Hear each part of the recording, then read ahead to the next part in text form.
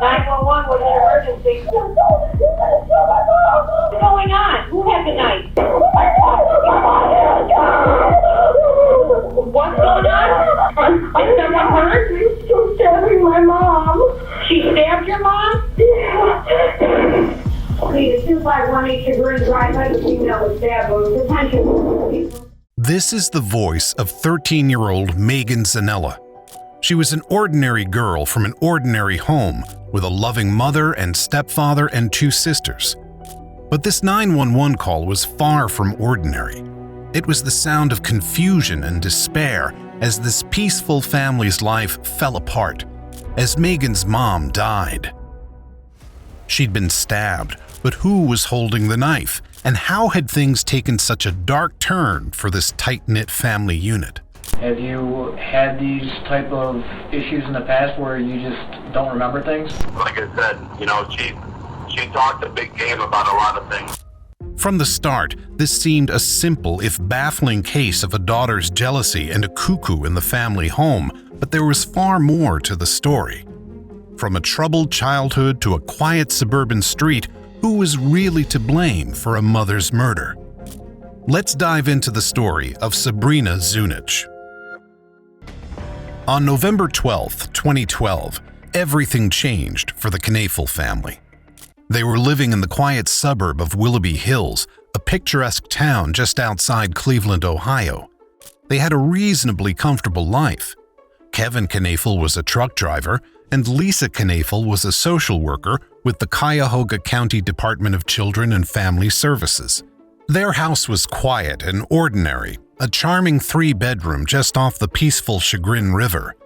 It had a large front yard for the kids to play, including a trampoline and a wooden playset with a slide. These kids were loved and well looked after. There was no reason to suspect anything would go wrong. On the evening of the 12th, Kevin was out at work on the road. Lisa, meanwhile, was home with the kids. The kids were Haley, the 3-year-old child of Kevin and Lisa together, Megan, the 13-year-old from Lisa's first marriage, and their foster daughter, 18-year-old Sabrina. Lisa usually took 3-year-old Haley to bed at about 10 p.m. It was Haley's habit to return a few hours later to Lisa and Kevin's room to sleep in their bed. 13-year-old Megan went to her own room around the same time. 18-year-old Sabrina had more freedom, having become an adult a few weeks earlier. On the night of the 12th, she stayed up working on a project for school for her British literature class in the office area. We're both upstairs in our rooms. We have separate rooms. So what happened after she went to bed? Is Lisa still awake, or is Lisa sleeping at this time? I don't know. Sabrina was listening to music and wasn't keeping track of other people's movements in the house. She worked on her project until about midnight when she went upstairs and tried to sleep, but she had a headache and couldn't get to sleep. After some point in time, you don't know how long it's been, you can't go to bed because you've got a headache, correct? Sabrina left her own room and walked downstairs to Kevin and Lisa's bedroom. You go open up the medicine cabinet, white bottle that says ibuprofen. How many did you take? 3. You take 3 of those. After you take 3 of them, where do you go from there? I don't know. Megan and Haley were asleep in bed.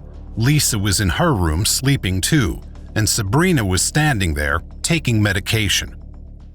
From there, no one knows exactly what happened. Only that 13-year-old Megan woke up at about 1:15 a.m. to the sounds of a struggle.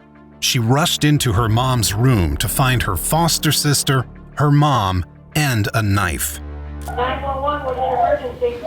Yeah, she's doing my mom with a knife. Will you please tell me? She's doing what to your mom with the knife? You need to take a deep breath for me so I can understand you. No, I did. Lisa Knaefel had been stabbed 178 times in her head, neck, torso, and extremities. She had defensive wounds, she had tried to fight back, and some of her injuries were complex wounds, where the knife had been twisted. These wounds included one on her jaw deep enough to sever her carotid artery. The knife was a 15-inch convex serrated knife, and it had been bent with the force of the attack. At this point, She was already beyond saving. Her veins had collapsed as a result of the blood loss, and she had flatlined. 3-year-old Haley was hiding in the closet, and Sabrina was covered in blood, her mom's blood. It was Sabrina holding the knife. At 1:17 a.m., a local police patrolman received a call on dispatch about an assault in progress in the peaceful local area. He rushed to the house in Willoughby Hills, pulling into the driveway to find 13-year-old Megan still holding the phone she'd used to call 911, pleading with him to stop the attack that was happening in the house behind her. He went down the hallway towards Lisa and Kevin's room. He called out for Sabrina to come out with her hands up. She did. She was covered in blood and sobbing, still with the murder weapon in her grip. She had several small lacerations on her hands, the back of her neck, and on her legs above the knees. When the police spoke to Sabrina, she was incoherent and uncooperative, but it was clear what had happened. Megan had witnessed Sabrina attacking their mom, and the physical evidence splattered all over her was undeniable. But why? Why would this ordinary member of this loving family turn to such awful measures? Why would she attack her loving foster mom with a knife, stabbing her nearly 200 times in a fit of rage? Let's talk about Sabrina Zunich. She was born in October 1994 and had a troubled childhood right from the very beginning. Her parents were 35-year-old Mark Zunich and 40-year-old Susan Edwards, both from Ohio. Both had extensive arrest records. In 1984, Susan spent 6 months in prison after pleading guilty to grand theft. 6 years later, she was found to have supplied drugs to a group of 14 and 15-year-olds in Cleveland. Though her sentencing for this crime was delayed because at the time she was giving birth to Sabrina's older half-sibling, she was later charged with obstruction of justice as well. Sabrina's father, Mark, also had a string of criminal indictments, and these weren't limited to the non-violent. Before Sabrina was born, he had already been arrested multiple times for disorderly conduct and driving under the influence. But when Sabrina was 16 months old, he was arrested for domestic violence. This was the first of many instances of aggression in Sabrina's early life. But she still lived with her father and her grandmother in a small house in Wycliffe, separate from her mom, though Susan and Mark were still together. According to a neighbor, the police were called to the house frequently, and Mark was always drunk. When Sabrina was being bottle-fed as a baby, Mark would put vodka into her bottle to get her to go to sleep more easily. In 2006, when Sabrina was 11, things escalated. Mark gave Susan money to buy alcohol and then accused her of stealing the money for herself. He grabbed her by the hair. When the police arrived, they found him ranting that she should leave his house and never come back. The police report described Mark as a paranoid schizophrenic who hadn't been taking his medication. His life was littered with further arrests, including drunk driving and property damage, until he died of an apparent drug overdose in 2012. By this time, however, Sabrina was already out of the house. With Mark devolving into an irresponsible drunk, Sabrina's grandmother couldn't handle looking after Sabrina on her own, and so Sabrina was sent at the age of 14 to a county-run group home, Emma Cayley Receiving Home, as a teenager. The home was designed for structured behavior modification. She had well-documented anger issues.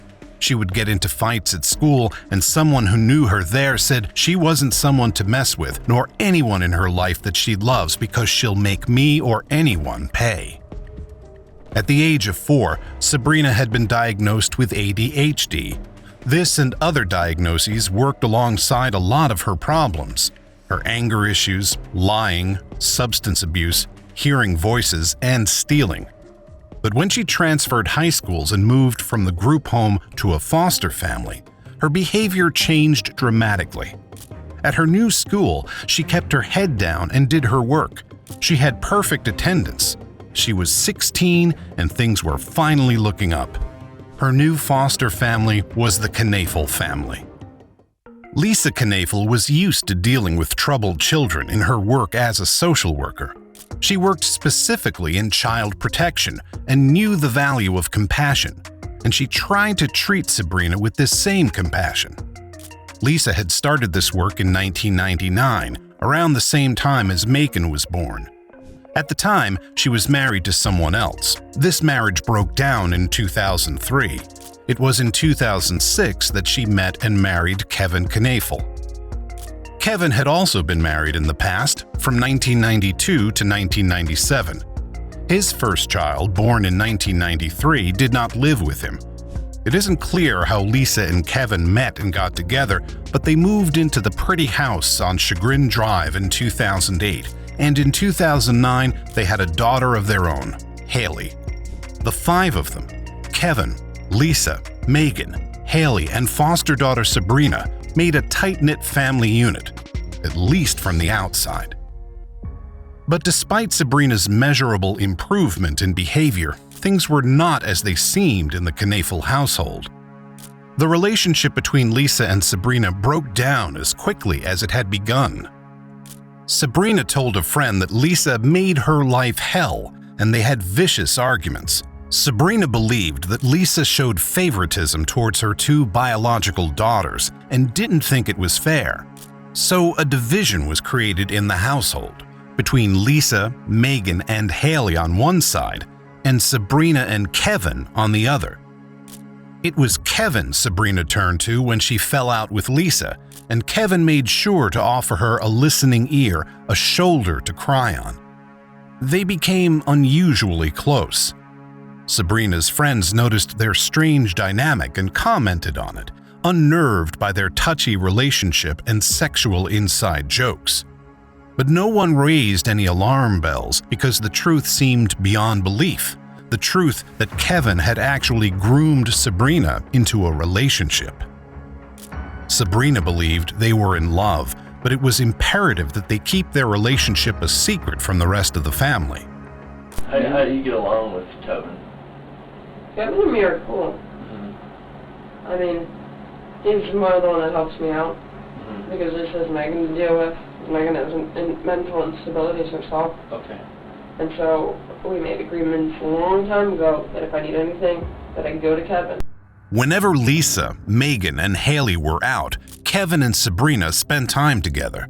She named him Kevin Love in the contacts of her iPod. What was his relationship to you? It was when a foster father when needed to be, and when a lover when not being a foster father.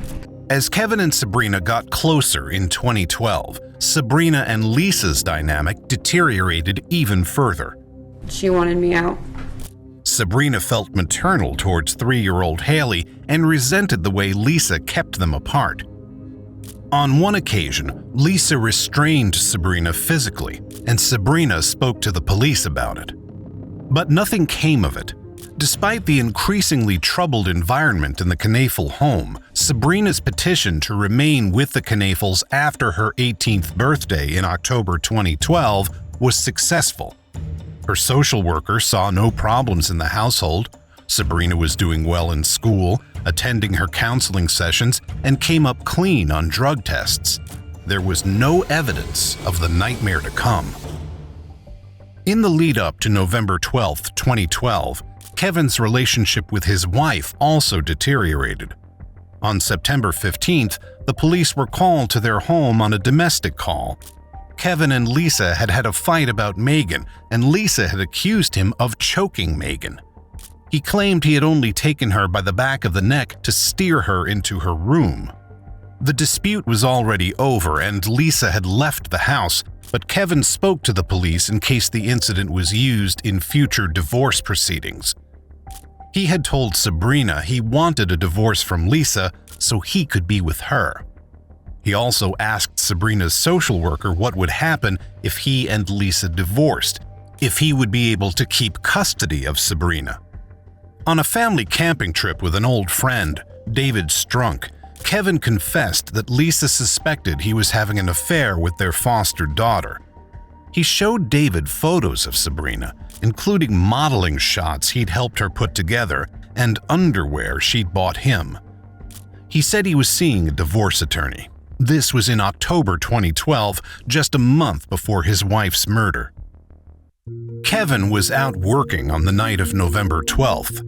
When the police notified him of what had happened, he immediately demanded to know about his girls and picked them up from the police department at 5 a.m.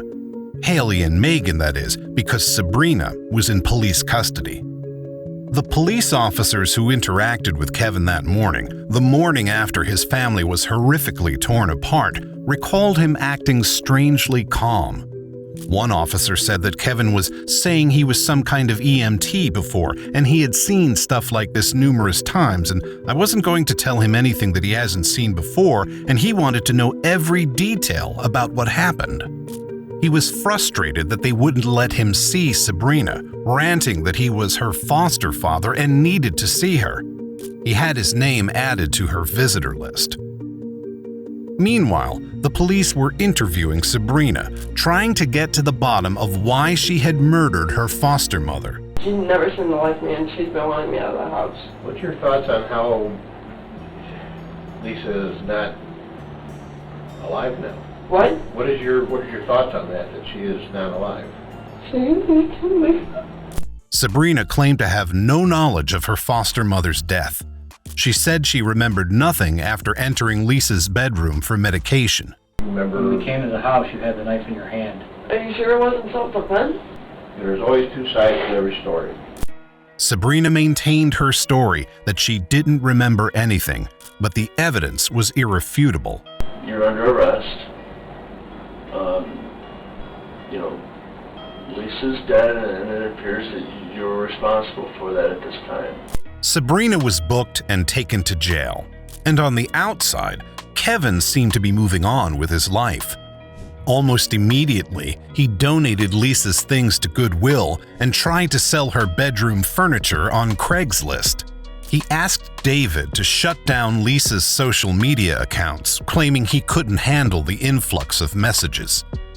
On November 17th, 5 days after the death of his wife, he hired a cleaning company to clean the scene of the murder. His manner was reportedly matter-of-fact. He told them money was no object because he had a $250,000 life insurance policy. But he did not have only one such policy. After the murder, he remarked to one of Lisa's co-workers that her $50,000 salary was a lot to make up, but in the weeks following, he more than managed it. Across various different insurance policies, from his own employer as well as private insurance companies, Kevin collected around $785,000. He put this money to work immediately. He paid off their previously foreclosed house and added a swimming pool, bought himself new cars, and took flying lessons. He was living a freshly comfortable life, while Sabrina was languishing in prison awaiting trial for his wife's murder. But 9 months later, things changed for Kevin. Sabrina got tired of taking the fall and told the police about her relationship with Kevin. Not only that, but she told them what had really happened, that Kevin had told her Lisa needed to die. Why did you do that? Because I was doing what I was told to do. Kevin had maintained that he wanted to divorce Lisa so he could be with Sabrina throughout their relationship. But in September 2012, he confessed that he was afraid he'd lose custody of the girls, including his own daughter Haley, if he divorced Lisa. He told Sabrina about the life insurance policies, amounting nearly to $800,000, and said that as a result, Lisa was worth more dead than alive. If Lisa was gone, Kevin said, he and Sabrina could be together and raise their own family. The pair began to make plans. They talked to one of Sabrina's friends from high school, Autumn Pavlik, in the car on the way to a Chinese buffet. They discussed the prospect of having a friend of Autumn's carry out a hit on Lisa. In October, Autumn moved to California and nothing more came of this plan, but Sabrina and Kevin didn't give up. In early November, they discussed using a pistol, with a pillow to muffle the sound. Sabrina would shoot Lisa, and then Kevin would dispose of the gun. Then it went to, let's use a gun. The plan was he was going to say he's going to drop me off at the roller rink, and I was going to go to the shooting range with him. Lisa said, why don't you ever do anything with me anymore? And so that didn't happen. On the morning before the murder, Kevin was driving Sabrina to school as he always did. But on this occasion, he stopped the car and began to get upset. He described a fight he'd had with Lisa, a fight so bad he said, I can't stand anymore, so I'm going to kill myself if she's not dead. Sabrina was in love with him. Sabrina said she'd kill Lisa as soon as she could. They planned out how the stabbing should be done. If Lisa was lying on her side, Sabrina should stab her in the back. If she was lying on her back, Sabrina should stab her in the throat. The attack would have to happen at night, while Lisa was asleep, but without disturbing Haley, who usually came into Lisa's room in the middle of the night. Key to the plan was this: Sabrina would claim insanity if she was caught. This was why she feigned ignorance throughout her police interview. This was why she claimed not to remember the attack, because she thought it would give her the defense of insanity, just as Kevin had told her it would. What if I go to prison? And he said, you'll only do 25, and I'll get you lawyers, and I'll make sure that you're taken care of. Only 9 months later, Kevin had not arranged for Sabrina's legal defense, and the insanity bid was going nowhere. She realized she had been manipulated, and she went to the prosecutors and asked for a plea deal. She would cooperate with their investigation and tell them everything Kevin had done. Kevin's perfect getaway began to fall apart. The police contacted Autumn Pavlik, and she helped them by meeting with Kevin to lure him out about the hitman. They recorded the interaction. The only thing that I'm worried about is that whole hitman thing. He didn't admit to anything in this conversation, and various search warrants of Kevin's house, vehicles, and electronics all turned up nothing incriminating.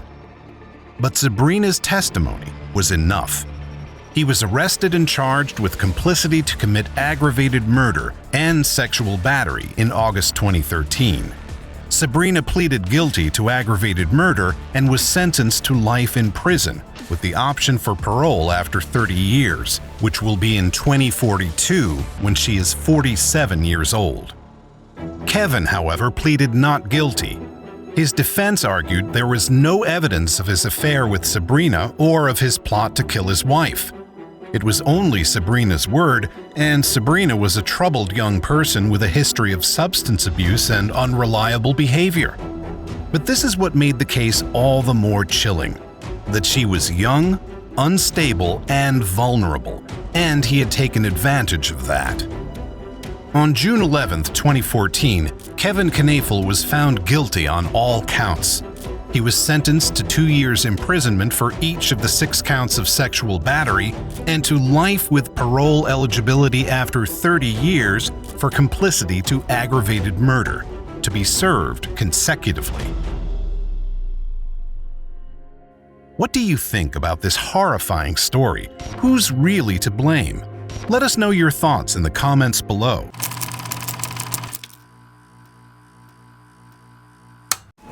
On April 9, 2018, police in the small city of Wadsworth, Ohio, received a call from an anxious family. Roger, police. Yes, this is Howard Leisure. My aunt lives on Portage Street. A friend of ours stopped over there yesterday to check on her, and she was nowhere to be found. Okay. He says papers were on the porch for the last 3 days. What's their name? Margaret Douglas. Margaret Douglas was 98. Her relatives, worried that she hadn't been seen in 3 days, called the police to report that she was missing. At nearly 100 years old, her age was usually their primary concern, that she might have had a fall inside her house or otherwise experienced a health issue. It therefore rang serious alarm bells that she couldn't be found inside her house at all. We don't know where she's at. She's 98 years old. Did she live there by herself? She lives there by herself, yeah. And she never locks her house. Where was she? What had happened to her, and what did this Ohio teen have to do with it? Well, we just have to figure out what's going on with you, okay? This is the chilling story of Margaret Douglas's tragic demise. Wadsworth is a small, pleasant suburb of Akron, Ohio. With a population of 24,007, its crime rate is around average for all cities across the U.S., with a 1 in 663 chance of falling victim to a violent crime, far lower than the rate in Ohio generally. No one thinks that they will be that 1 in 663, least of all an elderly person mostly confined to her house. But when Margaret Douglas went missing, her family feared the worst. The Wadsworth police initiated a search for her. At 98, she was considered a vulnerable person.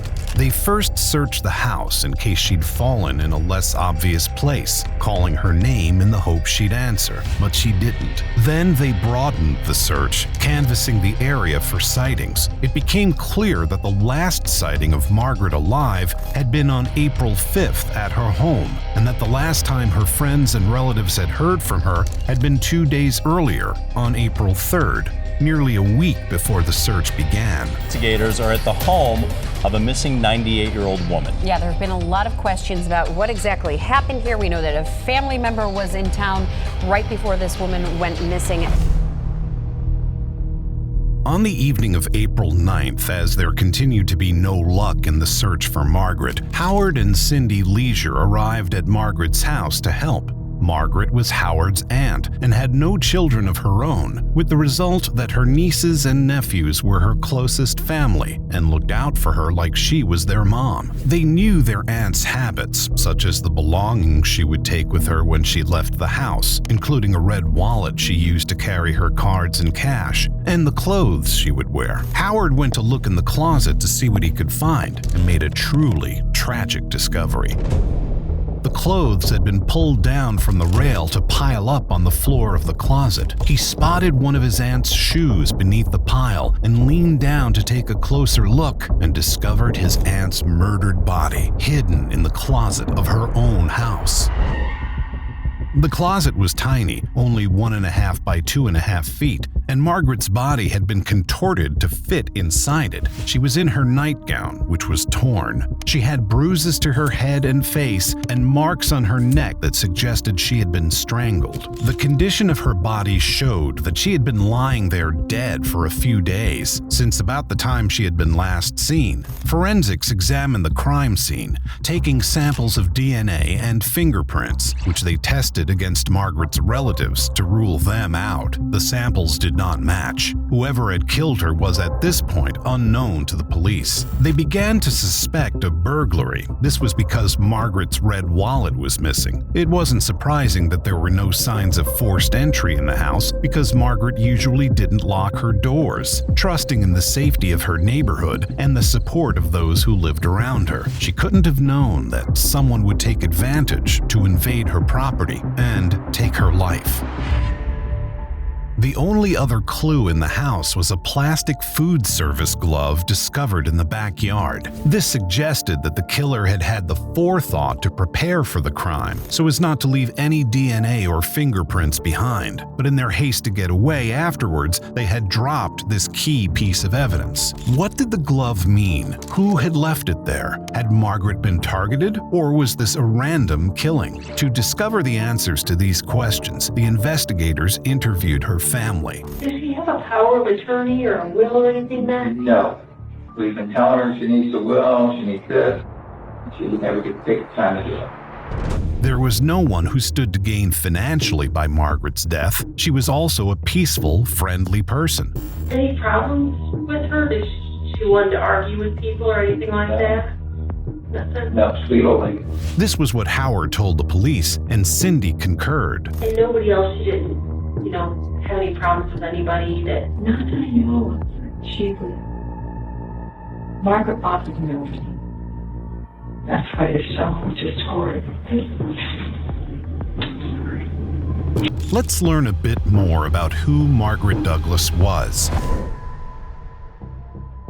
Born on September 15, 1919 in Akron, Ohio, she had 2 sisters and 1 brother, all of whom had died by 2018. She herself had lived through many of the 20th century's major events: Wall Street crash, the Second World War, the moon landings, and the fall of the Berlin Wall, to name but a few. In that time, she rarely left Ohio, but lived a fulfilled and vibrant life there, working at an O'Neill's in Akron as a young woman, which gave her the opportunity to meet a lot of people and suited her outgoing nature. After World War II, Margaret married the love of her life, an Army veteran named Donald Douglas, who worked at the Ohio Match Company. They moved into the house in Wadsworth that Margaret would live in for the next 70 years, and though they did not have children, they were satisfied with their lives together, traveling, going to ball games, especially the Cleveland Indians, and gardening.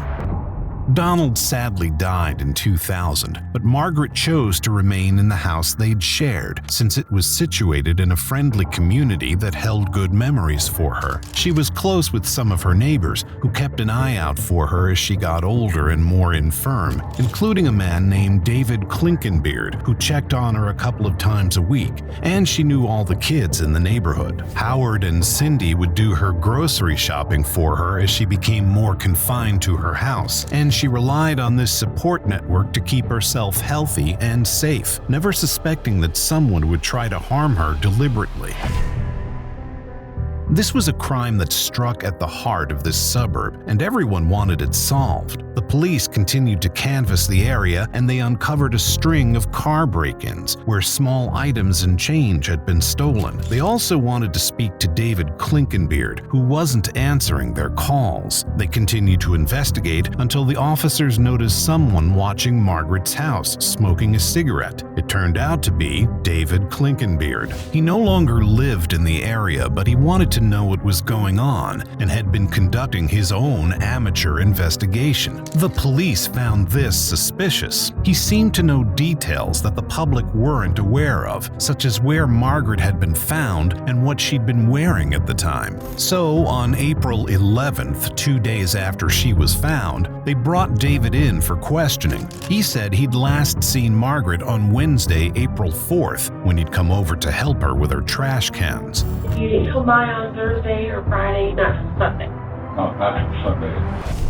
He said he'd come by again on Sunday, April 8th, but she hadn't answered the door, and not wanting to go up in case she was in a state of undress, he'd contacted a neighbor to let her know he'd been by instead. By this time, Margaret was already dead. This too aroused police suspicion, but when they tested his DNA against the DNA found inside the glove from the backyard, it was not a match. David was not the killer, simply a concerned friend who wanted to know what had happened. This was not back to square one for the investigation, however. They still had the reports of cars broken into in the area, and one crime in particular was of interest.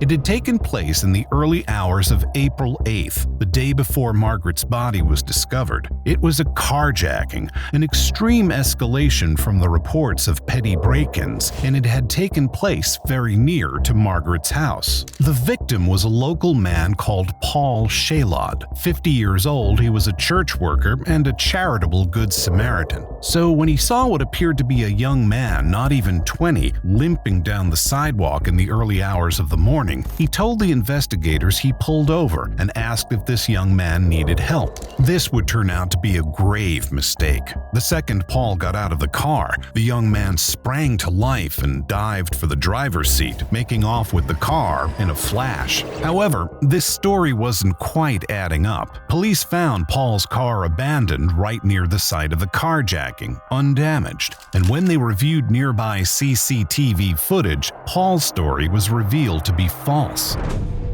The young man hadn't been limping, and Paul hadn't stopped to help him. In fact, they'd had a lengthy conversation, with the man leaning into the passenger side window before the man got into the car. A further few minutes passed before Paul suddenly jumped out of the car and the man sped off with it, the only part of the footage that matched with Paul's story.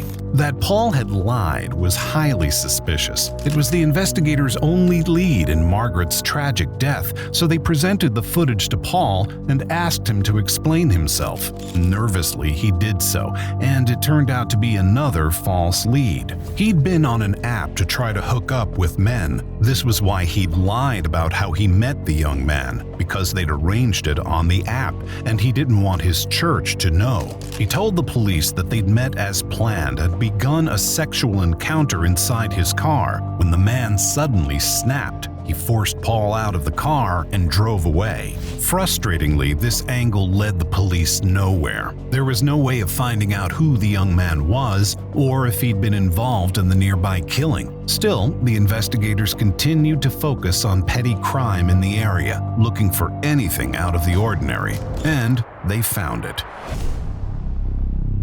On the night of April 13th, 4 days after Margaret's body was discovered, the police department received several calls about 2 young men behaving antisocially in Margaret's neighborhood. They also received a call about a break-in to a trailer at a nearby construction site, and one of the perpetrators had left their phone behind at the scene of the crime. This phone belonged to a young man called Zachary. Zachary was already known to the police for petty theft and carjacking, but this time they wanted him for something far more serious: the murder of an elderly woman. They found him sleeping in his car in the local high school's parking lot, and they brought him in for questioning. When confronted with the evidence of his cell phone, he admitted having committed the break-in at the construction site, though he denied any involvement in Paul's carjacking, and he did not admit to the murder. But the CCTV footage taken on the evening of April 13th didn't only show Zachary, it showed someone else too. When the investigators revealed they suspected him of killing Margaret Douglas, Zachary cracked under the pressure and confessed that he had an accomplice who had planned all of their petty crimes and had himself done something much worse. This accomplice was named Gavin Ramsey. Gavin was 17, born in March 2001. The second oldest of 4 boys, he'd always been something of a troublemaker and had been attending counseling on and off for the last 10 years. At the age of 10, his psychologist at the time had noted that he'd chased his siblings with knives, presenting a legitimate concern that he might harm himself or someone else. Now, at 17, he drank and used drugs, and his mother was concerned that nothing she tried was having an effect to better his life. She accompanied him into the interview room when the police brought him in, and initially they only asked about the petty thefts and break-ins. You guys didn't take anything? Did you rummage through glove boxes or anything? Maybe like 50 times, but other than that, seriously nothing. But then they moved on to Paul's carjacking. This was when the mood in the room turned. We had a carjacking. Oh my God. And the suspect is a young white male with a nice complexion and blue eyes. Is that you? Gavin reacted emotionally. That's upsetting you so much. Is there something else you need to tell us?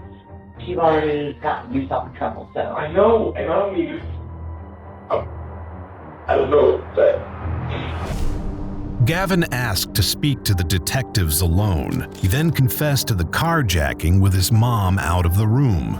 The carjacking, it was me. I'm gonna be honest about it. However, he denied any interest in Paul's sexual advances. You guys didn't talk about what kind of sex you were gonna have, or? No, I didn't. I don't know, it's not something I'm interested in, just the act of him getting the payback, I guess, I don't know, that's, like, it's karma, really. Like, if you're gonna do that, then I'm gonna rob you. This spoke to an aggressive, criminal mindset that he'd arranged to meet up with Paul only to punish him for a perceived transgression. The investigators pushed on to the matter at the heart of this interview, Margaret Douglas's murder. There's no reason that we would find your DNA inside her house because we swabbed the hell out of that house. You shouldn't. Gavin denied involvement in Margaret's murder. At this point, the police only had evidence of his petty crimes, so they let him leave with his mom. But they had one request. They asked to see Gavin's phone. They told his mom they were looking for evidence, maybe that Gavin had been victimized by men like Paul. But what they found would break the case wide open. Gavin's Google search history was full of searches for the Margaret Douglas case. And far worse, his camera roll contained photos and videos of Margaret Douglas herself, taken the night she'd been killed, Friday, April 6th. At first, they were shot from a stalkerish vantage point, while Margaret didn't know she was being watched. And then they escalated as Gavin attacked. He strangled her and then proceeded to shoot footage of her dead body, including of a sexual nature. These images and videos were kept in a secret folder named Dark. It was password protected, and its password was murder. The police brought Gavin back in for questioning. Armed with this concrete evidence, he could deny what he'd done no longer. So, were you in her house for a little while before you woke her up? I mean, I came up onto the porch, and I didn't even know what I was gonna do. And I looked in the window and everything. I don't know, I felt like going into a house is like the biggest adrenaline rush I could get. Gavin admitted to killing Margaret, but claimed he hadn't known what he was doing at the time. By the time I even realized what I was doing, it was too late to stop anything. So when she died, was she on the couch or on the floor? Floor. Gavin described in detail the act of killing her when she woke up, horrified to find an intruder in her house taking pictures of her. He also described how he'd hidden her body in the closet, piling clothes on top of her so she wouldn't be found. It was like adrenaline and shock at the same time. So like, 1 second I'm like, I don't know, adrenaline. You know, and the next thing you know, it's like an overload. I don't know what's happening. The investigators acted with sympathy to his claims of adrenaline and confusion, coaxing him to open up before he made a further sick revelation. I didn't know whose house it was at first until... Had you talked to her before? I know we discussed this a couple times, but... It was going to, like when I was 13 or 14, going to shovel driveways and stuff. You know, when I was actually doing something good. Gavin, who lived in Margaret's neighborhood, right around the corner from her house, had known her. Before his turn towards more antisocial behavior, he claimed to have been a helpful kid, helping his neighbors shovel their driveways, including Margaret Douglas. But knowing her attacker hadn't saved her. I think about it a lot, and I feel like bad about what I did. Like I feel bad. I know it's wrong, but I can't express the emotion. If she was here, what would you say to her? I'm sorry. That was never meant to happen. If I could take it back, I would. But Gavin couldn't take it back, and the picture of remorse was complicated by his next admission. I'll be honest, this Saturday, like, just 5 days from now, I was gone. I was leaving. You're gonna run? I just needed gas, money to get somewhere, and I didn't care what happened. If the police hadn't found Zachary, and if Zachary hadn't told them about Gavin, Gavin might have escaped without ever facing justice for the awful thing he'd done to a defenseless elderly lady. Unfortunately, I think he would have hurt more people. Was that in your plan? I mean, that wasn't in my plan, but I could see that happening. It seemed the police had stopped a potential serial killer in his tracks. An arrest made in connection with the death of a 98-year-old Wadsworth woman whose body was found inside of her home. Police say they have a 17-year-old in custody for the death of Margaret Douglas. Douglas's body was found in her Portage Street home last Monday, hidden in a closet beneath various items of clothing. They placed Gavin under arrest and executed a search warrant on his house, where they found gloves matching the type found in Margaret's backyard. They also found her missing red wallet, stolen from the scene as a trophy. Related to the carjacking, they found a bottle of Hollister cologne stolen out of Paul's car. And most chilling of all, they discovered a journal in which Gavin had written out biographies of famous serial killers and described his own murder fantasies. On one page he wrote, "I just want to fucking go off on someone and beat them until they're not breathing anymore. I honestly want to take someone's life. I want to know what it would feel like to stand over someone's dead body." The year before the murder, he tried to gain employment at a funeral home, possibly to fulfill some of these gruesome ideas. He hadn't succeeded, and so he'd taken to the streets looking for victims instead.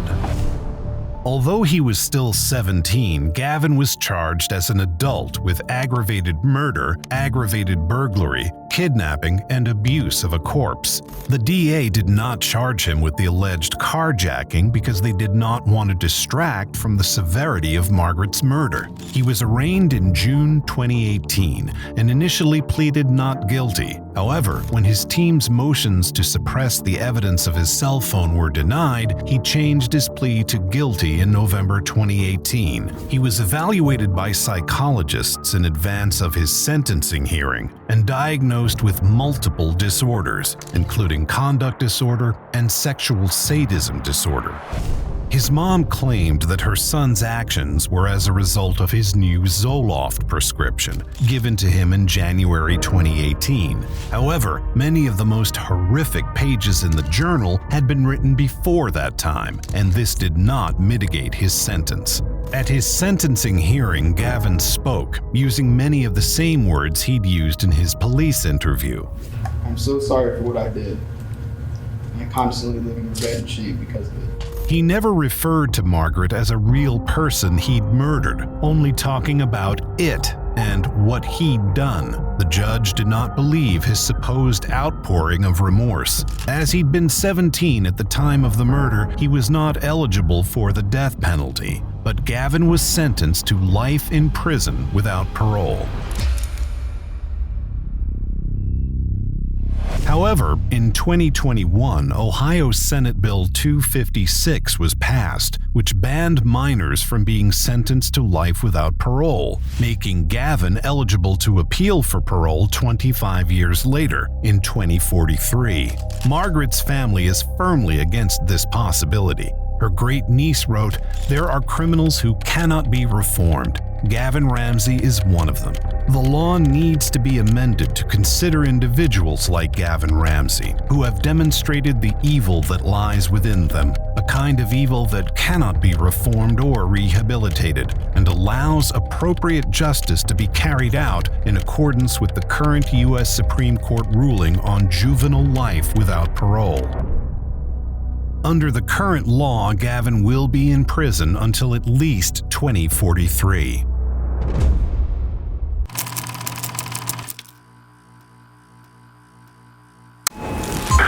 Emergency. I think I need to report a break-in and a murder. My wife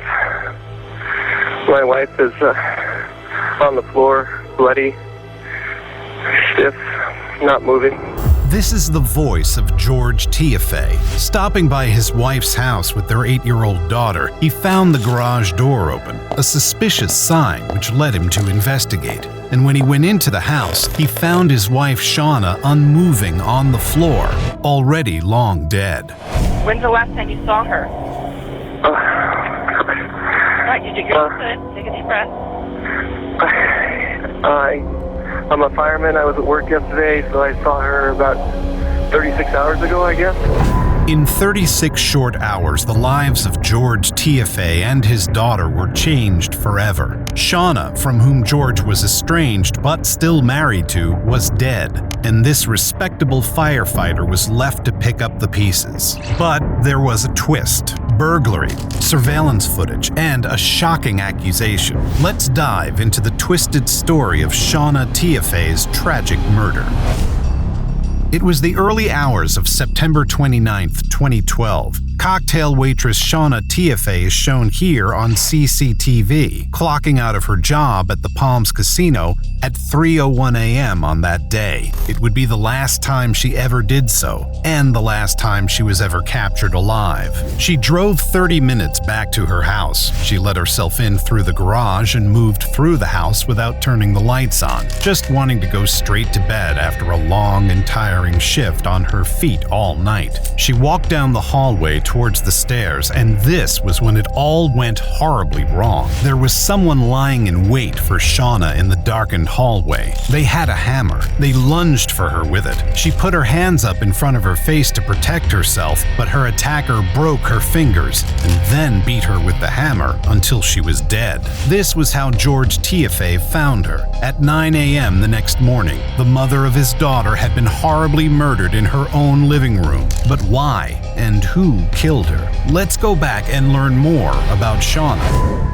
Her story begins in Salt Lake City, Utah. Born in March 1966, she was raised Mormon alongside her sister and 5 brothers. The family remained in Utah until she was 12, when they moved to Pennsylvania and later Virginia, where she attended South Lakes High School. There, she was popular and known as a girly girl, an outgoing personality on the cheerleading team. She graduated in 1984 and looked set to have a bright future on the East Coast. But born and raised out west, perhaps she missed the desert climate, because in 1994, at the age of 28, she moved back across the country to Las Vegas, Nevada. The bright lights of so-called Sin City couldn't have been further from Shauna's Mormon upbringing. She moved out there to be closer to her sister Paula, but Vegas isn't known as the home of family-friendly fun. While she initially worked in upscale retail stores like Saks Fifth Avenue and Neiman Marcus, she had her sights set on Vegas's vibrant resort and casino scene,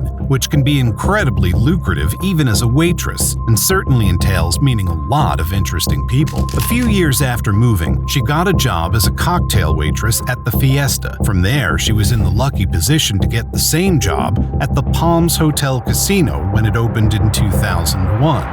Shauna loved her job, finding it glamorous and exciting. Her co-workers felt like family. One co-worker said, "I never saw Shauna with a frown or anything. She was just so bubbly and laughing at everything," and that she just loved cocktailing.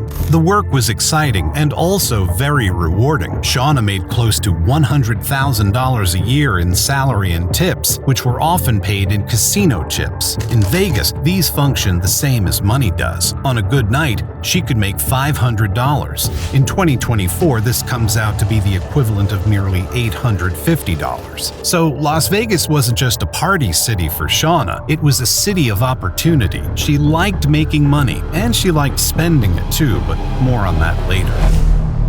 It was at her job at the Palms in 2002 that she met her husband, George Tiafe. Born in September 1972, George was 6 years younger than Shauna. He grew up on a chicken ranch. His father died when he was young, and he was brought up to work hard on the farm. This ethos of hard work carried over into his education. He graduated as valedictorian of his high school class and went on to the U.S. Military Academy at West Point. He served in the Army Corps of Engineers, building schools and water systems in third world countries, and when he left the military, he was dissatisfied by the mundanity of a civilian engineering job based in an office, so he became a Las Vegas firefighter. George was charismatic and had something all-American about him, according to those who knew him. He was a family man who sent money home to his mom, who was looking after his disabled sister. A hard worker, he was also considered handsome and was featured in a firefighter pinup calendar. It was no wonder that Shauna felt drawn to him when she first met him at the Palms in 2002,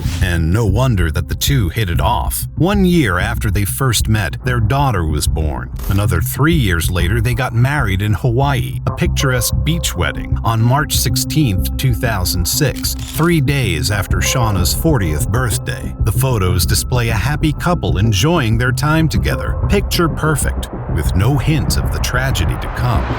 This was in 2006. In 2008, however, things would change, not only for George and Shauna, but for millions of Americans and indeed people across the world. It was the year of the Great Recession, the worst-scale economic downturn to hit the U.S. since the Great Depression in the 1920s. The recession doubled unemployment rates to more than 10%. It was triggered by the bursting of the housing bubble, and it affected housing across the country, but particularly in Vegas. As a city that relies on tourism, particularly the casino industry, which necessitates its customers having money to spend, and construction, it was hit hard. Foreclosures were common, and the unemployment rate in the city skyrocketed to 14%. The TFAs were not immune to this crisis. George himself lost money in the housing market crash, and like many families, they had to adjust their lifestyle to fit their new circumstances. This led to tensions in the home. He began to become jealous and controlling. He accused Shauna of dressing like a slut for work in front of their daughter, who was an impressionable little girl. She didn't want him saying things like that under any circumstances, but especially not where their daughter could hear him. He complained about her spending habits, which only aggravated the situation, since she was used to earning her own money in rapid, hard-working shifts cocktailing and spending it how she wanted. Shauna also took issue with a man George hired to do jobs around the house. This man was homeless, and George appeared to be doing him a good turn, but Shauna found him creepy and said his presence made her uncomfortable. The marriage only continued to degrade.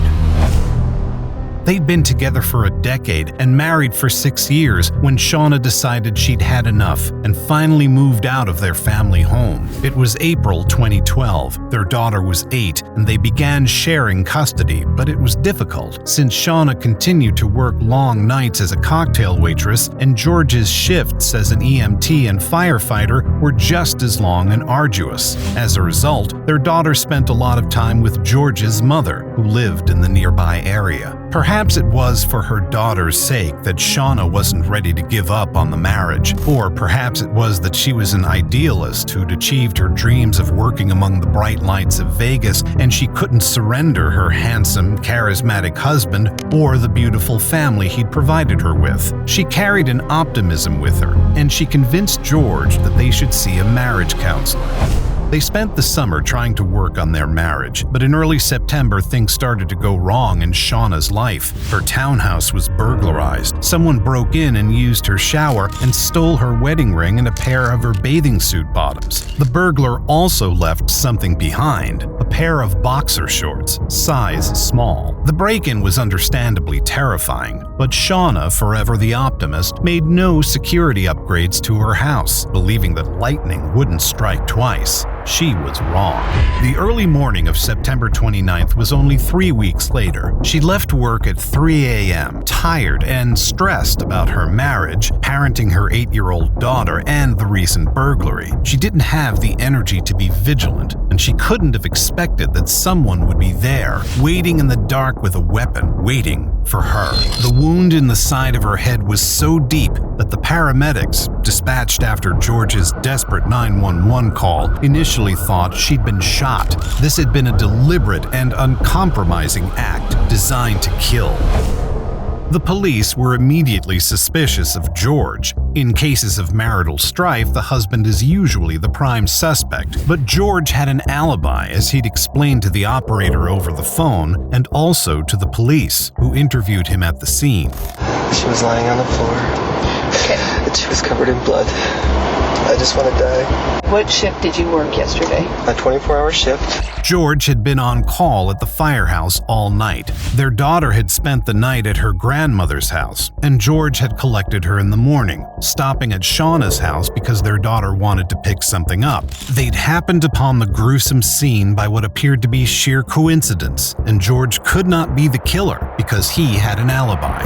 The case rapidly hit a dead end as a result. Other than George, there were no real suspects. Interviews with Shauna's co-workers revealed nothing other than she was a sweet, bubbly person, a good employee, and a hard worker who would be sorely missed. The police began to suspect that maybe there was a predator stalking the neighborhood. Women who worked at the casino in particular were frightened, fearing they'd been targeted. The burglary of Shauna's house became a suspicious warning sign. Had it been the killer? The investigators didn't know. But 2 days into their investigation, they caught a lucky break.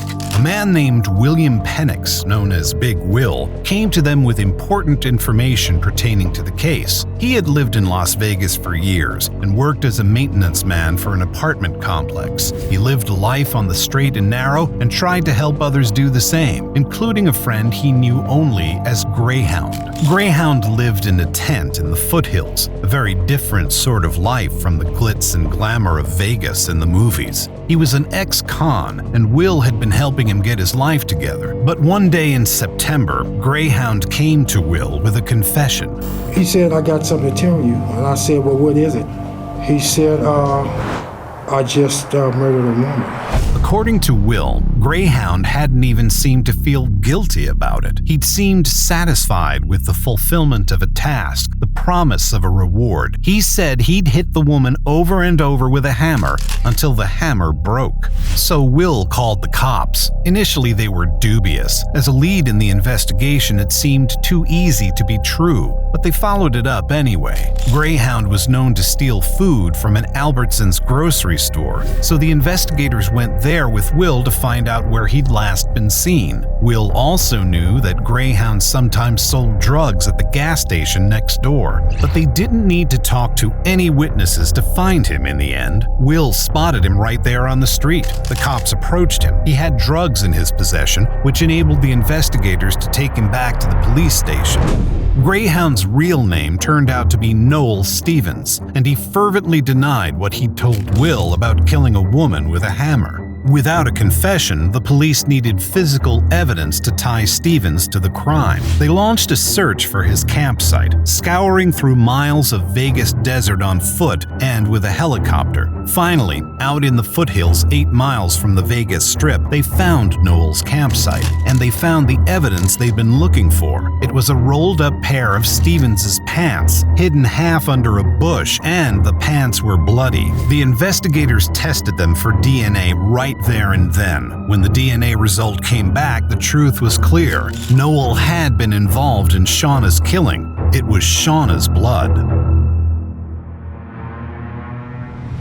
They could leverage this in Noel's interrogation. They told him that someone had come forward, telling them that he'd killed Shauna. They were stretching the truth, since of course Will didn't know who Shauna was, but the technique worked. Noel confessed. He had hidden in Shauna's house, lying in wait, and attacked her with the hammer when she came home from work in the early hours of September 29th. But there remained a problem. Why? Why would this homeless ex-con even know who Shauna was, much less have a motive for killing her? The police examined Noel's cell phone for clues. What they found there would shock them and turn the whole case upside down. They found George Tiafe's number. They asked Noel who George was, and Noel said, "That's my friend, the firefighter." He said George sometimes paid him to do work around the house, and the pieces came together. Noel was the homeless man George had brought around to do domestic tasks, the one around whom Shauna had felt so uncomfortable. Her killer had been known to her. Worse, she'd sensed he was dangerous. So how was George tangled up in this?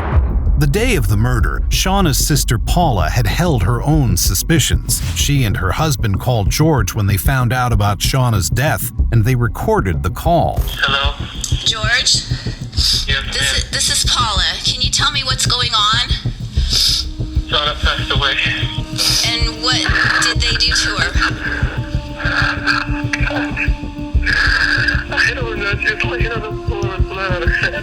George was with a grief counselor when he took the call, standing just outside Shauna's house. After this brief conversation, he handed the phone over to the grief counselor, who talked with Paula and her husband. But Paula wasn't in the mood to be consoled. She needed to share her suspicions. No one else can hear what I'm saying, correct? Correct. I have my suspicions that her husband may be involved in this based on, many conversations I've had with my sister. I highly suspect that he may be involved. Now, initially this wasn't taken seriously, simply because George had such an ironclad alibi for the time of the murder. It was easier to blame a homeless ex-con like Noel Stevens than an upstanding citizen, a firefighter like George Tiafe. But the two seemed to be connected. Investigators discovered on Noel's cell phone that he and George had called each other 87 times in the last month. This was far more than a friendly acquaintance. They'd first met when they were living on the same street. Before Noel moved out into the desert, he'd been living with his sister only a few doors down from George and Shauna. They got to know each other, and Noel began to do odd jobs for the Tiafes, which continued when he'd left his sister's house and became homeless. Noel idolized George, who was charismatic and put out an air of success despite his recent financial troubles after the housing market crash. So when George gave him $600 with the promise of thousands more to come to kill Shauna, Noel didn't say no. Noel agreed to do it. Initially, Noel told police they discussed staging an accident. Noel would hit Shauna over the head and then put her in her car, driving it into the wall. But an autopsy would reveal the blow to the head, arousing suspicion. They also talked about suffocating her with a plastic bag, but Noel worried that he could get scratched, leaving her body with his DNA. According to Noel, George floated the idea of committing the murder at the Palms and drew up a map showing where Shauna parked her car. But when Noel climbed the wall into the parking lot, he was startled by the high security presence, customary at a casino setting, and took off. Finally, the pair settled on Shauna's house as the best location to commit this callously planned killing. George gave him a key. Noel used this key to scope out the scene about 20 times, including breaking in 3 weeks before the attack. This was the mysterious burglary when he stole her jewelry and underwear. Far from a one-off break-in, this was a precursor to something far more deadly, organized and arranged by her own husband. Investigators found surveillance footage of George and Noel at Lowe's together, buying a hammer, a knife, and gloves a few weeks before Shauna's death. Noel then led the police to the spot where he buried the hammer itself. Noel's attack had been so violent that the hammer handle had snapped in two. It had a barcode matching Lowe's. Put together, this added up to damning evidence of George's own involvement. 9 days after Shauna's murder, on October 8, 2012, the investigators confronted George's family with this evidence. They were horrified and disbelieving, and after the meeting, George's sister called him, presumably to tell him what the police suspected. George dropped his daughter off at his mother's house and took off in his truck immediately, speeding through city traffic onto the Summerlin Parkway. He floored it to 90 miles per hour and accelerated into a barrier, hitting it headlong. There were no skid marks, and it was believed to be a suicide attempt. He survived because he was wearing a seatbelt. Lying in his hospital bed, George Tiafe was charged with his wife's murder. At the police station, Noel Stevens was also charged. He pleaded guilty in 2013 and agreed to testify in a deal that meant prosecutors would not seek the death penalty against him. But for the prosecution to prove that George had been the instigator, Noel would need to make a convincing witness. He had a stutter, brought on by stress, and Big Will confessed that sometimes he didn't believe what Noel said, but Noel spoke on the stand anyway. Are you just doing work for him, or is there some friends? What kind of things have you done together? We worked out, stuff like that. He admitted that he'd been the one to break into Shauna's house and leave behind the pair of boxers, and that this had been a dry run for the actual murder. Who told you to make it look like a robbery? George did. I hit her in the head. What happens when you come out that door and you're holding that hammer? She tells me why I'm doing this. She says, why are you doing this? Yes. Who told you to kill Sean? George.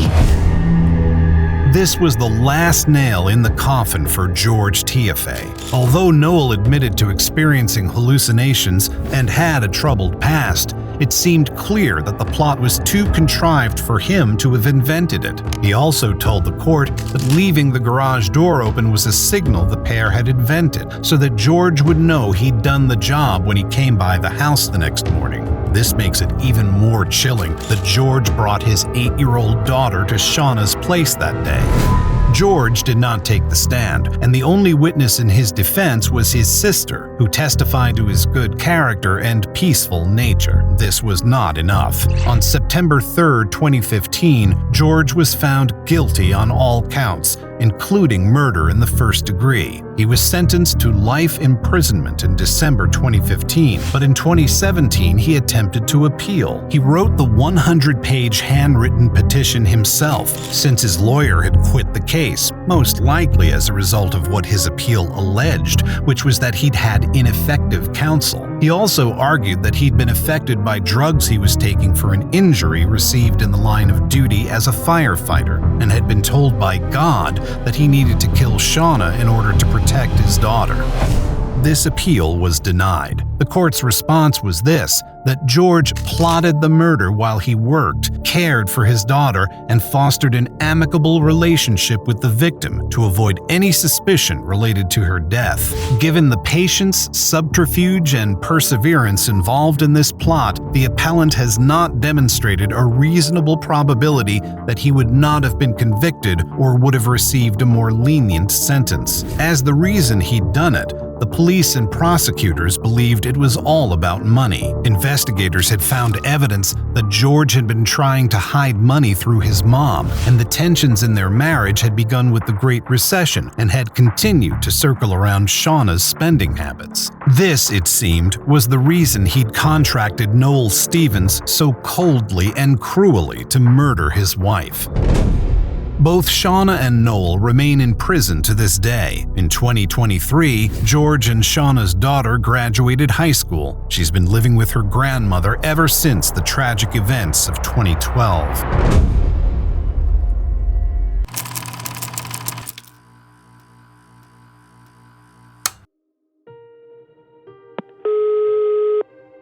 What is the address of your emergency? I'm having a call at the neighbor's house. I'm scared to death. I was scared, thinking that he was coming in to kill him. This is the voice of Rachel Hendricks, a woman who just happened to be in the wrong place at the wrong time. Rachel was one of 3 friends invited to Amanda Colley's upmarket house in a quiet suburb on an ordinary Thursday morning in August 2015. They were there to comfort Amanda about the breakdown of her marriage. Rachel could not have predicted that not long after she arrived, she would be barricading herself in a closet and pleading for her life. She was shot in the arm, but she managed to escape. Amanda and another friend were not so lucky. Lindy Dobbins was shot 3 times. Amanda herself was shot 9 times. Their lives ended in a hectic burst of tragedy, both leaving young children behind. These families were ripped apart, but why? What was the reason for this awful attack devastating a quiet community? Let's dive into the tragic story of Amanda Colley, for whom the help of the courts came far too late.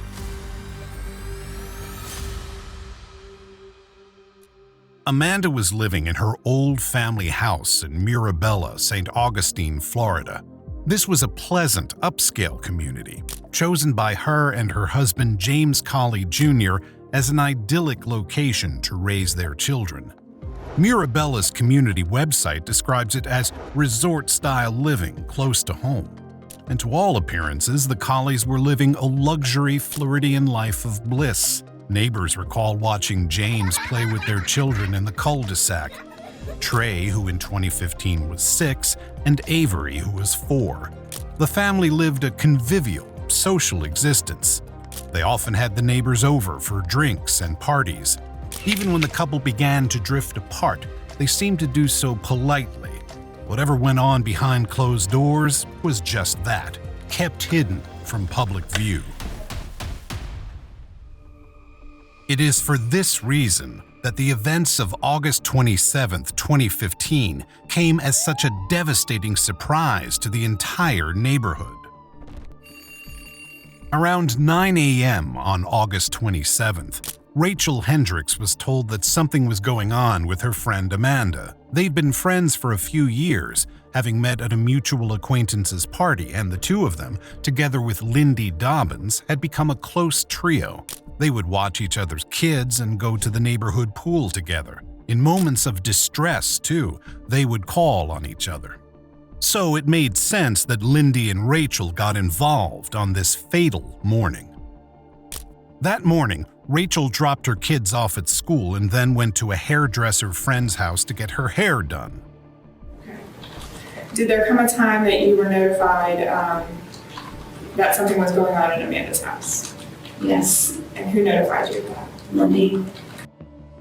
After her hair appointment, Rachel went over to Amanda's house. I went inside. I walked inside and walked up to Amanda and Lindy. Amanda was crying, and I just gave her a big hug and told her that it was going to be okay. I ransacked home, a mess everywhere. Amanda's usually pristine Murabella home had been trashed overnight while Amanda was out. When she'd returned at 9 a.m., she found it in a state of disarray, a terrifying thing to come home to in any circumstances. But this was not an ordinary break-in. Nothing had been stolen, only rifled through and torn apart, as though the culprit had been looking for evidence of something. Perhaps she already realized how much danger she was in then. Perhaps that's why she called multiple friends over to be there with her, thinking of safety in numbers, but there was no such thing. There were 4 people in the home that morning: Amanda, Lindy, Rachel, and Lamar Dubberly. Lamar Dubberly was Amanda's boyfriend. Amanda had been formally separated from her husband James since June, and she'd met Lamar in April. The relationship started professionally, progressed into a personal relationship, and then we began seeing each other in June 2015. Lamar was ex-military. He'd attended the U.S. Naval Academy and the Marine Corps University. He'd also worked at the Pentagon. He was an impressive man, and he met Amanda when they were both working corporate management at Fanatics, a sportswear company. As Amanda's relationship with her husband broke down, she grew closer to Lamar, and they began seeing each other after the separation. As a result, it was Lamar she called on that fateful Thursday morning when she found her house ransacked and her belongings rifled through. Lamar, Lindy, and Rachel were all there to comfort Amanda and make her feel safer in her own home again. Amanda showed them the damage to her property. Then Lamar showed Rachel the damage to the garage while Lindy and Amanda were talking upstairs. Rattled, Lamar and Rachel went back into the living room, unaware that the day's trouble had only just begun. Standing in the living room, and there was a loud shatter of glass, a small explosion, like a bang. So I looked out back and I saw Mr. Colley standing in the backyard with a handgun shooting into the living room. The attacker was none other than Amanda's estranged husband, James. He was shooting at Rachel and Lamar in the house that his family had previously shared so seemingly happily together, shattering the windows and aiming to kill. I, again, was trying to figure out, I said, what the hell was that? And he said, that's gunfire. I was standing approximately here. Pop. It did not sound like a gunshot to me initially. I picked up the first bullet hole. The second bullet hole appeared closer to where I was standing. James was aiming the gun from the backyard. He seemed in a rage, shouting a question. Where is he? Where is he? Lamar rapidly realized that James, Amanda's estranged husband, was looking for him. He was Amanda's new boyfriend, and if James was here out of jealousy, which Lamar thought likely, then Lamar was in severe danger. James had a gun and was not afraid to use it. I thought that I was the target individual, and so I wasn't armed. I left. Lamar yelled for everyone to run. Then he ran out of the house through the garage, ducking under the garage door and running between two houses in the cul-de-sac. Amanda and Lindy were further from the exit. They had nowhere to go but into the master bedroom. Rachel ran up into the master bedroom too. Amanda hid herself in the bathroom, while Rachel and Lindy barricaded themselves in the closet. I wedged my foot up underneath the door and had my left hand on the doorknob. Lindy hid behind a chest of drawers inside the master closet, while Rachel tried to barricade the closet door as best she could. Meanwhile, James entered the house. If he was looking for Lamar, clearly he hadn't realized that Lamar had already escaped, because James was coming up the stairs, gun in hand. I heard Mr. Colley in the bathroom in a conversation with Amanda. Lindy had called 911. This 911 call was at 10:36 a.m. The women were in serious trouble, and James was in a frenzy, screaming at Amanda, demanding, "Where is he?" He didn't realize he'd already scared Lamar off, and that the only people who remained in the house were his estranged wife and her friends. Amanda said she didn't know. Amanda was, very upset, crying, saying that he's not in here. I don't know. He's not in here. At one point, I believe Mr. Colley came over and tried to get into the closet door, and Amanda said, "He's not in there. That's Rachel and Lindy." And at that time, I heard a shot, and that was all I heard of Amanda. Rachel, terrified, was hiding in the closet with Lindy on the phone to 911. They didn't know what had happened to Amanda, if her husband had shot and killed her, and James was looking to wreak revenge on someone who wasn't there, Lamar Dubberly. What would he do when he discovered that Lamar was long gone? Mr. Colley was trying to get into the bathroom door, saying, open the door, I'm going to shoot." So he shot through the door, and the bullet grazed my arm. Fearing for her life and in pain from the bullet wound, Rachel backed away from the door, allowing James to slam it open. But James wasn't interested in Rachel at all. He stalked straight past her and went for Lindy, who was on her knees.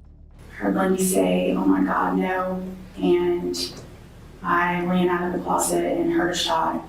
Rachel ran out of the house looking for someone to help. She managed to escape into a mutual friend's home. Meanwhile, Lamar had stumbled across someone else who also called 911 for help. But by the time the police arrived on the scene, James Colley Jr. had fled, leaving a trail of destruction behind him. Rachel had been wounded in the arm. Lamar, luckily, was unharmed, but both Lindy and Amanda were dead. Lindy had been shot 3 times, and Amanda had been shot 9 times. James had shot her once before breaking into the closet where Lindy and Rachel were hiding, and then 8 more times after he'd killed Lindy, first using a 9mm handgun, shooting her 3 times with it until it was out of bullets, and then using his .45, which he'd brought as a backup. This showcased a terrible level of rage against his estranged wife. But why? He'd been looking for Lamar, jealous of his wife's new relationship, but how had it got to this awful point? How did this tragedy unfold? Not much is known about the beginning of James and Amanda's relationship. Amanda was 36 in 2015, a year older than James. She was born in Orlando, Florida, and had a successful professional life and lots of friends. James seemed ordinary himself. He worked in the mortgage industry and led a successful life alongside his professional wife. He was much loved by his sister, Crystal. So the moment he woke up, till the moment he went to bed, he spent with his children. He taught them to swim. But this loving father had a dark side and a dark past. Was there ever a time when your mom acted violently towards your dad in the presence of jail? Yes. Tell us about that. There was a time my father had been having a marital affair. My mother was called and informed. I saw her sitting on the stairs with a baseball bat. My mom began hitting my father with a baseball bat. And my mom came to the house to see us for Thanksgiving, and her and my father got into another confrontation. My dad wasn't going to let her come into the home. And my mother grabbed a knife. James witnessed this aggression around his father's extramarital affair by his mother, to the extent that his mother physically attacked his father where he could see it. Maybe this did something to his psyche, as a defense lawyer would certainly argue. But James and Amanda were separated by August 27, 2015, and had been separated for months. James was also seeing someone else. His rage-filled attack was the final awful event in a long line of escalating aggression against Amanda, who just wanted to escape an increasingly toxic marriage. James expressed disproportionate jealousy over Lamar's presence in Amanda's life, despite the separation. A few months before the murders, a neighbor sent him a photo of Lamar mowing Amanda's lawn without a shirt on. He reacted with fury, commencing a barrage of abusive texts and voicemails to Amanda that continued until the day of the murders. He texted her, "Oh, and your boyfriend has been parking at the playground and walking around the back. The whole neighborhood knows. You should just have him park out front like a man. Yeah, everyone knows what you are. Don't worry, I will speak with him face to face sooner than later."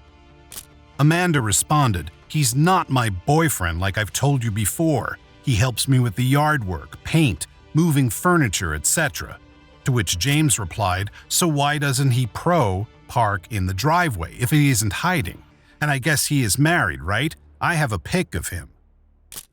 These text messages were veiled threats, and he'd acted on these threats before. Amanda had a domestic violence injunction against him, and he'd already broken that injunction by taking her clothes from her house and setting them on fire in the yard.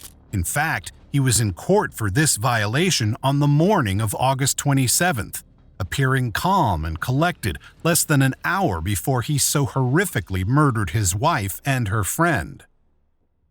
James could be contrary. The day before the murders, August 26th, he also texted Amanda, "Please try to start forgiving me so we can move on. I really miss you and our family being together." But he followed this conciliatory text with another deeply intrusive act. At about 4 a.m. on August 27th, he broke into her house, looking for evidence that she was seeing someone new. He found this evidence, including adult toys and men's clothing. He ransacked the house in a rage. This was what Amanda would come home to at 9 a.m. This was why she would call Rachel and Lindy, fatally, to join her. That same day, after vandalizing her belongings, he texted her, "You're an awesome person. Don't take me from my kids. It's all I have. Call me, or I am going to come find you." This was one of the last communications he would have with her before killing her. His threat came true, though she did call him and argued with him on the phone at 9:41 a.m., about 10 minutes after he left the courthouse. This didn't stop him from coming to find her anyway. From the courthouse, he drove to a gas station, then to his sister's house where he'd been staying. He then drove back to the same gas station to buy gas before heading straight to Amanda's house. Somewhere on the way, he must have picked up guns and ammunition, because by the time he arrived at Amanda's, he was fully armed with 2 handguns, a 9mm and a .45. On the way, James called his father. His father was outside when he took the call, and a nearby dog walker overheard it. She testified she heard James's father pleading, "Please, please, son, come back and get your truck. Everybody knows what you've been through." And the person on the other end of the call replied, "I just can't take this anymore." This is when he arrived at Amanda's house. He parked on an adjacent street and approached the house from the rear, but he discarded all caution in shooting straight at Rachel and Lamar in the living room. He was a man on a terrible mission, and he wouldn't stop until 2 people were dead. When he'd killed Lindy and Amanda, James fled, but with 2 witnesses, Rachel and Lamar unharmed and Rachel mildly injured, the police knew to search for him immediately. A manhunt commenced, and he was found in Norton, Virginia that same night when another driver called 911. She said she'd been nearly run off the road by a man driving recklessly. She said, "He has been stopped in the middle of the road. I had to stop. He was on me. I couldn't even. My kids are scared. Yeah, my mom had to sit in the back of my car to keep my kids calm. They're scared, and I have a newborn that's just 4 pounds." Norton police stopped James in his car. He possessed several firearms. They ran a check and found him wanted for homicide in Florida, and he was arrested. He was charged with the first-degree murder of Amanda Colley, the first-degree murder of Lindy Dobbins, the attempted first-degree murder of Rachel Hendricks, the attempted first-degree murder of Lamar Dubberly, burglary with an assault or battery, burglary of a dwelling, and aggravated stalking after an injunction. At trial, the defense argued that the attack had not been premeditated and that James had been in an aggravated emotional state, under the influence of Ambien or alcohol or other drugs, and experiencing parasomnia, according to a psychiatrist, effectively sleepwalking. However, this defense was severely weakened by his presence in court only an hour and a half before the killings.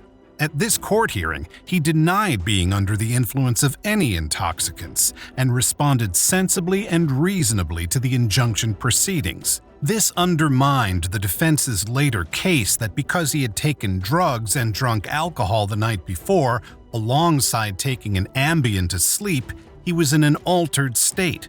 In fact, there was footage to the contrary.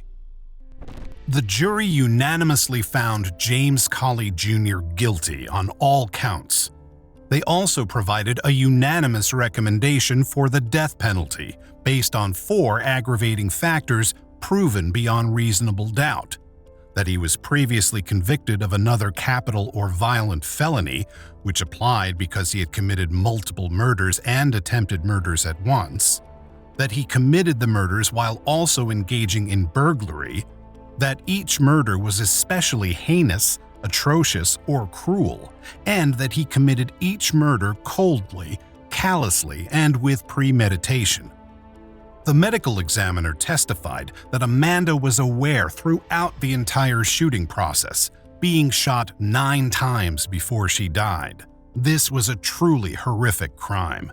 James was sentenced to death in November 2018. He appealed, but in 2020, his sentence was upheld. He remains on death row, and his 2 children with Amanda are now living with their grandparents. Lindy Dobbins' 3 children, who were 16, 10, and 9 at the time of the murders, remain with their father. What do you think about this awful story? Could James's attack have been prevented? Let us know your thoughts in the comments below.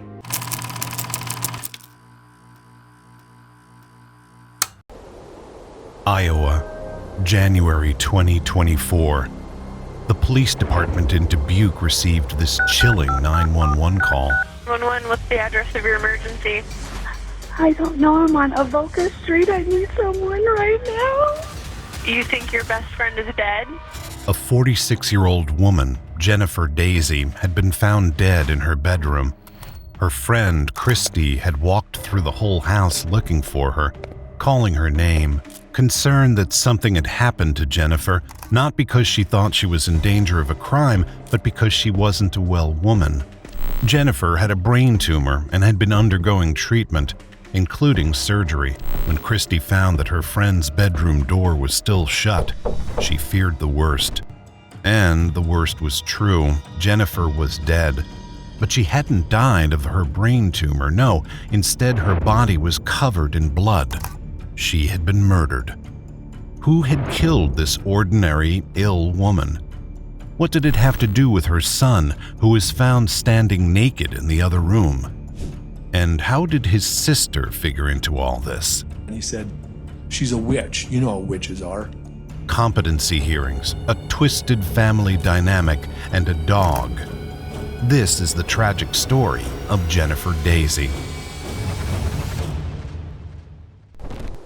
This case takes us to the frigid morning of January 18th, 2024 in Dubuque, Iowa. It was a briskly cold day with temperatures below freezing, and a woman named Christy Fullman drove over to her friend Jennifer Daisy's house to meet her for coffee. Coffee was our thing. Okay. We loved it. It was like our time where no kids were around, no one. It was just me and her, and that was, whether it was 2 hours or a whole day, it was just her and me. They'd arranged this coffee hangout the night before. Christy had recently had a hysterectomy and had only just been cleared to go out again, and she was desperate to get out of the house. That night, about, I want to say between 5 and 7, the night of January 17th, we set up, I dropped my daughter off at school. After that, I'd head over to her place, we'd have coffee and see where the day would take us. Little did Christy know that that day, January 18th, would bring them nothing good. That morning, Christy was running late. She dropped her 8-year-old daughter off at school and then headed over to Jennifer's house after picking up a coffee. She parked in a neighbor's driveway and walked over in the thick snow. In Jennifer's driveway, she saw 2 vehicles, a car and a truck, belonging to Jennifer's sons, Tyler and Nick, respectively. Jennifer's car wasn't there. Christy thought nothing of this and walked right up to Jennifer's house, entering via the front porch. It was as she was opening the interior door to the rest of the house that she saw something shocking. When I opened the main door to go in, I'd seen right here by the 2 pillars, Tyler standing there, naked. Jennifer's 28-year-old son Tyler was just standing in the middle of the room with no clothes on. Christy, in shock, backed onto the porch and texted Jennifer to come meet her by the front door, embarrassed and not wanting to intrude. Then she heard a door close and assumed it meant that Tyler had gone into his bedroom. She guessed that Jennifer had gone to get her own coffee, which was why her car was gone. So she re-entered the house and went to sit down on the couch to wait. Did you ever sit? No, never made it that far. Why? As I went to sit down, I looked to my left and I seen what looked like hair, fur, something. So I ended up scooching over towards that and lifting the blanket to find out what was underneath it, and it was Echo. Christy imagined that maybe Jennifer had gone out to get help for her dog. She decided to check around the house anyway, just in case Jennifer was still there. The unresponsive dog was a worrying sign, and the house appeared empty other than Tyler, whose strange behavior was also a concern. Christy tried calling Jennifer again, but she didn't pick up. Nothing. The house was so quiet. She spotted Jennifer's purse in a corner and noticed that the curtains were shut. When Jennifer was up and awake, the curtains were always open. When I seen her purse, I stopped and questioned myself. She never leaves without her purse. She never goes anywhere without her purse. So that made my gut start turning. She knocked on Jenny's bedroom door. I said, "Jenny, come on. You never sleep in like this. Let's go. I'm here. Let's start our day." No response. And I'm like... With still no response, Christy decided enough was enough, and she opened the bedroom door. At first, she couldn't make out that anything was wrong, only seeing Jennifer's shape on the bed. Then she stepped closer and froze. Why'd you freeze? The blood and the amount of blood. Jenny was lying dead in her bed in a pool of her own blood. At first, Christy didn't suspect murder. Jennifer had a history of seizures, and Christy thought that maybe the blood had come from her ears as she had a fit. It was difficult to see what exactly had happened because the lights weren't on in the room and Jennifer had blackout curtains. Christy, in shock and horror, called her boyfriend Ron and then called 911. What's going on? My best friend were talking. I think she's dead. You think your best friend is dead? All right, we're gonna get help on the way here. Though Christy initially suspected a seizure or some other medical emergency, she was still scared for her life. She dropped to the floor and braced the door shut with her feet as she talked on the phone until someone finally arrived to help her. But it was too late for Jennifer. Jennifer had come home at about 10 p.m. the night before, seen here on her motion-activated Ring security camera. So, at some point in the night or early morning, she had been killed by multiple sharp force injuries to the head, the neck, and the left hand. In particular, she had 13 wounds to her head, each caused by the blade of a knife or hatchet. Her dog had also been killed by a blow to the head. Jennifer was a kind, friendly woman, the mother of 3, struggling with health issues. What could have provoked an attack of such awful rage? To understand this story, we'll have to dive into who Jennifer Daisy was and her family. Jennifer was born on August 24, 1977 in Hawaii, but she had lived in Dubuque, Iowa for most of her life. She had 5 siblings who each went on to have their own children, meaning she came from a large and vibrant family.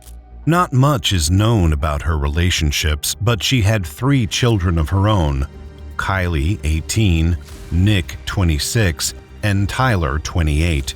She viewed her kids as her greatest accomplishment, and she tried to support them in all their endeavors. Jennifer had previously been sentenced to probation for unauthorized credit card use at the business where she worked, but since then she'd been putting her life back together and now worked at a management position at a disaster services company. She was known as a carefree spirit with an infectious laugh who didn't care what other people thought. She was learning to garden and had a passion for travel, making it her ambition to see all 50 states. By January 18, 2024, she was only about 10 states short. Her zest for life was only increased by her recent health issues. A few years earlier, she had gotten into a car accident. Shortly after that, tumors were discovered in her brain. In September 2023, she had brain surgery. Jennifer's sister and Christy were Jennifer's primary caregivers during this time. It was Christy who took Jennifer to her pre-op appointments and to the surgery itself, and Christy who was there when Jennifer woke up afterwards. The 2 women met through their daughters, who were the same age and attended Girl Scouts together. When their daughters moved to middle school, Christy and Jennifer drifted apart, but they reconnected over their health issues.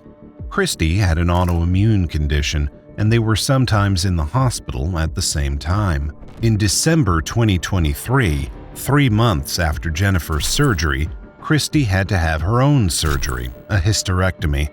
While she was recovering at home, she didn't see Jennifer all that often, other than one time when Tyler brought Jennifer over for dinner. He didn't stay, but Christy had met him on other occasions and knew about his dynamic with his mom. Tyler was the only one of the 3 kids living at home with Jennifer, having moved back in with her about 6 months ago, and they had a complicated relationship. Sometimes they would laugh and joke, other times he would name call and she would just smile and act like it didn't hurt her feelings. And then we'd move on to like the next thing, but he would call her. Whether he was angry with her or joking around, it was just something he would always say. Still, when Christy was finally given the all clear after her surgery and went to Jennifer's house, eager to catch up with the friend she'd barely seen all month, she had no idea what she was walking into and how Tyler was involved in it. The police arrived at Jennifer's house at 8:51 a.m. in response to Christy's 911 call. Knocked on the door, didn't receive an answer. As I was standing there, I heard somebody crying inside. The front door was unlocked, so the officer went inside. He found Jennifer lying dead in her bedroom, Christy distraught. She told him that Tyler was likely still inside the house and had probably been the only person in the house when Jennifer was killed. There were no signs of disturbance in the snow outside the house and no signs of forced entry. This was enough for the police to detain Tyler for questioning, but based on his behavior, which was strangely blank and flat, they decided to take him to the hospital instead. Based on how he was acting, we were concerned that he may have ingested some kind of substance before police arrival, and we wanted to make sure that his vitals were stable and that he was medically cleared before we took any further steps in the investigation. In the hospital, Tyler acted obstinate with the investigators and the medical professionals, dodging their requests for a urine sample, but the investigators felt he was lucid and competent. When they managed to test him, he was found to have THC in his system, but in a regular user, these levels could remain high for several days after last use. He tested negative for other drugs present in his system. He also had some abrasions on his right hand. There were multiple times during the interview where he stressed how disciplined he was and how he was very aware of everything around him and what was happening. Despite Tyler's apparent lucidity, he betrayed some very strange ideas. Did you ask him about his relationship with his mother? I did. His response was, "It's fine, except for when she's acting sneaky like a witch." He then went on to talk about how his mother was part of a covenant of witches. I followed that up with how he thought his mom thought of him. And his answer to that question was, "I think she hated me so much that she hated herself." Tyler said that his most recent conversation with Jennifer had taken place in her bedroom just before the police came, and that she'd been practicing witchcraft at the time. When the investigators tried to pin him down on his movements that morning, he either claimed he didn't remember or evaded the question. He described her witchcraft as putting evil on him. "She's a witch. You know how witches are. Oh, I'm better than you. I will be your fear. I will be your enemy." When the investigators asked how Jennifer had attained the awful knife wounds, he just kept saying witchcraft. This was all they could get from him in the interview. However, when he was told he was being arrested for the murder of his mother, he said, "It's hard to argue witchcraft in court, isn't it?" Tyler didn't once deny killing his mother or her dog. On a search of the house, the police found a knife holster on the dining room table. They also found a backpack in Tyler's room that contained 2 knives. And they found a tactical tomahawk or hatchet on a shelf in the bathroom, as if left there by someone showering. Tyler had already admitted to showering right before the police arrived, which was why he was naked in the house. They took this hatchet in for forensic testing. Its handle had prints matching those of Tyler Daisy. The evidence was mounting and was seemingly solid. 28-year-old Tyler Daisy had killed his mother. His family didn't deny this, including his sister Kylie, who made TikTok videos about the case, asserting that her brother couldn't be found responsible for his actions. About the accusations of witchcraft he leveled at their mom, she said, "It was a joke. Now that he's manic, he believes it." She emphasized her brother's psychiatric history, which involved multiple commitments to psychiatric hospitals, both of his own will and involuntarily. Tyler had a troubled history, having been arrested in December 2015 for assaulting his brother Nick when Tyler was 20 and Nick was 18. Kylie said Tyler was on disability for schizophrenia. all of a sudden he would just start talking a little different, and then you knew, and it was okay, he's not doing the best. You can tell in his tone, you could see it in his eyes. This, in Kylie's opinion, was the reason for Tyler's attack on their mom. Healthcare prescribed him many different cocktails of drugs. Doing so, they should follow up on medication they prescribed. They never did with my brother. This would be one strategy used by Tyler's defense team. Could he be held responsible for his actions? Was he competent enough to stand trial? He underwent an evaluation in February that returned the answer no, he was not competent because of several untreated mental health conditions. But on May 27, 2024, a second evaluation found him competent to stand trial, and a third in July returned the same result. This weakened the defense's strategy and meant that in July, his case was in court. Tyler refused to appear, however. In a letter dated July 12th, he wrote, "To be subject to slavery through usury of the law, be it constitution nor amendment, I will not participate. I seek honor, to become of worth. I seek God. My mother would be ashamed otherwise, as if of my ancestors. To seek God in death, to become that of life." Scrambling for a defense, his lawyers tried to question the validity of the DNA evidence and also raised questions about Kylie herself. They pointed to body cam footage of Kylie directly after she found out about Jennifer's murder, laughing and in seemingly good spirits. She also had her own troubled relationship with her mom. I was fighting a domestic case with my mom because she said I slapped her foot. Kylie lived with her brother Nick and had received the news about her mom's death while at work as a waitress. You were at work, so you're unable to go, is that right? Yes, I don't have my car. My car needs to be fixed because you have your car. with my tire being split, my all-wheel drive is messed up. Oh. Just so much. Okay. That's why I'm so calm. Shit always happens.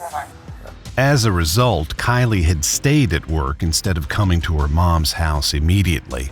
She explained her possibly callous attitude as her own resilience. Everyone reacts to death in different ways, and the defense couldn't prove anything. They suggested that footprints in the snow around the house implied that someone else had come home that night, but these could have been produced by animal activity. The back door to the house was also deadbolted from the inside. The evidence of the motion-activated Ring camera on the front door also ruled out other suspects. At 8 p.m. the night before, Nick had come to drop off his truck and take Jennifer's car, since there was something wrong with his truck. And at about 10 p.m., Jennifer let the dog out. There was no further activity until the next morning, when Christy arrived for that fateful coffee and learned what Tyler had done to her friend. It was undeniable that Tyler had murdered his mom, and the jury agreed. Tyler declined to appear for the verdict, claiming he wasn't interested. The jury found him guilty of first-degree murder and also animal abuse for the killing of Echo, Jennifer's dog. A sentencing date has not yet been set. Kylie continues to post on TikTok about the trial and her brother, advocating for better mental health services and refuting any claims that she had something to do with her mother's death. A GoFundMe has been set up to support her and Nick. What do you think about this tragic story? Let us know your thoughts in the comments below.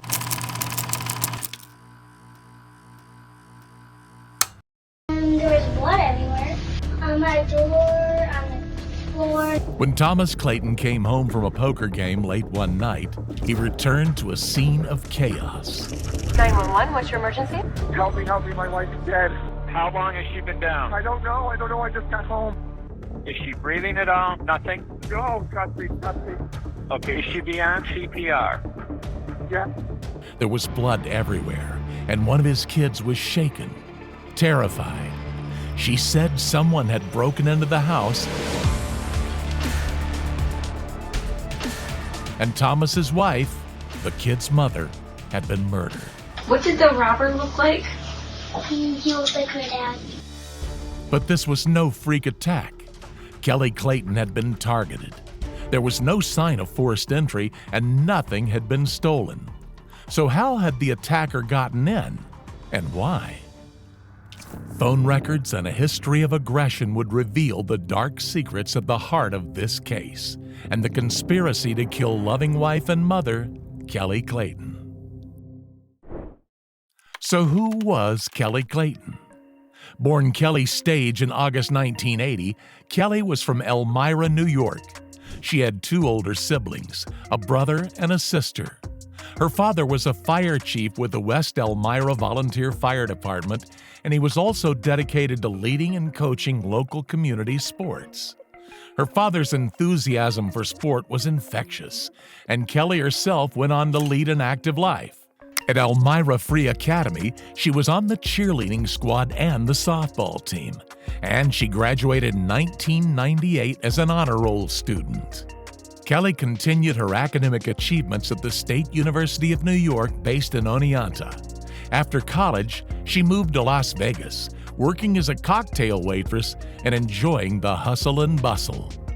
She stayed in Nevada for a time before returning to her home state, and it was back in Elmira that Kelly met her future husband, Thomas Clayton. Thomas was born in Binghamton, New York in 1978.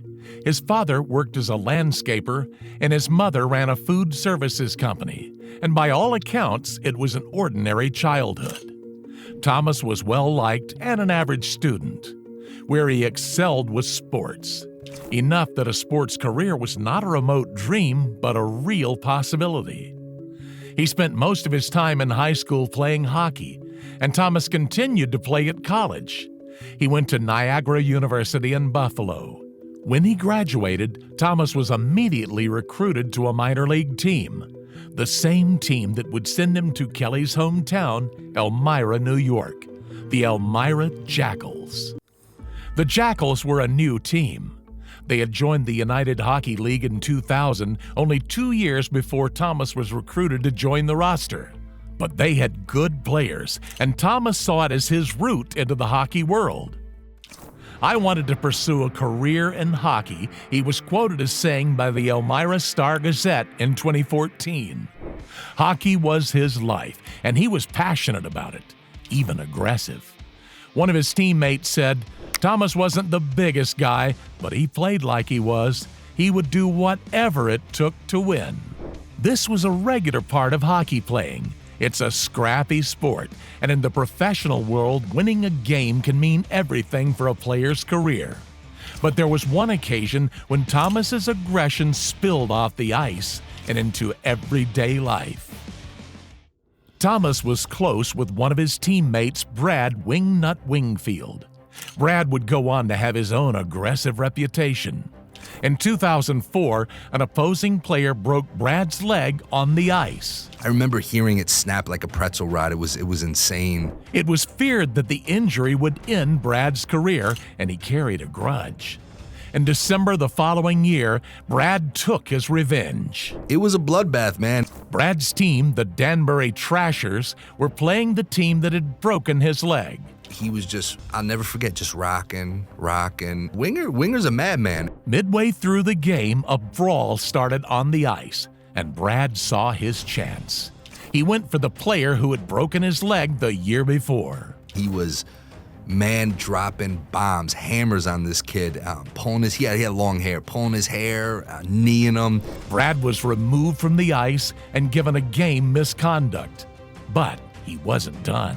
I don't think anything was going to satisfy his thirst for revenge.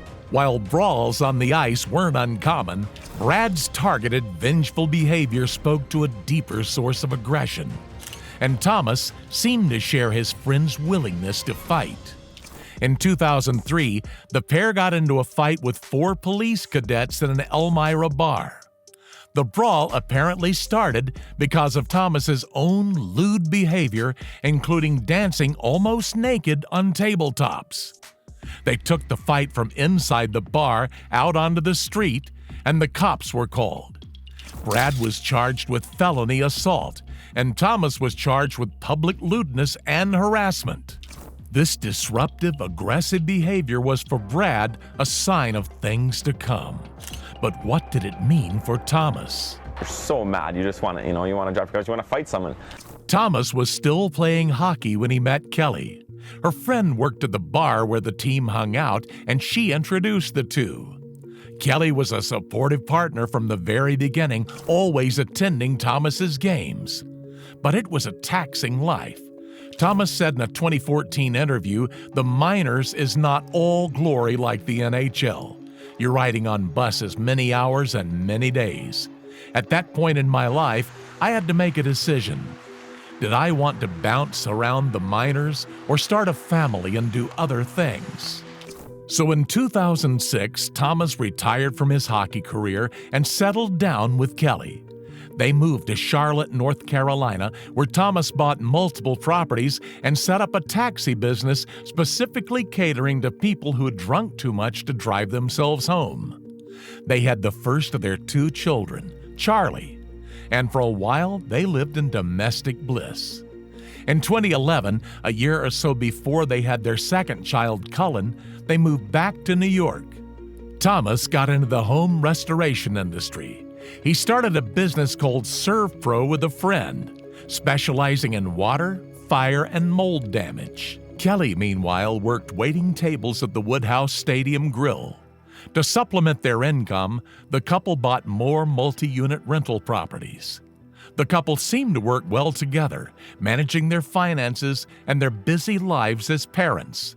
From the outside, this active couple and their children made a model family in their home in Chacon, New York. But this seemingly happy family life was soon to be torn apart.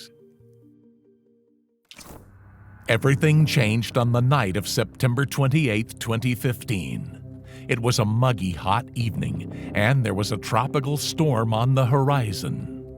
Kelly was at home with the kids, who were 5 and 2 respectively. Thomas, meanwhile, was out playing poker. He had a standing arrangement with some friends and neighbors, and he rarely missed their weekly Monday poker game. Tonight was no exception. The game proceeded the way it usually did, and no one who attended remembers anything out of the ordinary. At one point during the evening, one poker player mentioned he was expecting a delivery of a large supply of deer blinds. Deer blinds are camouflage cabins used by hunters to disguise them from wildlife. They each weigh about 300 pounds, so the poker player would need help carrying them. Thomas said he knew someone who would help, so he used the host's phone to call a guy he knew, supposedly offering him the job. This ordinary exchange would become key in the events that followed, but at the time, no one knew any better. At midnight, Thomas drove home and found his life forever altered. At around 12:30 a.m., Thomas entered his darkened living room. He found Kelly on the floor with a head wound and a large pool of blood around her. She had been viciously attacked. Kelly was dead. There had been a struggle. The fight had awakened Charlie, who told his dad there had been a robbery. Thomas, with his wife dead on the floor, called 911. Help me, my wife's dead. How long has she been down? I don't know, I just got home. When police arrived at the house, they found a horrific murder scene. Blood spatter, blood on the wall. Want to make sure there's no forced entry anywhere else. I didn't see any. Did you see any? I didn't see any when I was in there. I'm wondering if he had a domestic with her. She face planted. Yeah. Boom, boom. Then he puts her on the kitchen. In her face, you can see how her face is beat in. That was good. Husband. Someone had attacked Kelly in the master bedroom. She had fought back and tried to escape, so they chased her down the hall, down the stairs, and into the living room. There was a hammer-sized hole in the wall and blood everywhere. Kelly had been killed with a fiberglass handle of a maul hammer. The police took Thomas outside. I want you to have a seat. You don't need to see that anymore, okay? He was agitated and they tried to calm him down. Just take some deep breaths, okay? I know, yeah. Just take some deep breaths and stuff. Just try to stay calm. They needed to give Thomas clarity on what had happened, since the only other witness was a 7-year-old girl. But Thomas insisted that he had been out all evening, that he came home to find his wife dead and didn't know what had happened to her. The police didn't believe him. I think he attacked her. He has no blood on him. I checked. I don't know. There were no signs of forced entry at the house, and one of Kelly's expensive purses was hanging on the landing on the stairs. It hadn't been taken. But Thomas had an alibi, multiple witnesses placing him at the friend's poker game at the time of the attack. Nevertheless, Thomas was taken into custody the following morning. He maintained his innocence, but the most damning evidence of all was soon to emerge: the testimony of his own 7-year-old daughter. Charlie had been wakened by the commotion. Her mom had come into her room and told her to run before a man chased her down the stairs, brandishing what Charlie said looked like some sort of pipe. Charlie watched the robber leave through the garage after the attack on Kelly, and then she sat with her mom. She was sort of suffering. I tapped her with the hockey stick. Then I hugged her leg. Where was Mom when you hugged her? Laying down in the kitchen with blood all over. When she was asked what the robber looked like, she said, Could have been my dad, but he looked like my dad. How did he look like your dad? The mask and his shoes. Have you seen anybody wear that mask before? My dad. Did the robber say anything? Every question I asked her related back to Daddy. And then she looks at me, she goes, but it couldn't have been Daddy, because then who would take care of us? Thomas's daughter wouldn't suspect him of the murder by accident. The revelation meant Thomas's alibi needed a closer look. So the police interviewed the attendees of the poker game, and the host recalled lending Thomas her phone to call someone about the deer blinds. When they examined her phone, they found that the number had been deleted. But Thomas's attempt to cover his tracks was not enough. The police were able to recover the deleted number, and it led them to Michael Beard. Michael Beard was a laborer who lived in Elmira Heights. Thomas was his landlord and also his employer at ServPro. Michael had recently been fired for stealing items from clients' homes, and he was facing eviction. Nonetheless, Thomas appeared to trust him enough to have him at the Clayton house doing odd jobs, including babysitting the kids. But it was a different sort of job that Michael would be doing on the night of September 28th. On October 3rd, Michael was arrested and charged with murder in the second degree. It didn't take investigators long to get him to confess. He said he was desperate for money since he had been fired, and that Thomas had offered him $10,000 in cash to kill Kelly Clayton. There was now a premeditated murder-for-hire case implicating both parties in first-degree murder. Michael revealed that Thomas had planned Michael's movements in advance. Thomas had swapped vehicles with another friend and gave Michael the friend's red Ram truck. He had also left Michael a key to the house in the garage. Phone records documented Thomas calling around local properties asking about the status of their surveillance cameras. He also called Michael several times in the lead-up to the murder. At around 11 p.m., Michael's wife witnessed him leaving their house on a bike. From there, Michael picked up the truck and drove it to Thomas and Kelly's house, stopping on the way to pick up a friend, Mark Blandford. Mark stayed in the truck and acted as lookout as Michael went into the house to commit the crime he had been commissioned for, Kelly Clayton's awful murder. Michael told the police where to find the murder weapon, which he had thrown off the side of the road in a nearby town. He also led them to the swamp where he had hidden a bag containing the bloodied clothes he had worn that night, and helped them find the spare house keys which he had thrown into a creek in his own neighborhood, Elmira Heights. But there was more.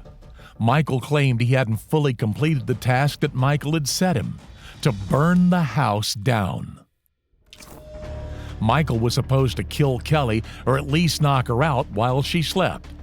Then, he said, Thomas had intended for him to set the room ablaze using nail polish remover as an accelerant and a candle on the nightstand to light it.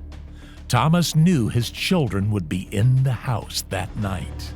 We don't know why Michael didn't follow through with Thomas's arson plan that night.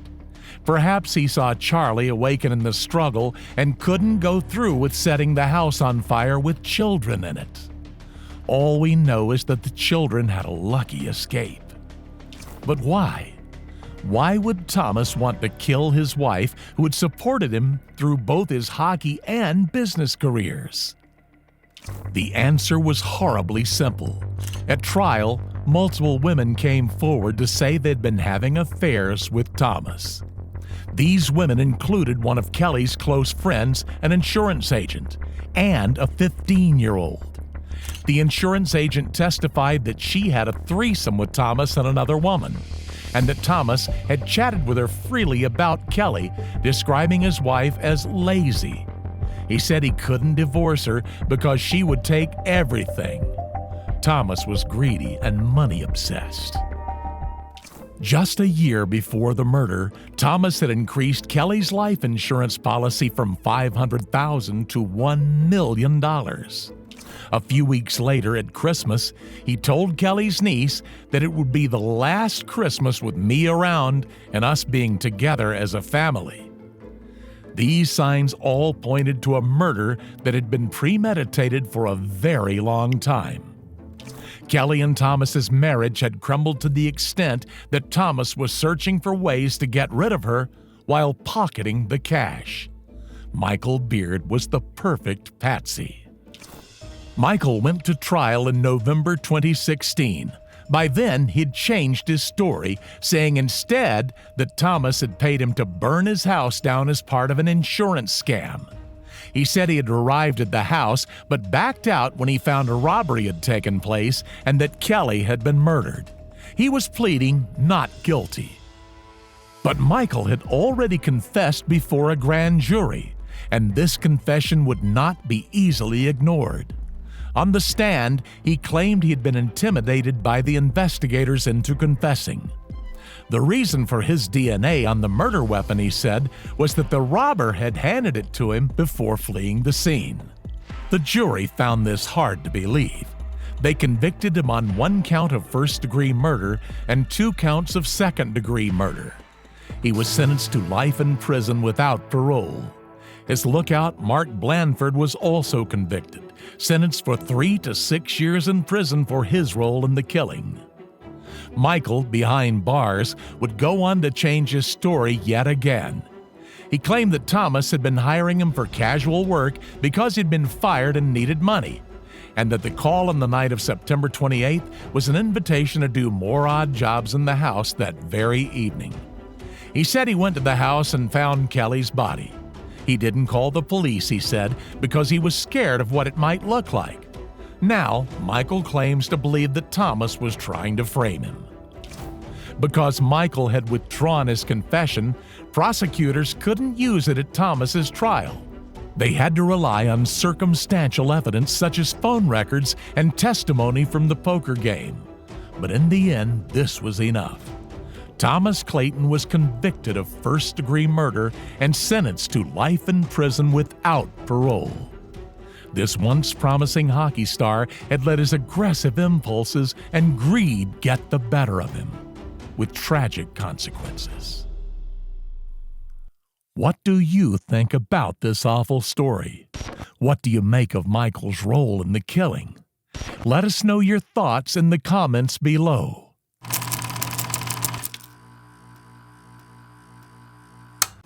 I actually hit her in the back of the head, right where your spine is. Because he was telling me, he was like, if you hit right there, like just one like good hit, you can just knock the person out and then they'll be dead. And she was like pretending to be dead for a while. I would see that she was still breathing and I'll be like, Johnny, she's still alive. What the heck? And then like Johnny finally like made the like last blow, and it was kind of creepy because she was like scared.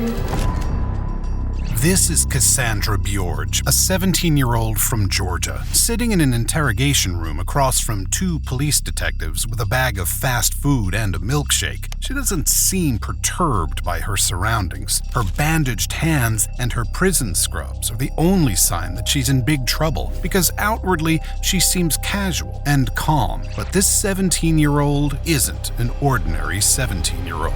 On an average Saturday night in April 2017, Wendy and Randall Bjorge, both 63, were found dead. They were Cassie's grandparents. They had been beaten with a tire iron and their throats had been cut, and they'd been lying there in their house for over a week, hidden from view of their neighbors on their well-to-do street in Pleasant Lawrenceville, Georgia. When the police are called to do a welfare check, this is the last thing they want to find. The bodies had been covered in bleach, and the doors in the house were sealed with caulk. This was a half-hearted attempt at covering up a senseless crime. Why had these ordinary residents of a quiet Atlanta suburb been beaten, tied up, and murdered? And what did their granddaughter have to do with it? Let's dive into the twisted story of Cassie Bjorge.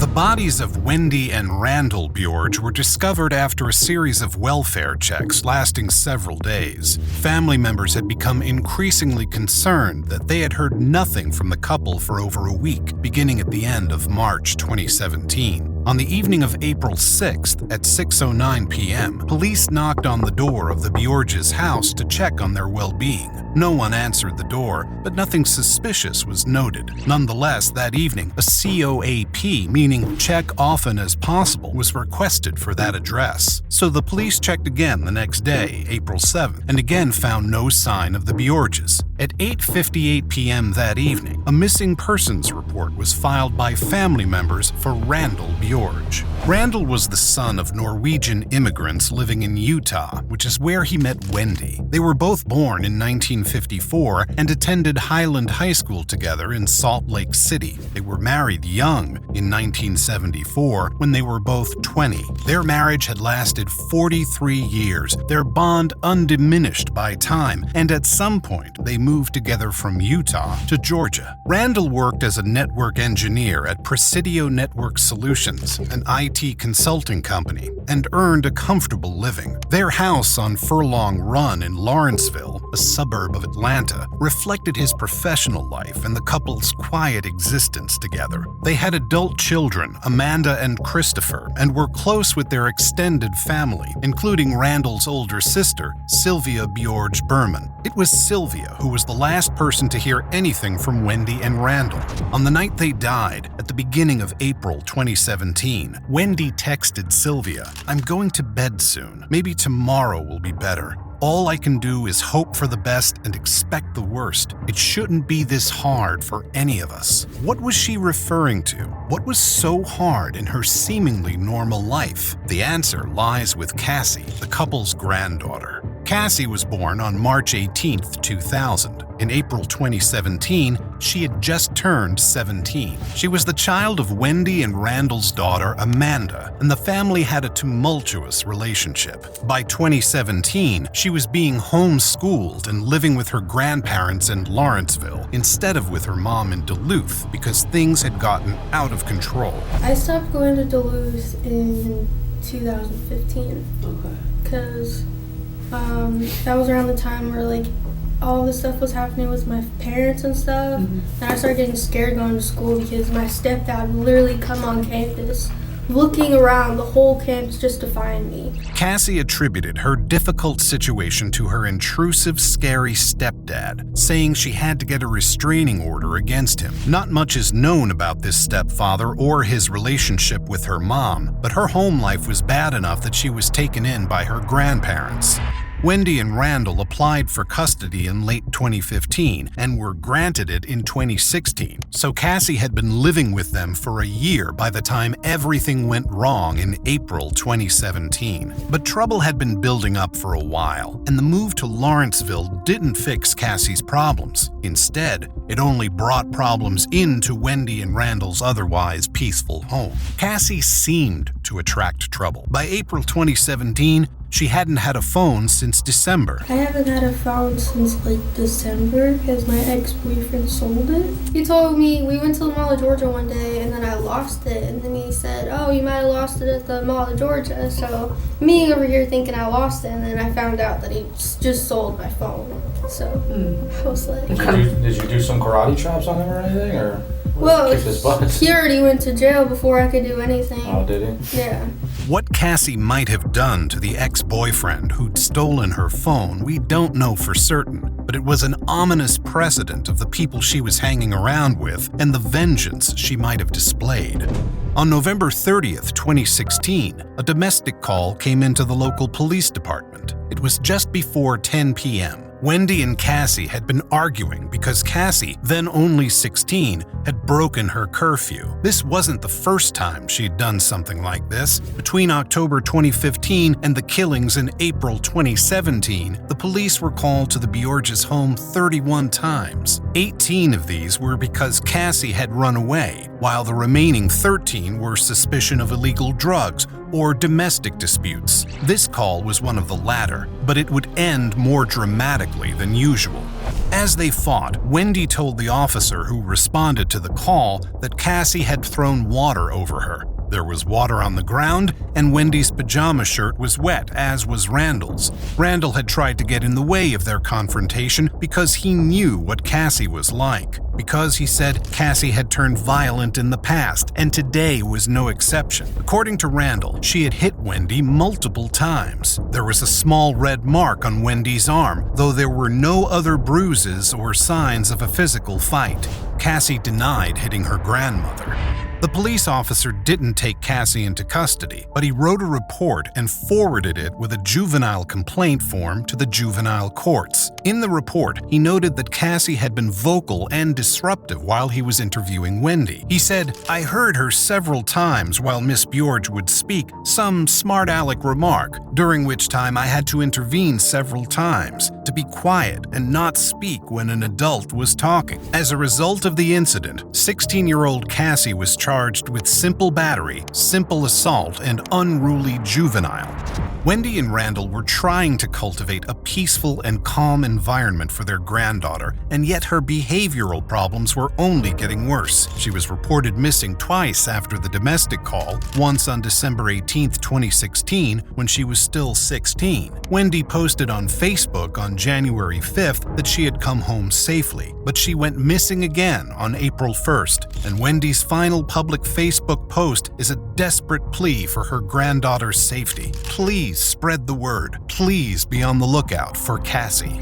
I guess let's start from scratch about what happened, starting from when you ran away, I guess. I didn't really run away. My grandma kicked me out. Okay. And I came home because, it was time for curfew because I didn't want to violate my probation. So I came home and my grandpa was asleep and my grandma got really mad at me and she was saying oh, if you don't like it here, we're just gonna find somewhere else for you to stay.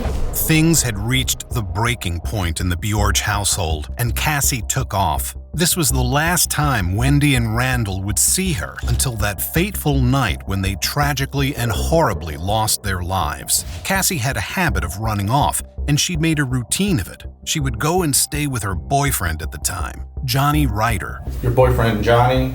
Mm-hmm. How long you date that dude for? 3 months. 3 months? Where'd you guys meet at? I met him through the ex-boyfriend who sold my phone. Because they came to pick me up one day because we wanted to chill. Yeah, we stayed at a hotel. They paid for everything and they asked me if I wanted to come. I was like, yeah. Johnny was 2 years older than Cassie. His mom was Japanese, but he'd lived in the U.S. for most of his life and moved to the Atlanta area in the 3rd grade. He'd wanted to be a Marine, but suffered a shoulder injury and had to have surgery. This delayed joining up, and then he was arrested. But I still haven't gone to court for it because they gave me 8 felonies, but it's not supposed to be 8 felonies. It's not clear exactly what Johnny was arrested for, but but he spent some time in prison. In April 2017, he was only 19, but he had already been married to and divorced from a woman who wasn't Cassie Bjorge. He had dropped out of college to work a full-time job to support his wife. My wife, my ex-wife, she used to go to University of Florida. So this is like a long-distance marriage, you know. She's over here feeling neglected and depressed, and she thinks I'm cheating on her. Whenever she was a kid, like, her dad beat her with chopsticks and forced her to do stuff like torture her mentally. This is why, like, I got kind of like down about it. And then me and my wife divorced, and then I found my girl now. Johnny's relationship with his ex-wife had broken down as a result of distance and the wife's traumatic past. Cassie brought with her no less baggage, but she was new and exciting. I don't know, maybe I'm just young and dumb in love, but... Did you have feelings for him, or just kind of a boyfriend type thing, or? I had feelings. I still have feelings for him. I care about him. Johnny and Cassie were enamored with each other, but the real world was getting in the way. Cassie's grandparents' strict curfew and her constant fights with her grandma, and Johnny's ex-wife was also a problem. He got married to like this crazy bitch, and then now she's like saying that I'm stalking her when I've only met the girl like twice. Whether that's the truth or not, we don't know. What we do know is that Johnny and Cassie went off the grid in April 2017, after Cassie ran away from her grandparents' house. Wendy put out the Facebook post asking for help in finding her, and a week later, Wendy and Randall were dead. If Cassie wasn't with Johnny, maybe she would have disappeared into thin air, never to be heard from again, and no one would ever have known what happened to her grandparents. The police would have broken down the door to the house on Furlong Run eventually. They would have found Wendy and Randall's bodies, but by then, Cassie might have been long gone. But together, Johnny and Cassie had a fantasy. The plan was that we were both gonna get both of our families, and he was like, let's be Bonnie and Clyde.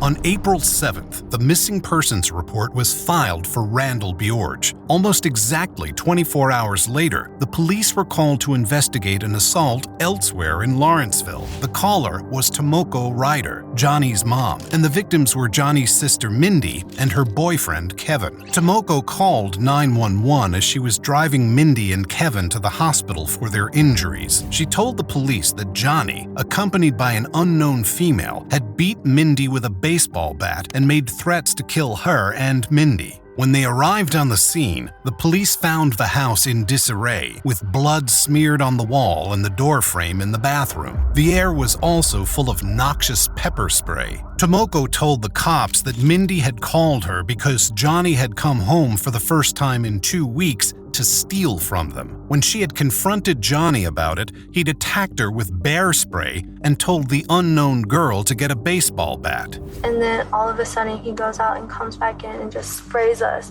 straight in our faces and starts hitting us and tells his girlfriend to go grab the bat. And I see her come in with the bat, and the first thing she does is hit me across my back.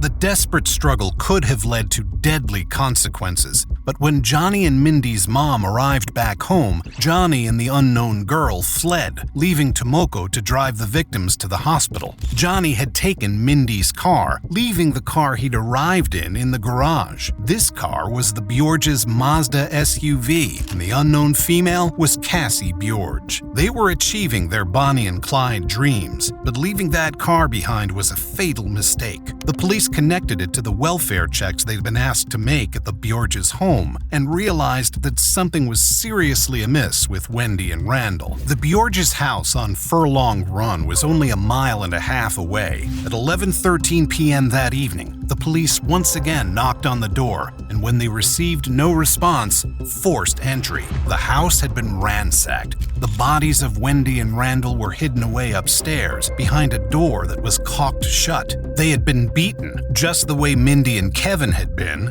They had been stabbed, and their throats had been cut. Maybe that was what Johnny and Cassie had planned to do to Johnny's family as well, but thankfully they didn't get the chance when Tomoko came home early.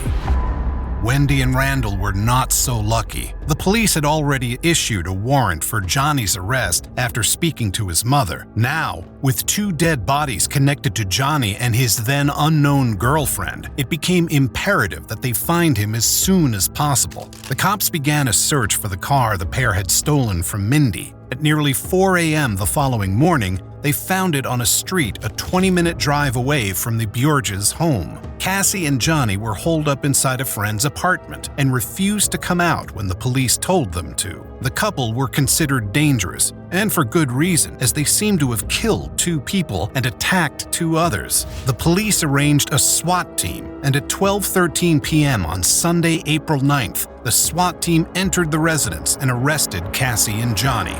The couple had attempted to kill themselves with stab wounds to the wrists. They were rushed to the hospital where their conditions were stabilized, and they went on to make full recoveries. So what exactly had happened to Wendy and Randall, and why? The police interviewed and charged Johnny first. You're charged with aggravated assault on your sister and her boyfriend. So we're here just to find out what the heck happened. Maybe they messed around with Cassie and you got upset, or maybe Cassie did something. I don't know. Well, there's more to the story too. We're homicide detectives, and we're also involved we're working a double homicide with Cassie's grandparents. Johnny asked for his lawyer and didn't give the police anything. He was already in serious trouble because of the attack on his sister and her boyfriend, and the police would be detaining him when he got out of the hospital regardless. But Cassie was much more forthcoming. She explained that after she'd run away from her grandparents' house, she and Johnny had been sleeping in his car, idling around town, and hanging out with their friends. We were just all over the place, Bailey. We were just trying to find something to do. So I guess when do you decide to go back to your grandparents' house in the middle of the night? It was like a couple days after, like 2 or 3 days. At first, it wasn't my idea at first. He first asked me, "Are you afraid to die?" And I said no. And then I asked him, "Are you afraid to die?" And he said no. And he asked me, he was like, "Would you kill your grandparents?" You know, like I fought them, you know. Cassie expressed that killing Wendy and Randall had been Johnny's idea, but she also described her frustration with her life with them, how all she wanted to do was get away. When you guys met at the park, did he ever go over the actual plan on how you guys would do it or anything like that? Or I was already figuring that I had a warrant or something that already violated probation. We started out like with, you know, what time should we go over to the house? How are we gonna do this? You know, like what materials do we need to, do this? Cassie and Johnny arrived at the house when her grandparents were still up, so they lurked outside, waiting for the lights to go out. Wendy sent the fateful final text to her sister-in-law. "I'm going to bed soon. Maybe tomorrow will be better. All I can do is hope for the best and expect the worst. It shouldn't be this hard for any of us." And then she turned the lights out and went to bed, not knowing her murderous granddaughter was waiting right outside. We just stayed outside for a little bit longer just to, wait. And then I already had the keys to my house. They attacked Cassie's grandparents with fists and a tire iron, subdued them, and tied them up with duct tape. And Johnny asked me to go get some knives. So I got some knives from downstairs in the kitchen, and I got 3 big butcher knives. After the murders, the couple acted fast to erase evidence. They took Randall's car and dropped off Johnny's car by a nearby park. They disposed of their clothing, and they poured bleach over the bodies before sealing the door to the room with caulk. He just did that. He just decided to do that. He didn't tell me. I just watched him, and I was just like, okay. They used Wendy and Randall's money to order Chinese takeout and buy drugs and new clothes. When you guys were at the park, and you were talking about kind of the plan, and you were talking about maybe getting out of town and stuff like that, starting your new life, starting over and whatnot. Yeah. How come you guys did stay? The reason why we stayed in town was because the plan was we were going to get both of our families. They'd intended to run off into the sunset together, all part of the Bonnie and Clyde fantasy. But Johnny's desire to kill his own family delayed them. They spent a whole week dawdling in the Bjorges' house, which they turned into a crime scene. And then when they did attack Johnny's sister and her boyfriend, it went horribly wrong. Then that's why we went over to Johnny's house. and we attacked his sister and her boyfriend. He wanted to kill his family. Okay. And then that plan, just going over to his house, kind of just like, it didn't work out at all. Cassie was remarkably upfront with the investigators about everything they'd done, almost strangely casual. But there was something she hadn't said, something the investigators knew about. You gotta take a look at that. That's you and him, right? Is that at your grandparents' house? It sure looks like the living room of your grandparents' house. How would that be possible? Who's taking that? That couldn't be at my grandparents' house.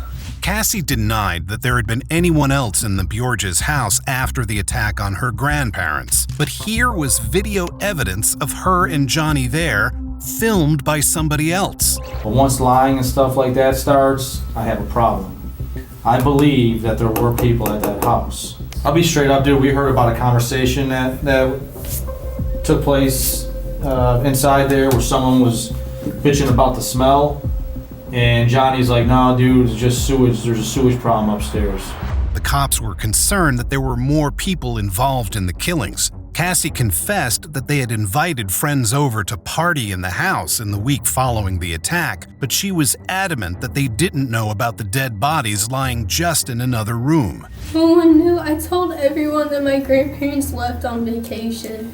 Did you text anyone on Grandma's phone? Yes. Pretending to be Grandma? Yes. Cassie did everything to prolong the fiction that Wendy and Randall were still alive, including impersonating Wendy over text to her own family members. It only seems that you're sorry you got caught, that you had people over after.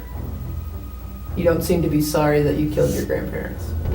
Maybe they would have gotten away with the first senseless attack, killing Cassie's grandparents, who had only ever tried to help her. But the second was their undoing. In 2018, they both received life sentences for the murders. They had both pleaded guilty, though each blamed the other for inciting them to kill. Cassie, having been only 17 at the time of the murders, was not eligible for the death penalty. But if Johnny had not taken a plea deal, he might today be on death row. It still isn't clear why these two committed such atrocities. There was no logical motive discernible other than that they were troubled young people whose annoyance with their family members translated into horrible murder. I mean, do you feel bad about what happened? Do you think she deserves what happened? I mean, I feel terrible. I feel like the worst person on the planet. I just wanted to get away from all of that, I was so tired of dealing with my family.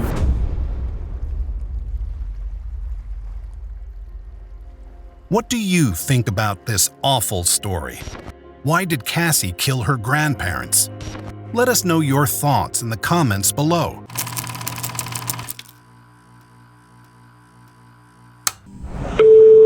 Communications.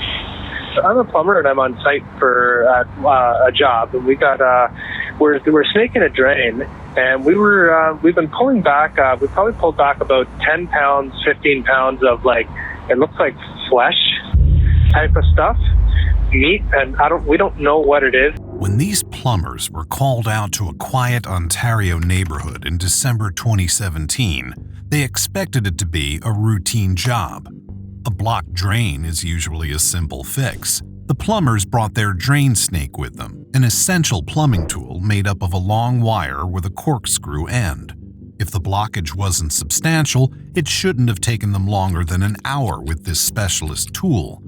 But they encountered a problem. After several days of blocked pipes, the neighbors were getting antsy. They wanted a quick and easy fix to the problem. But what the plumbers discovered in the drains was anything but quick and easy.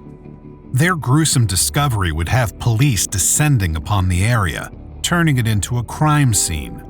The plumbers had discovered evidence of a grisly murder with far-reaching consequences and body parts callously flushed down the toilet. This is the chilling story of Adam Strong. Let's start with Rory Hachey. She was born in July 1999 in Oshawa, a quiet suburb in Ontario, Canada.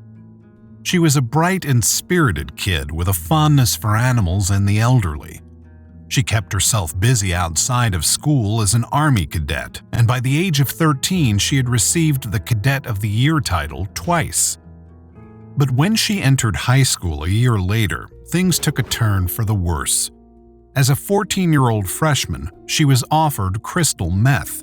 She accepted it, the first mistake in what would go on to be a years-long struggle with addiction as only a teenager. Rory came from a troubled background. Her grandfather was Bernie Gwindon, otherwise known as Bernie the Frog, the founder of Satan's Choice Motorcycle Club, which was for a time the second largest biker club in the world. As an outlaw biker with drug and assault convictions, he'd served 22 years in prison and had had anywhere between 11 and 16 children. One of these was Rory's uncle, Harley Davidson Gwindon, who owned a clothing store in Oshawa. Rory and her uncle were close. Harley himself was a Hells Angels biker with a history of drug offenses and a tattoo on his back that announced his fight record in prison: 41 wins and no losses. Still, he had a soft spot for his teenaged niece. In 2016, when she was 17, she lived with Harley and his family when he was under house arrest on drug charges. Rory's mother, Shannon Dion, had reported herself to the Children's Aid Society because she thought it was the only way of getting Rory the help she needed with her addiction. The services didn't help, but Rory was able to turn her life around on her own. The last 6 months of her life were positive ones. Rory had a boyfriend, Tony, and even her own apartment. Harley had recently given her and her mother $1,000 to help with living expenses. But Rory had found a job of her own and had gone back to school. Things were looking up. In August 2017, her aunt, Michelle Gwindon, took her to a drugstore to buy a pregnancy test. It came back positive. Rory was pregnant, and she wanted to keep the baby. She was looking forward to motherhood. But it was at the end of that same month that things would go horribly wrong. On August 10th, there was an unexplained fire in Rory's mother's house. It injured Shannon and killed her dog. This might have been the inciting incident in Rory's downward spiral. Rory was a regular at a youth center called The Refuge. Workers there noted that she had relapsed into drug use recently, though in August they said she was doing better. A few days before the end of August, Harley met with Rory and noticed something different about her. She didn't want to talk about what was going on with her and seemed cornered, secretive. He described her hug as heartbreaking, the largest hug she'd ever given him, a hug that felt like a final goodbye. On August 29, 2017, Rory's friend and the friend's mom took her to the hospital. We don't know exactly the reason why, but she's been described as having had some sort of mental episode. They were captured on CCTV sitting in the waiting room. Rory's friend and the friend's mom were pictured exiting the hospital shortly afterwards, leaving Rory alone to wait. She sat in the waiting room for 15 minutes, but then she left before she could be examined by a doctor. She can be seen in this footage leaving the hospital on her own. This was the last time Rory Hache would be seen alive. When she didn't show up at the refuge for a few days, her friends and guidance counselor began to get worried. Together with her family, they raised the alarm. Some people thought she had skipped town, reverting to old habits, but her closest family were sure she wouldn't do that now, whatever her recent troubles. She was pregnant and in a stable relationship. They knew something was wrong. And then on September 11, 2017, her story took a horrifying turn. It was a pleasant evening in Oshawa Harbor, and a grandfather and his 11-year-old grandson were out fishing. Standing on the pier, they noticed something strange in the water. It appeared at first to be a piece of trash, so the pair cast their lines toward it to hook it and make the lake cleaner. After about half an hour of effort, they managed to reel it close enough that they could catch it in a net and haul it onto the pier. One of them recalls thinking it was an animal of some sort, maybe a chicken. But the anglers would soon realize the truth was far worse. The grandfather recalls saying, "I think that's a body." The item drawn in from the lake was, in fact, a female torso. When the police arrived, they determined it showed signs of trauma and that it had been deliberately severed from the rest of the body. Somebody killed a woman and dumped her remains. We are live over the Oshawa Harbor. Good evening. The busy spot along the waterfront is now a disturbing crime scene. The discovery made by a fisherman and his grandson. They saw a torso in the water. Lots of questions tonight, very few answers. Who was this woman? Where did she come from? Who wanted her dead? Police took the torso away to be identified. We would probably reach out to other services to see if there are any unsolved missing person investigations. But Lake Ontario was a huge area, and the police couldn't rule out that it had been carried to Oshawa from somewhere else. The absence of the pelvis from the torso made identification more difficult, and the condition of the torso made it difficult to determine whether the victim had been pregnant or not. It took until November 10th, nearly 2 months, for the police to compare the torso's DNA with DNA supplied by Rory's family and find that it matched. The severed torso belonged to Rory Hachey, and her missing persons case had turned into a murder. But how had her torso ended up in the lake? Who had killed her? And, horrifyingly, where was the rest of her body? There were no leads. The lake had washed away any evidence that could point to the perpetrator, and Rory's final movements were a mystery. They didn't know how long she'd been in the lake or how long she'd been alive after leaving the hospital waiting room. Whom had she met? What had they done to her? For now, the police didn't know, and the family settled down anxiously to wait. They waited until December 28, 2017, when the police were notified of a grim discovery by an Oshawa plumber.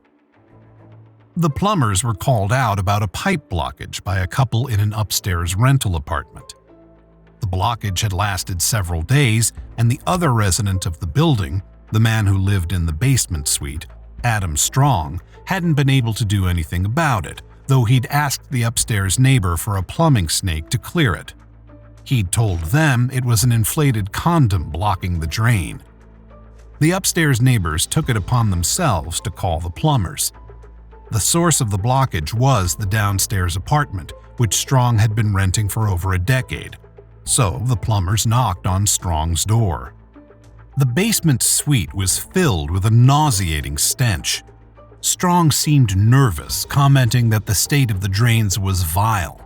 And as we know, as the plumbers snaked the pipes, they found something awful. Yeah, I've never seen that. I'm thinking you gotta be solved. Everything is here.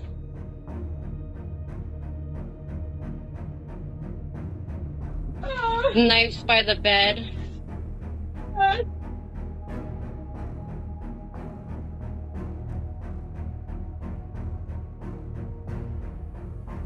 The police arrived shortly afterwards. They suspected that the material coming out of the pipes was human flesh. The plumbers were horrified by what they'd stumbled upon and the awareness that they'd spent so many hours in contact with this man. Because when the police knocked on Strong's door, he opened it and said almost immediately, "The jig's up, it's a body." They arrested him instantly. While in the squad car outside, he continued to be talkative. He said, "If you want the rest of her, she's in my freezer, and she's pretty defleshed." With a mounting feeling of horror, the officers opened the freezer. Inside it, they found various severed body parts. These included a human head. On the neck was tattooed the word "alive," the same tattoo Rory had had. These were Rory Hachey's body parts. Her autopsy revealed multiple facial injuries and 2 fractures. The exact cause of death was not certain. She had drugs in her system, but there was no way of determining the quantity. It was also suggested that she might have been strangled or died from blunt force trauma. Whatever the case, she had died in a horrible attack. You said to the officers, here in the freezer. My question to you is the person in that freezer Rory? I decline to answer that question. I was told these things go on for like hours. Is that true? Again, it's true. The police didn't get anywhere interviewing Strong, though he'd previously been talkative, almost bragging about the human remains found on his property. So they turned back to his apartment to search for more evidence. It was extremely messy and cluttered. They found a number of restraining devices and adult toys, alongside weapons like a hammer. On this hammer, they found Rory's DNA. They found Rory's running shoes in a plastic bag with what appeared to be blood spatter on them. They also found blood spatter on the wall and the bottom baseboards leading into Strong's bedroom. There was evidence of other crimes too. Strong's online search history documented his obsession with extreme gore and death. This interest had crossed over into the real world in alarming ways. They found an undetonated pipe bomb, which the bomb squad had to be called to detonate.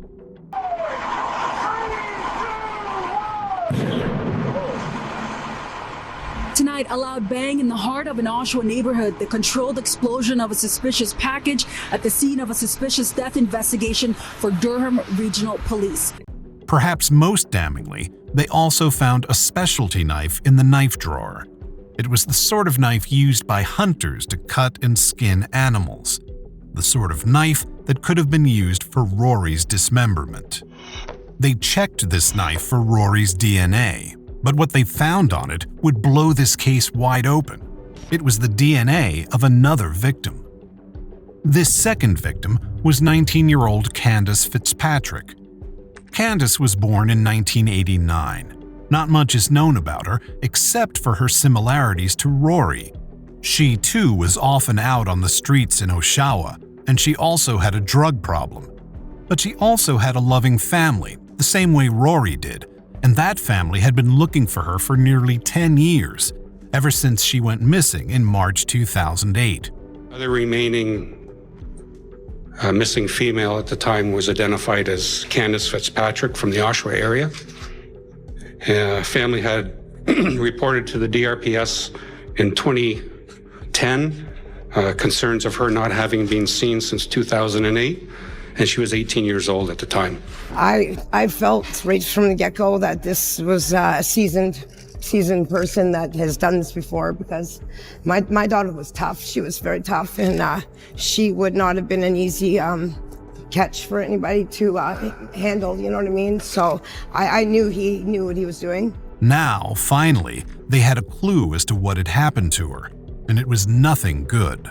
They had Candace's DNA on the knife, but they found no sign of her body, so they went back to Strong. Initially, he wanted to talk about Rory.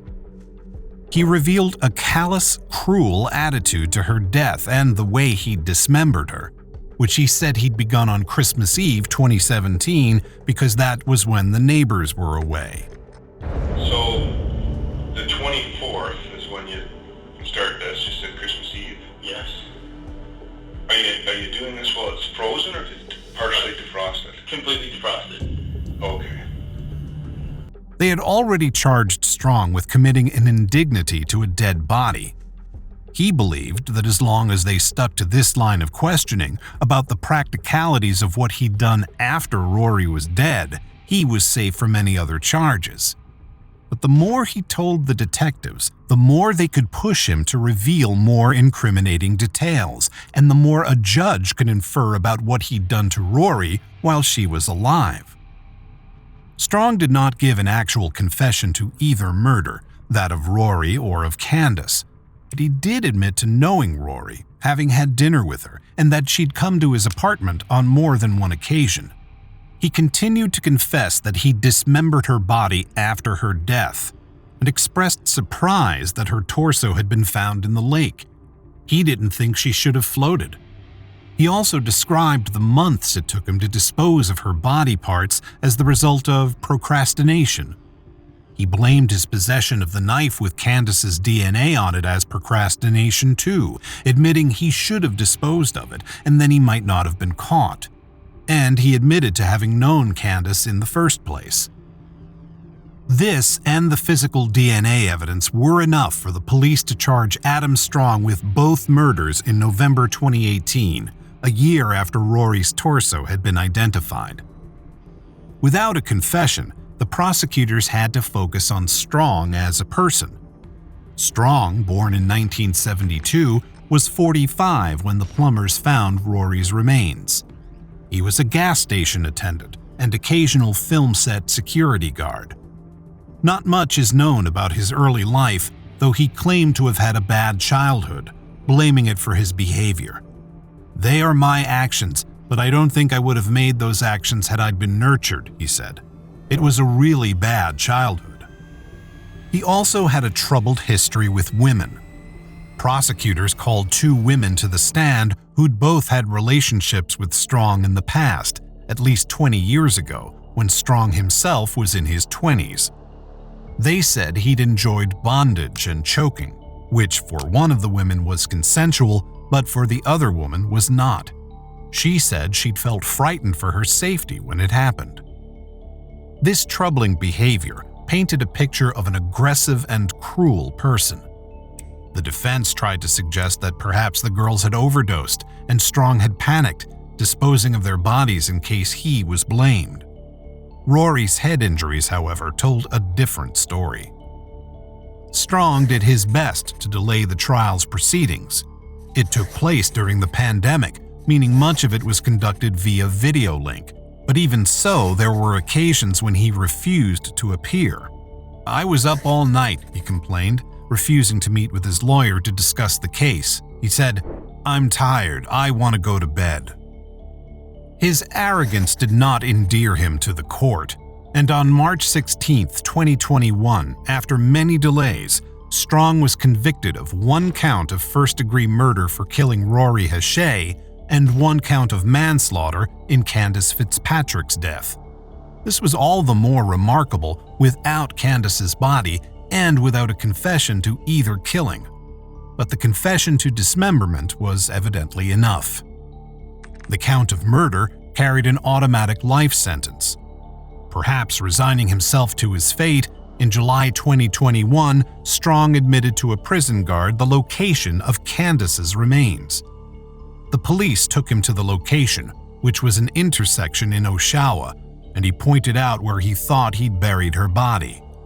They recovered Candace's remains and were finally able to offer her family closure. We're barely surviving a year and a half going through this. I couldn't imagine 10 years, you know? And I met that family in person. There's no way that they did not report that child missing. There's no way, you know? They're good. They're good-hearted people. They're hurt. They're crushed.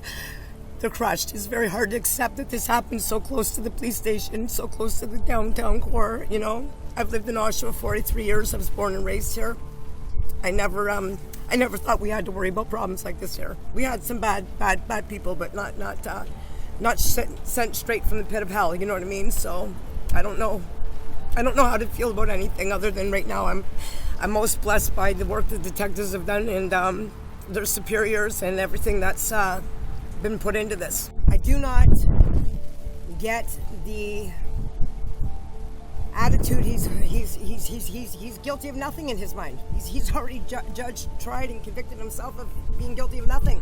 You know what I mean? I don't have any words for this guy. I don't have any names to call him. I don't have any words for him other than, you know, maybe think about doing the right thing for this city and my family and all my friends that will never be the same again because this has slaughtered us all. Strong's sentence will be especially dangerous for him. Rory's family connection to biker gangs, including notorious outlaw biker Bernie Gwindon, founder of Satan's Choice Motorcycle Club, means that people on the inside will be gunning for Strong as the man who killed their leader's granddaughter. One convict said, "You can't kill the granddaughter of somebody connected to the Hells Angels. It all gets down to that. You can't kill a biker's granddaughter and get away with it."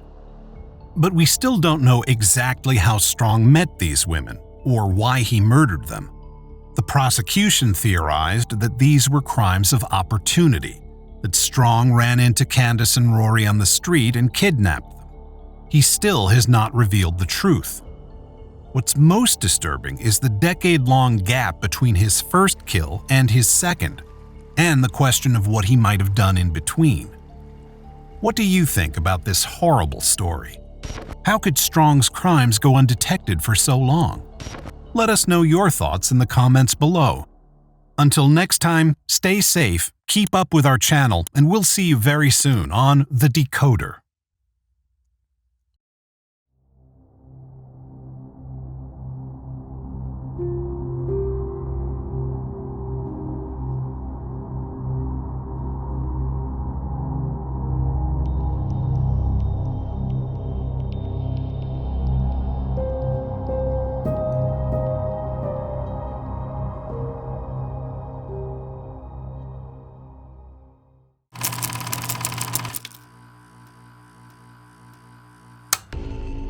It was a cold February night when this woman was left alone on the street after an argument with her friend. It was late at night after her birthday celebration, which should have been a happy occasion. But she was left on the sidewalk without shoes or a ride. Times like these, we all rely on the kindness of strangers. But who can we trust? When an Uber driver turned her away, she put her faith in the wrong person and was never heard from again. I want to say is somebody know or somebody have my daughter. Please just let her go. Investigators have been searching Coleman's apartment in Providence all day. Houston police are searching for a missing woman who was last seen leaving a nightclub. Tonight, an emotional farewell to a young mother. Jessie Correa had just finished celebrating her 23rd birthday back in 2019 when police say she was taken by Lewis. A search for the woman began when she went missing after a night. A suitcase, a trail of CCTV, and a birthday party gone horribly wrong. This is the tragic story of Jessie Correa. Jessie Correa was born in February 1996 in Praia, Cape Verde. She had moved to the U.S. at the age of 3 with her father and grew up in Boston, grateful to her family for the opportunities they had afforded her and excited about her life. This was documented in her notebook, where she made plans for her future. The notebook had the words, "Life is my favorite adventure," on the front. Inside it, she tracked her budget and to-do lists, writing things like apply for jobs in person, go see family, take the test at least once, fail or pass, and find a new job. Motivational things in the margins of this notebook, such as "You've got this," "You can do it," and #thrive. Jessie had experienced poverty as a child and had a social worker helping her to find her feet. But this notebook was proof of her optimism. She had a job as a hostess in a Boston restaurant, and she was looking for more work closer to home in Dorchester to support herself and her 2-year-old daughter, Gabby. Gabby had been born out of tumultuous circumstances. Her father, Jessie's ex, was Miguel A. Castro. It is unclear how Jessie and Miguel met, but things would soon turn sour. In January 2018, when their daughter was only a year old, Jessie texted Miguel's mother, "You need to help me. Miguel won't let me leave. Don't call him, he'll kill me." She also sent his mother a photo of herself. Both eyes were swollen with bruising, with blood running down her face. Miguel had broken her nose and fractured her orbital bone. Miguel's mother called 911. The police found Jessie hiding beneath the stairs in Miguel's home, barely able to speak. Apparently, Miguel had become jealous that she was texting another man and had flown into a rage, refusing to let her leave his residence and beating her. The police charged him, but Jessie refused to cooperate in the court case that followed. She could hardly be blamed for this. She had had an extremely traumatic experience with the father of her child, and perhaps she just wanted to forget. Miguel was found guilty of kidnapping, assault and battery resulting in serious bodily injury, intimidation of a witness, and attempt to commit a crime. He was sentenced to 4.5 to 5 years in state prison alongside 3 years of probation, and he was ordered to not have any contact with Jassy. Did Jassy breathe a sigh of relief that she was finally safe from her dangerous ex? She was certainly trying to get her life back together. She was working on putting her daughter into daycare, looking for a more long-term and stable place to live. And she had a job interview scheduled for February 25th, 2019. But Jassy would never make this interview. Jassy's 23rd birthday was February 26, 2019. This was a Tuesday, so she decided to celebrate with her friends the weekend before, on Saturday the 23rd. She'd made plans with her friend Asia to go to a club that evening, while Gabby was being looked after by her paternal grandmother, Miguel's mother, who'd saved Jassy's life the year before. Jassy trusted Miguel's mother implicitly and knew she'd stop anything bad from happening to Gabby. But she didn't realize that it was her own safety she should have been worrying about. On Saturday morning, Jassy went to her friend Nia's apartment in Dorchester. Together, they went out shopping, where Jassy bought the outfit she'd wear to the club that evening: black high heels, an orange jumpsuit, and a denim jacket with wings on the back. They got ready together at Nia's apartment. Jassy kept her purse and her phone with her, but she left all her other belongings behind at Nia's place, including the keys to her own apartment. She planned to stay at Nia's after the night out, so she'd be able to grab her stuff before collecting her daughter the next day. Asia and her friend Reggie picked up Jassy and Nia from Nia's apartment close to midnight. They'd set off late, and there'd been some confusion about where they were meeting Jassy, so the party atmosphere was already in full swing when they arrived at the club they'd chosen, Venue in downtown Boston, at 12:40 a.m. The four friends ended up on a corner of the crowded bar. They bought a bottle of champagne and shared it before drinking a few shots of tequila each. Then they took to the dance floor. This was Nia's last memory of Jassy. When the friends returned to the bar, Nia started an argument with Jassy. It's unclear what this argument was about. It continued until the club's 2 a.m. closing time, at which point the group left to walk through an alley on their way back to the parking garage. On this walk, Jassy took her heels off and gave them to Asia to carry. CCTV captured Jassy and Nia continuing to fight, with Nia pushing Jassy multiple times.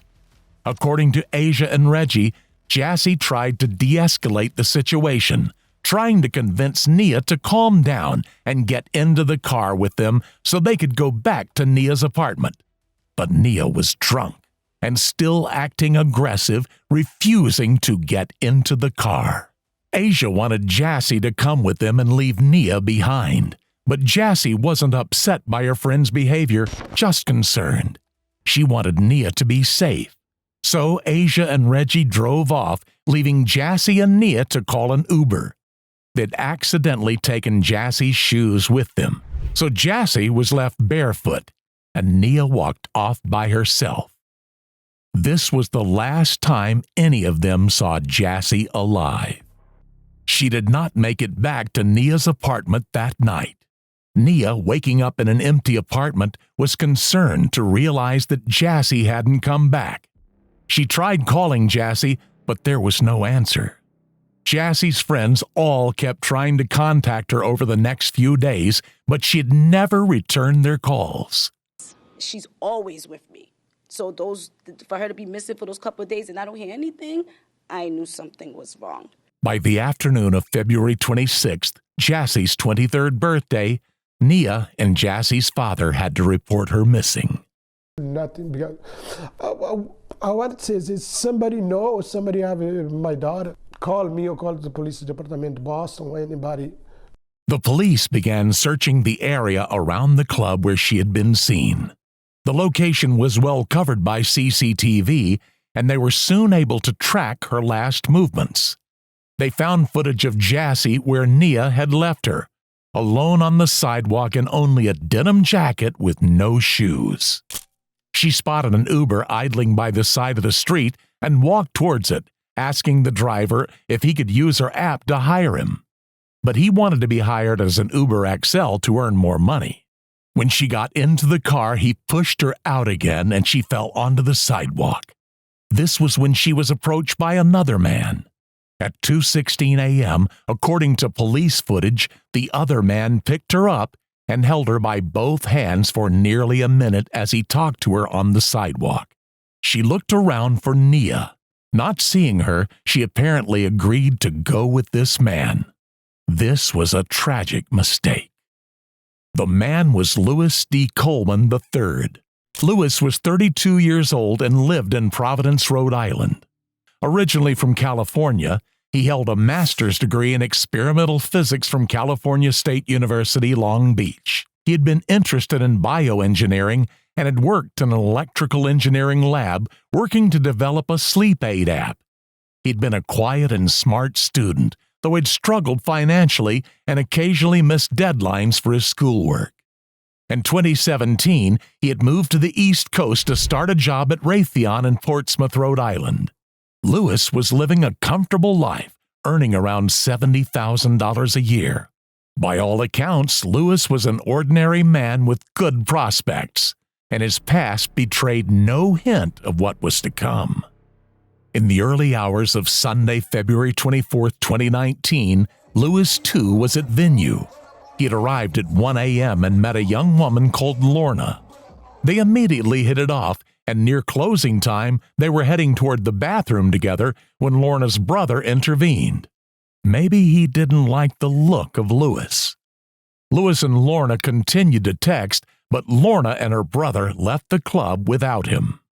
We can only speculate on what Louis was thinking as he left the club alone that night. Did he feel he'd been robbed of female company after being left behind by Lorna? Was he searching for someone else?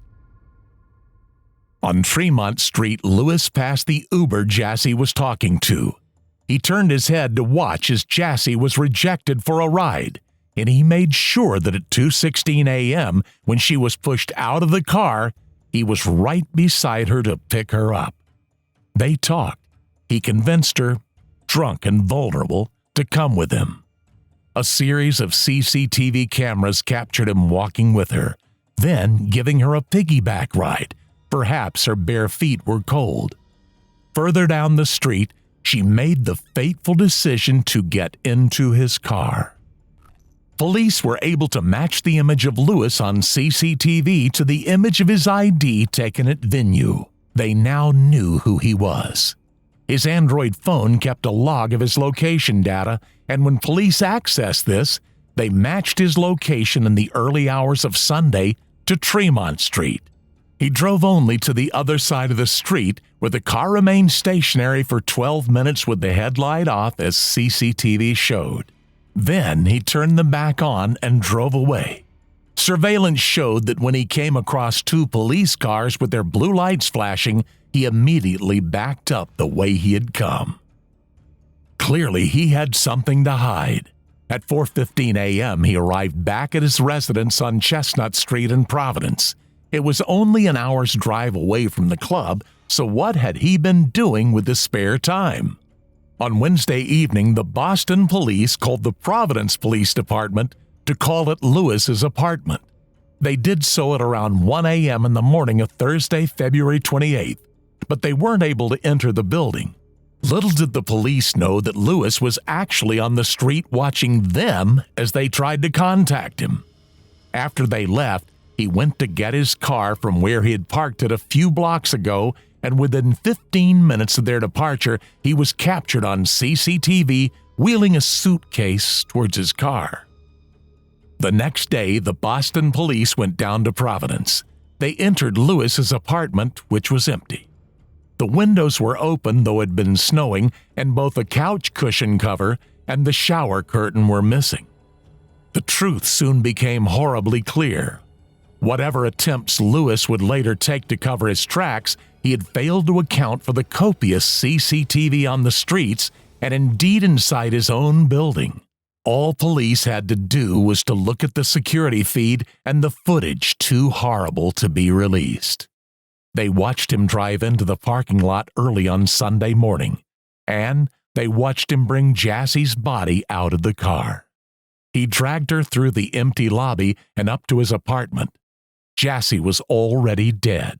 The victim was naked, bound in gray duct tape, and covered in what is believed to be baking soda, and the body matches the description of Miss Jassie Correa. What was the reason making him do that? And why? This was incontrovertible evidence that had something to do with her death, and the evidence only got more damning. Over the next few days, he was seen entering the building with various suspicious packages he had been spotted buying in Walmart, such as duct tape, electrical tape, surgical gloves, and an odor respirator. And most concerning, the police found the CCTV footage taken only that morning, which depicted Lewis taking a large suitcase out of the building. He struggled to lift it into the trunk of the car. It was clearly heavy, and it was tragically clear what the suitcase contained.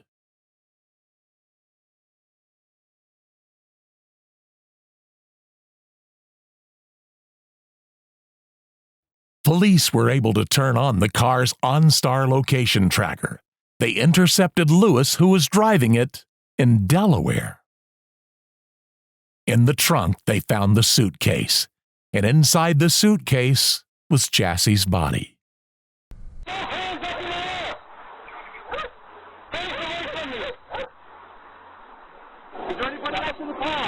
Yes. Yes. Where? Where in the car? The car itself showed signs of the crime. There were 2 spider cracks near the top of the passenger side windshield, like someone had kicked it. Swabs from the windshield revealed DNA of both Lewis and Jassie. Police also recovered Lewis's computer from the trunk. He had made a number of internet searches between February 24th and 27th, such as, can a person fit in a suitcase, how to pull teeth that are not loose, and how to embalm a body. He had tried his best to cover up this insidious crime, but he couldn't hide from what he had done. The autopsy showed that he had assaulted and then strangled her. No one could explain what had motivated it. Lewis's cousin said, "You know, he grew up in a nice house. I have no idea what could have got him in this situation. Nothing ever really stood out as something like, oh, you might want to check in on him or keep your eye on him.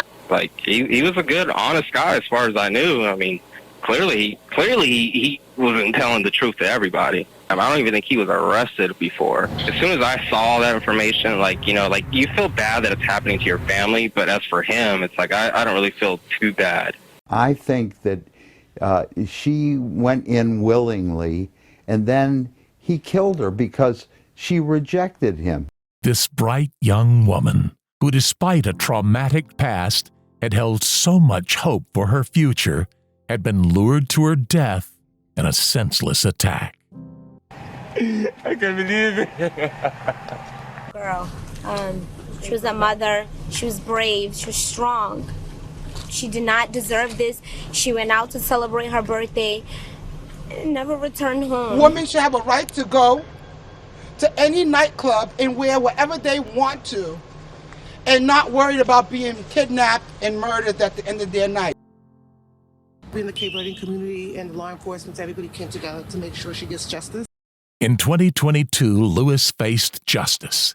He was convicted of kidnapping resulting in death and sentenced to life in prison. He is now in custody in Delaware and should soon appear in federal court on this new federal charge. The charge in our case is kidnapping resulting in death.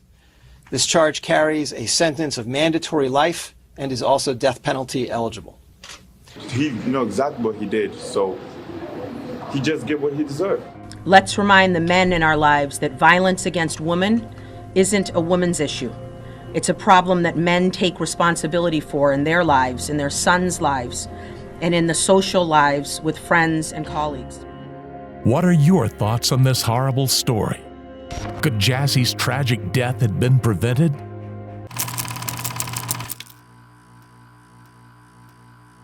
She conspired with numerous other individuals in and outside of Alaska, including juveniles, forever altering everybody's life. This never would have happened if it weren't for Denali Bremer. What do you do when your child doesn't pick up the phone? It's a situation every parent fears, and Timothy Hoffman was no exception.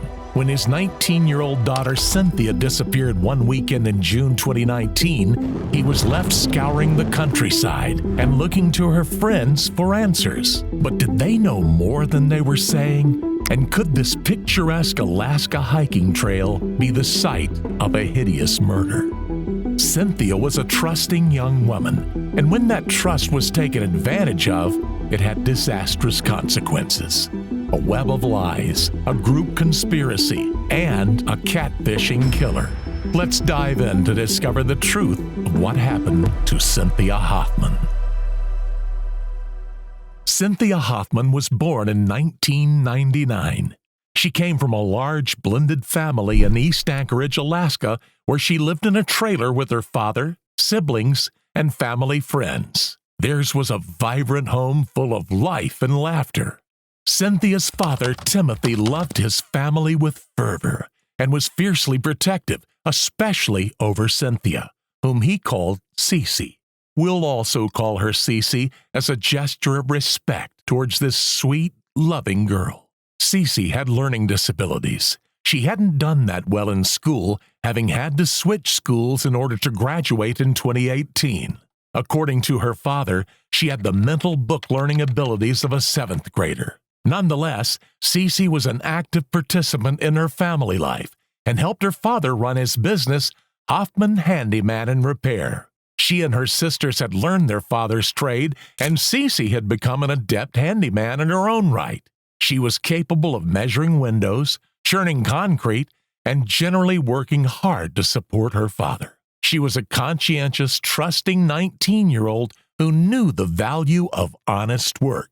Still, because of Cece's learning disabilities, her father worried about her. She was a trusting person who only wanted to make friends. In this family, you all have phones. When Dad calls, you answer. It was important that Timothy knew where his daughter was when he needed her, and she knew it was important that she pick up the phone. What happened then the day she didn't answer? It was the beginning of June 2019. That weekend, Cece had helped her father prepare a camper for an outing. Her sisters had helped, and their reward was a small amount of cash and a trip to the mall. Cece was supposed to meet up with one of her sisters on Sunday, June 2nd, to collect this reward. She was spending the afternoon with friends, going to the movies. At least this is what she had told her family. But she never showed up to meet her sister, and she never picked up the phone. Cece's father knew she was vulnerable. He immediately felt sick with worry for his missing daughter. He called the police and was told he needed to wait 24 hours to report her missing. As a result, he believed the police weren't taking him seriously when he told them his daughter had learning disabilities and was vulnerable. A spokesperson for Anchorage Police later said that her vulnerability hadn't been in the report. Otherwise, a higher alert would have gone out to the public sooner. But Timothy wasn't going to wait for the authorities' permission. He was a member of the local biking community, and he used that network and his huge family to send out search parties. I drove my motorcycle through woods and on bike paths. I floored it all over town doing speed limits that I shouldn't have been doing. He looked wherever he could think of across the local area, but there was no sign of Cece. Hours became days, and she still didn't come home. Cece's friend Angela said she had dropped Cece off at a local park, Polar Bear Park, on the Sunday afternoon. This would make Angela the last person to see her before her disappearance. Angela and Timothy texted over the next few days when Cece was missing. Angela said things like, "I hope she comes home safely, she's my best friend, and I'm starting to get worried." She also said, "She won't answer me, I think she's ignoring everyone, and I don't trust what she said about that guy." I loved her too. I want the best for her and want her to come back. There was little context given about this guy that Angela didn't trust, but Angela was implying that Cece had gone off with a suspicious character of her own accord, that maybe she'd still come to her senses and return home. But tragically, this was not to be the case. Around dinner time on Tuesday night, 2 days after Cece first went missing, there was a knock on the door of the Hoffmans' trailer. It was the police. They came bearing the news that every parent dreads. The news that Timothy had suspected since the beginning of this awful saga. His daughter had been found dead. Cece's body had been discovered on the bank of the Eklutna River near the hiking trail at Thunderbird Falls on the outskirts of Anchorage. It was a picturesque setting that it turned out had witnessed a horrific crime. Because Cece's death had not been an accident. Her feet had been bound with duct tape, and she'd been shot in the back of the head. So how did she get out there, 20 miles north of home, and who had killed her? Key to investigations like these is the last person who saw the victim alive. Naturally, then, police looked at Cece's friend Angela, who had apparently last seen Cece dropping her off at the park on Sunday afternoon, and she'd been texting encouraging things to Cece's father ever since. But there was a darker side to the story. Angela was not this girl's real name. Her name was actually Denali Bremer. She had had a difficult upbringing. She was taken from her biological mother and adopted at age 18 months, leading to Denali's feelings of confusion about her own identity. She liked to go by multiple aliases, like Angela, Angel, and Dakota. She'd gone to high school with Cece, and Cece believed them to be best friends. That was what Denali had told Cece's father, too. But Denali had lied about Cece's whereabouts on Sunday afternoon. 19-year-old Denali had recently reconnected with her biological mother, Nicole House, and they were living together. On Sunday evening, Denali had come home in a distressed emotional state. She was honestly crying so hard that I couldn't understand what she was saying. She had brought home a friend whom Nicole believed to be called Anthony, and both young people seemed very upset. Something had obviously happened. Nicole pried for answers. Eventually, Denali confessed that they'd gone to Thunderbird Falls with Cece Hoffman, and that Denali's friend, supposedly Anthony, had shot Cece in the head. He was very matter-of-fact about the whole thing, almost glib. When he told me about shooting Cynthia in the head and kicking her body into the water, he laughed. And I will never in my life forget that. Nicole didn't know whether to believe them. The story seemed too outlandish and too horrific to be true. But the next day, she saw reports about Cece's disappearance, and she knew her daughter had something to do with it, so she phoned the police. I knew that I couldn't, in good conscience, not come forward with the information that I had. Police found the body of 19-year-old Cynthia Hoffman last night near Thunderbird Falls. She was bound, shot, and placed in a river, killed by a younger teenage boy as her friend stood by. On Tuesday, June 4th, the police read Denali her rights and interviewed her. She said that she, Cece, and Anthony, whose actual name was Caden McIntosh, had been smoking weed together in the valley on Sunday afternoon. They drove towards Anchorage and stopped in a parking lot near Thunderbird Falls. They went into the woods, but instead of following the hiking trail that led to a spectacular 200-foot waterfall, they followed a path parallel to the Eklutna River, walking until they found an isolated clearing. Here, according to Denali, they decided to mess around with duct tape, taking photos of each other. They bound Cece with duct tape around her wrists and ankles. When they put tape over her mouth, according to Denali, she started to panic. They removed the tape from her mouth and hands. In Denali's story, Cece threatened to call the police and tell them Denali and Caden had kidnapped and assaulted her. Meanwhile, Denali was holding her gun. She did not explain why she had brought it with her or why she had it in her hand. She claimed that Caden took the gun from her and used it to shoot Cece once in the back of the head. Cece lay there, twitching, before Caden pushed her into the river. Denali and Caden fled to the parking lot. According to Denali, it was Caden's idea that Denali text Cece's sister to tell her she'd dropped Cece in the park. Denali did this because she said she was scared of Caden. The pair went back to Anchorage, and there, according to Denali, Caden burned Cece's purse, her ID, some of her clothing, and Denali's gun. The police then interviewed Caden, who corroborated Denali's story. He said he'd blacked out during the event itself, but that he did remember shooting Cece and pushing her into the river. The police searched the spot they'd described by the river, and they found Cece's body, bound and shot as they'd said. So the police had found the guilty parties.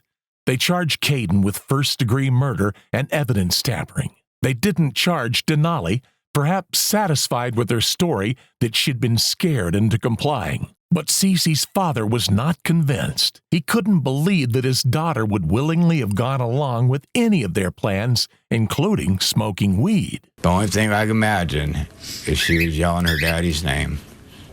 And it goes through my head over and over and over again. As the investigation continued, Timothy would realize that his skepticism was justified because his daughter's murder was far more twisted than it appeared. Police looked into Denali's cell phone records and social media. They discovered that at the time of the killing, she had been continually texting and sending visual media to someone known as Tyler. She had since deleted the conversation from her phone, but investigators were able to recover its content, revealing that Denali had been recording their attack on Cece on her phone and sending it to this Tyler at his own request. What Denali and Caden had portrayed as stupid kids fooling around and making a mistake turned out to be part of a far larger, more sinister plot. This murder was premeditated, and whoever this Tyler was, he was at the heart of it. Denali had previously been pregnant and given the baby up for adoption. Feeling isolated and perhaps still uncertain of her own identity, she then turned to dating apps. In early 2019, Denali had started talking to people all over the country. This included 21-year-old Tyler, who didn't share a last name. He represented himself as a multimillionaire who lived in Kansas. With him, Denali went by the name Angel, and she began to confide in him, growing closer to this stranger she had only ever spoken to online. He was 2 years older than her and a person of apparent power and influence. Perhaps she felt flattered by the attention, and they began an online relationship. But there was a dark side to this relationship. Tyler shared his dark fantasies with Denali, who seemed to accept them readily. These fantasies became ever more twisted until May, when Tyler offered Denali $9 million if she'd murder someone in Alaska and send him photos or videos of the killing. What drives someone to kill their supposed best friend? The promise of $9 million from a man they'd never met and might be lying about his entire identity? Apparently, this was enough for Denali. She agreed to commit the murder. Denali spoke to 4 of her friends, Caden, 19-year-old Caleb Leyland, and 2 others, and together they hatched a plan to carry out the killing and split the reward. The group selected Cece as their victim, perhaps because of her learning disabilities, which might have made her supposedly an easy target. This choice was approved by Tyler. Denali had told him that Cece was her best friend. The group planned that Caleb Leyland would give Denali and Caden his car on June 2nd to use in the murder. Caleb's share would be $500,000. They brought duct tape and Denali's gun, bought for self-defense with them. They told Cece they were going on a hike. Trustingly and fatally, she believed them. Cynthia Hoffman was lured to this trail under the guise of going for a hike. One day after she was reported missing, police found her body bound with duct tape along a riverbed not too far from where we are right now. What makes this story all the more disturbing, according to authorities, all 5 teenagers were motivated by money promised to one of them by a man met online, thousands of miles away.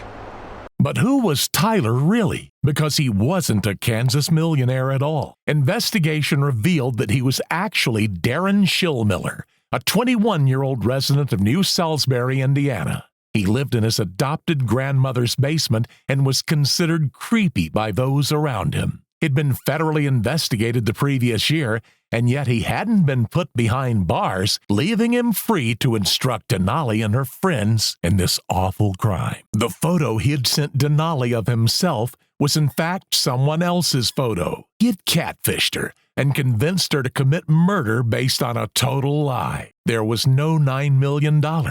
Instead, after the murder, Darren tried to blackmail her into attacking other people in Alaska. Luckily, the police caught up with this insidious ring before they could commit another murder. Denali was interviewed again on June 7th, by which point police had discovered a Snapchat video in which she appeared to confess the crime. The group's conspiracy fell apart, nor did Darren, or Tyler as he called himself, escape consequences for what he had done. He was extradited to Alaska, and there each of them faced justice. Caden McIntosh is still awaiting trial, but Caleb Leyland pled guilty to murder and will be sentenced in June. And the two driving forces behind this awful crime, Denali and Darren, have both been sentenced to 99 years in prison, having both pled guilty to first-degree murder. Ms. Bremer, to the sole remaining charge, count 1 of the indictment, murder in the first degree pursuant to 1141-100A1A, what plea did you want to enter? Guilty. All right, I'm going to accept your guilty plea. On her way from the stand, House paused to say something to her daughter, who's been in jail since 2019. I told her I loved her, because I do. She's still my daughter. But the choices that she made and the decisions that she made put her in the position she's in right now. And when someone loses their life because of a decision you made, there's got to be consequences for that. We're here to just show support to the family, let them know that we care. We're not happy with what's happened, that this young life has been taken from us. This is a life that should have been protected.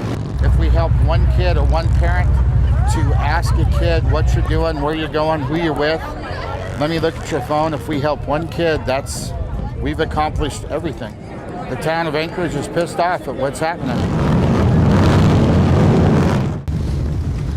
To hear you knocking at the door.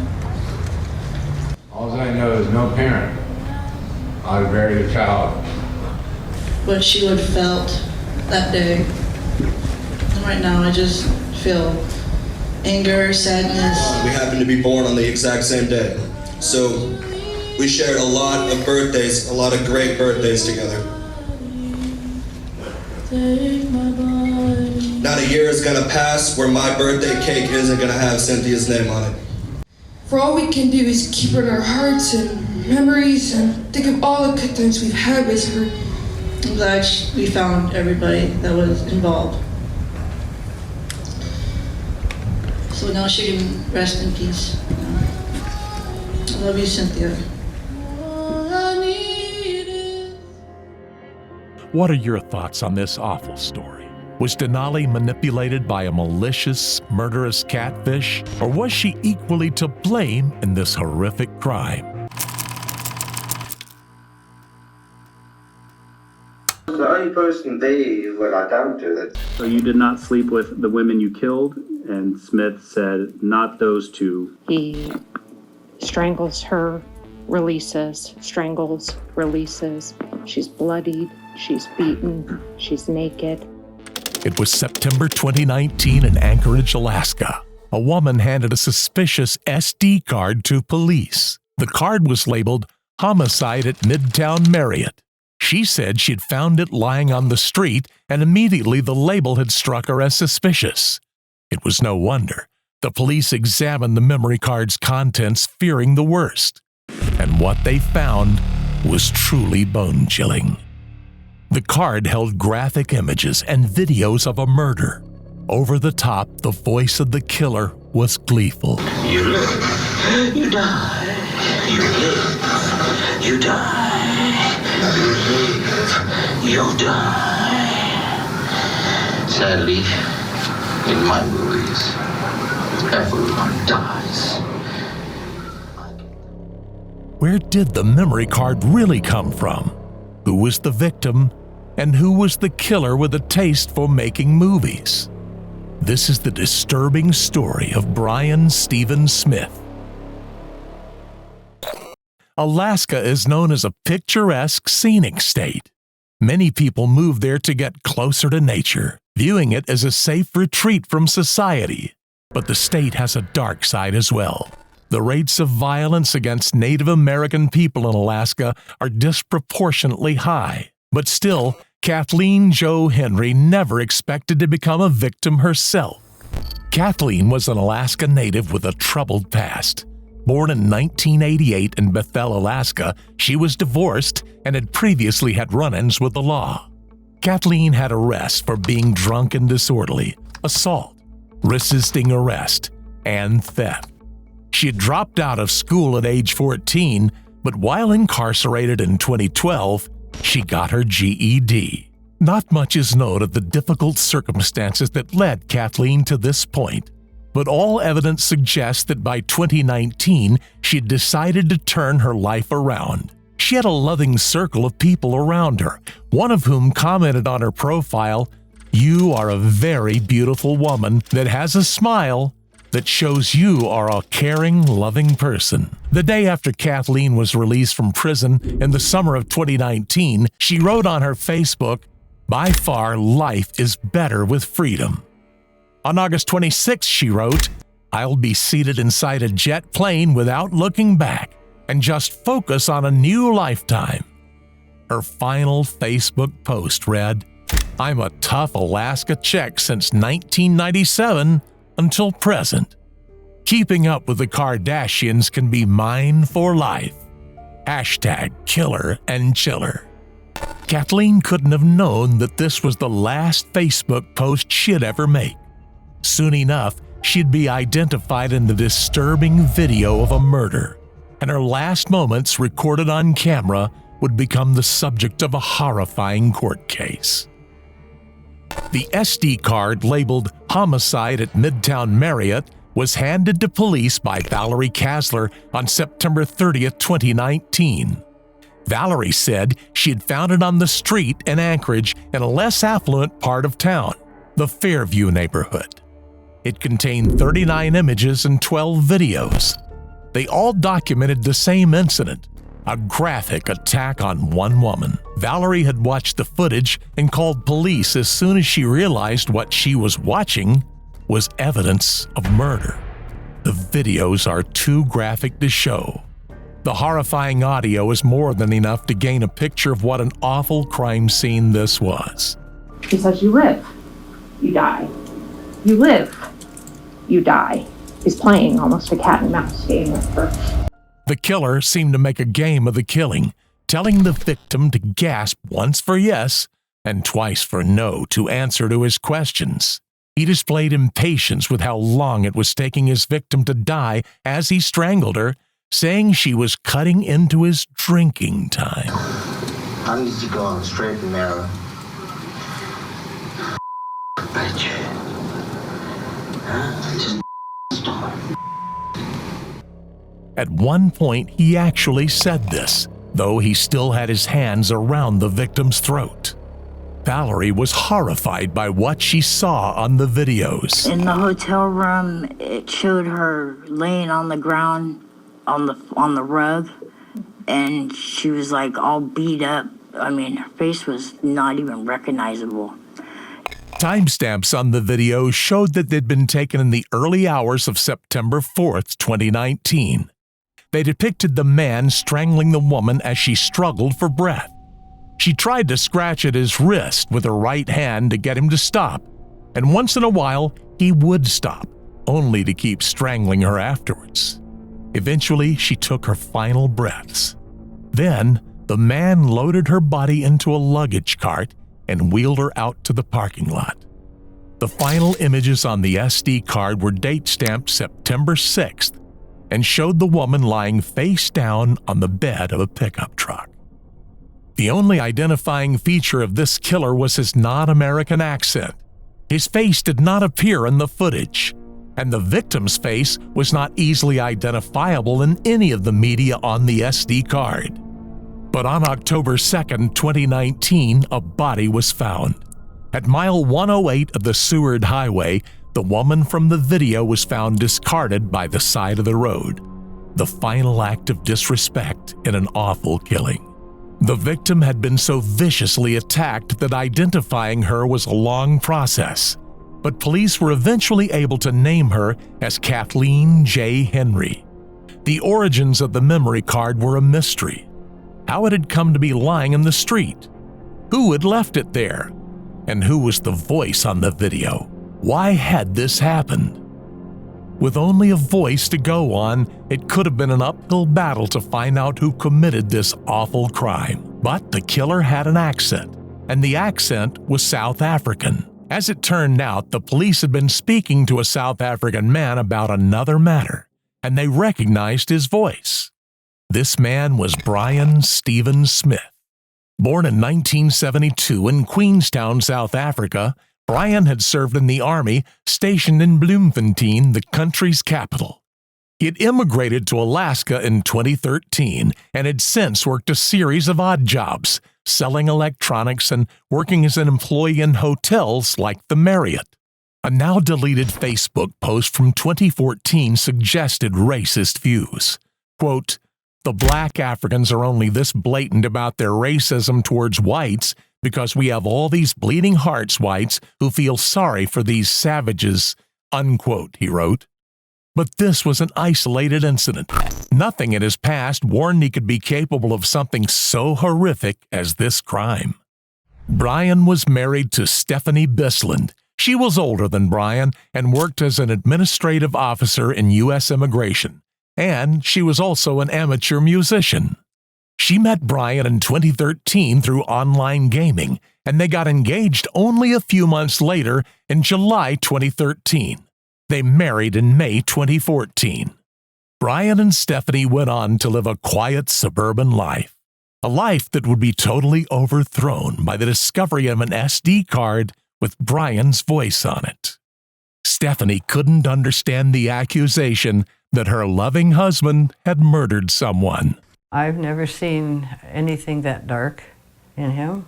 Brian had become an American citizen that September, right around the time of Kathleen's murder, and he was known to take long walks, appreciating and documenting the Alaska scenery. This is the beaver dam.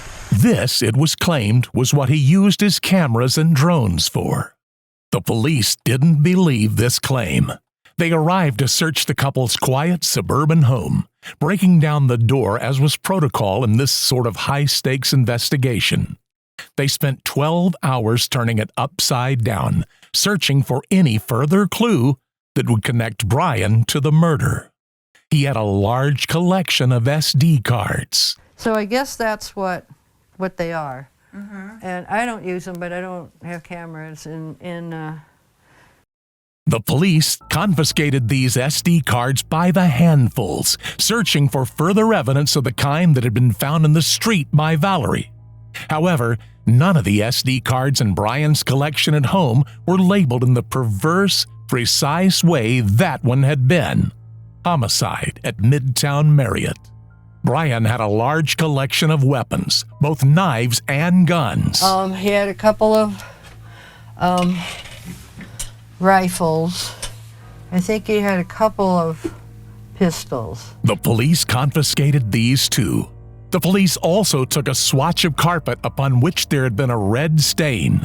Stephanie believed the stain was wine, but the police thought it might be blood. They tested it, and the results came back positive.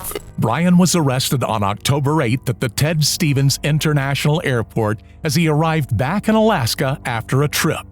Stephanie was vacationing in Virginia at the time, and the police questioned her about her husband. They asked her if she had been pimping for him, bringing him girls, and implied that she really didn't know her husband at all. According to Stephanie, everything about the interview implied that the police had been looking at Brian for a while. They'd apparently received tip-offs about him from his ex, Alicia Youngblood. She had provided the police with information about him multiple times, including in 2018 when she told them he'd confessed to killing a woman. It's unclear why this investigation was stopped, but Alicia's accusation was why the police were familiar with Brian's voice, and it suggested he had a violent history dating much further back than the murder of Kathleen Henry in September 2019. Stephanie couldn't believe it. I think about that. I think, how could I have missed it? How can you miss something like that? Things were not looking good for Brian Smith, and this was only the beginning of the shocking discoveries. But there was a problem with the police's case. In key material evidence of a crime, the police have to consider the chain of custody. Who found the evidence, how long they had it before they handed it in, and what might have happened to it in between. The clue that had alerted police to the murder in the first place was the SD card that Valerie Kasler claimed she had found randomly on the street, but her story was falling apart. She's lied about it several times, material details. Valerie Kasler was a call girl who had been living in a tent behind a church. Apparently, Brian approached call girls fairly often, and in mid-September 2019, it was Valerie's turn. Brian picked her up in his black pickup truck from behind a store, and they drove around town together while she drank flavored vodka from a Gatorade bottle. After some time, they stopped outside a gas station so Brian could get cash from an ATM to pay her. Valerie was desperate and needed quick cash, so she stole Brian's phone while he was out of the vehicle. She later went through its contents, and that's where she found the videos depicting Kathleen's murder. Kathleen and Valerie had been friends, but Valerie didn't recognize her friend in the footage. She just knew she had to report this awful crime. She downloaded the media onto a separate SD card and labeled it Homicide at Midtown Marriott, fearing she'd get in trouble with the police for theft if she revealed she'd found it on a phone she'd stolen. This raised questions. Could she have doctored the footage herself? How could they prove she found it on Brian's phone when she'd later lost the phone in the woods? Brian and Stephanie could have seized on this chain of custody defense. Late in September, Brian reported that someone had broken into his truck, stealing his wallet, documents, and a briefcase containing phones and other electronics like a GoPro. He had also put a computer, screen, and drone up for sale on Facebook Marketplace on September 7th, the day after the last timestamp found on the SD card. The confusion about which electronics he had owned and when, and if the footage could have been edited, was the sort of thing that might throw doubt into a juror's mind.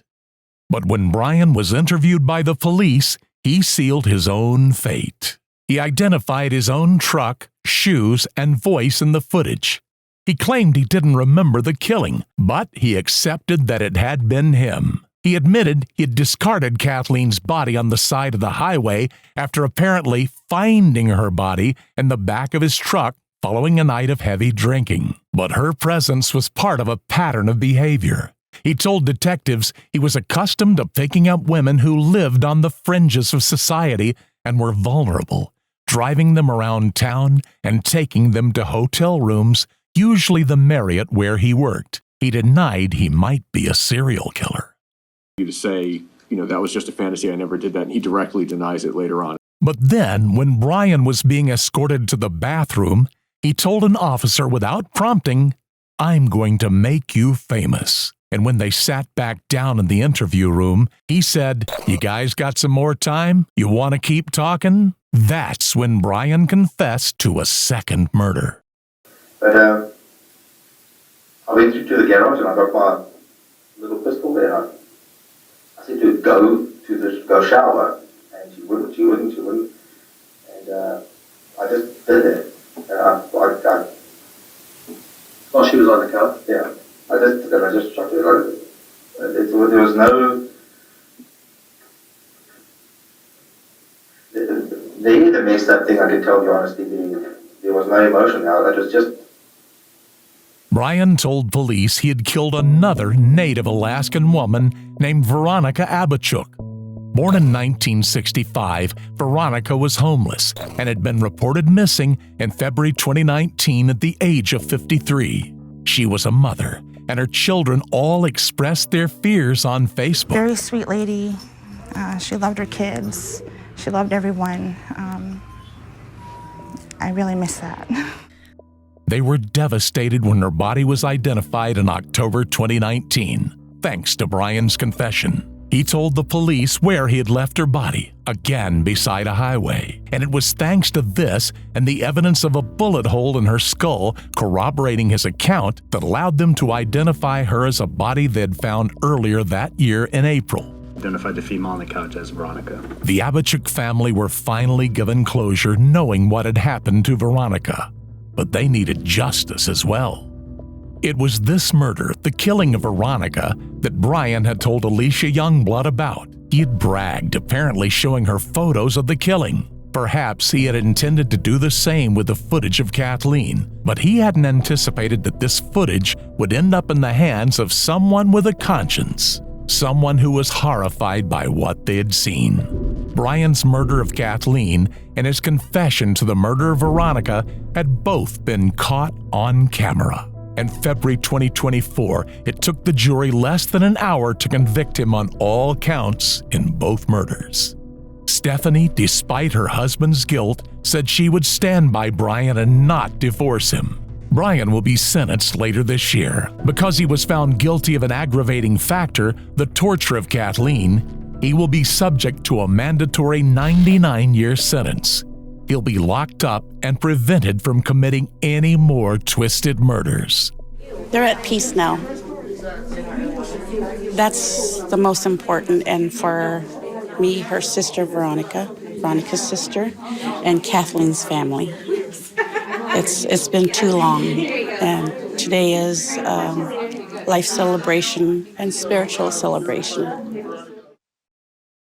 There may be others that haven't yet been uncovered. There was unknown female DNA found on the tailgate of his truck, and the bloodstain on the carpet remains unidentified. With his long history of picking up vulnerable women, his racist views, his collection of weapons, and his interest in camera equipment, who knows what else Brian Stephen Smith has done? What are your thoughts on this horrifying story?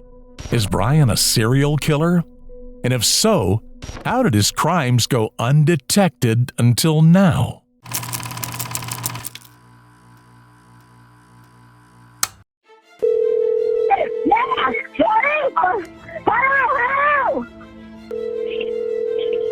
Hello, Sacred County 911. We're at Riverside. Was somebody stabbed? Is that what you're calling about? I don't know what happened. Somebody pulled a knife. Do you know where the man with the knife is?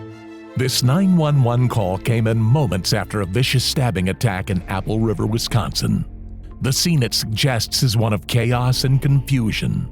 The caller doesn't seem to know where the man with the knife is, or who he is, or why he attacked. This kind of call makes it difficult for the operator to respond.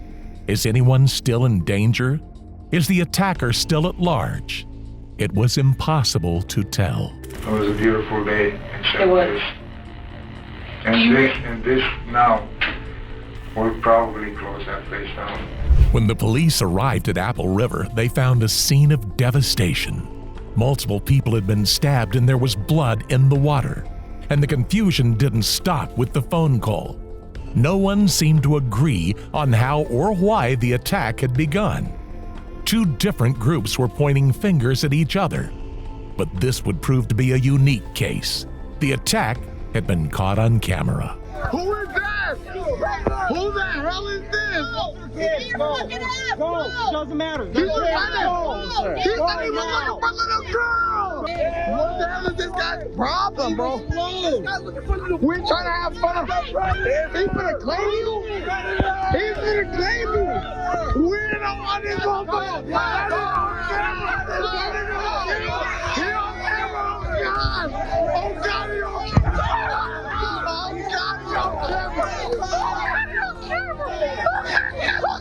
At this point, Nikolai hits one of the girls in the group and a fight erupts. After he punched Madison, Dante punched him twice. He went under the water the first time, he came back up, Dante punched him one more time, and then it looked like he was punching them back, but he was actually stabbing them. A group of teenagers versus a 52-year-old man. Who had started it, and why did it end in a fatality? This case takes us across decades, from Romania to Minnesota, to one single deadly moment on a hot summer's day. Let's dive into the chilling story of Nikolai Mew. This story takes us to the peaceful, idyllic spot of Apple River, near the small town of Somerset, Wisconsin. In the summer months, it's a popular location for water sports and camping, and people come from miles around to enjoy the cooling water under the hot sun. It's also close to Minneapolis and its associated cities, like Bloomington, meaning a lot of rivergoers cross the state border from Minnesota to Wisconsin to visit the site. Minnesota is also the location of the nearest hospital. Now, this isn't something you'd necessarily think about heading out for a fun day on the river, but on July 30th, 2022, 5 young people were transported from Apple River to Lakeview Hospital in Stillwater, Minnesota, and one of them died there. The 911 call was received at 3:47 p.m.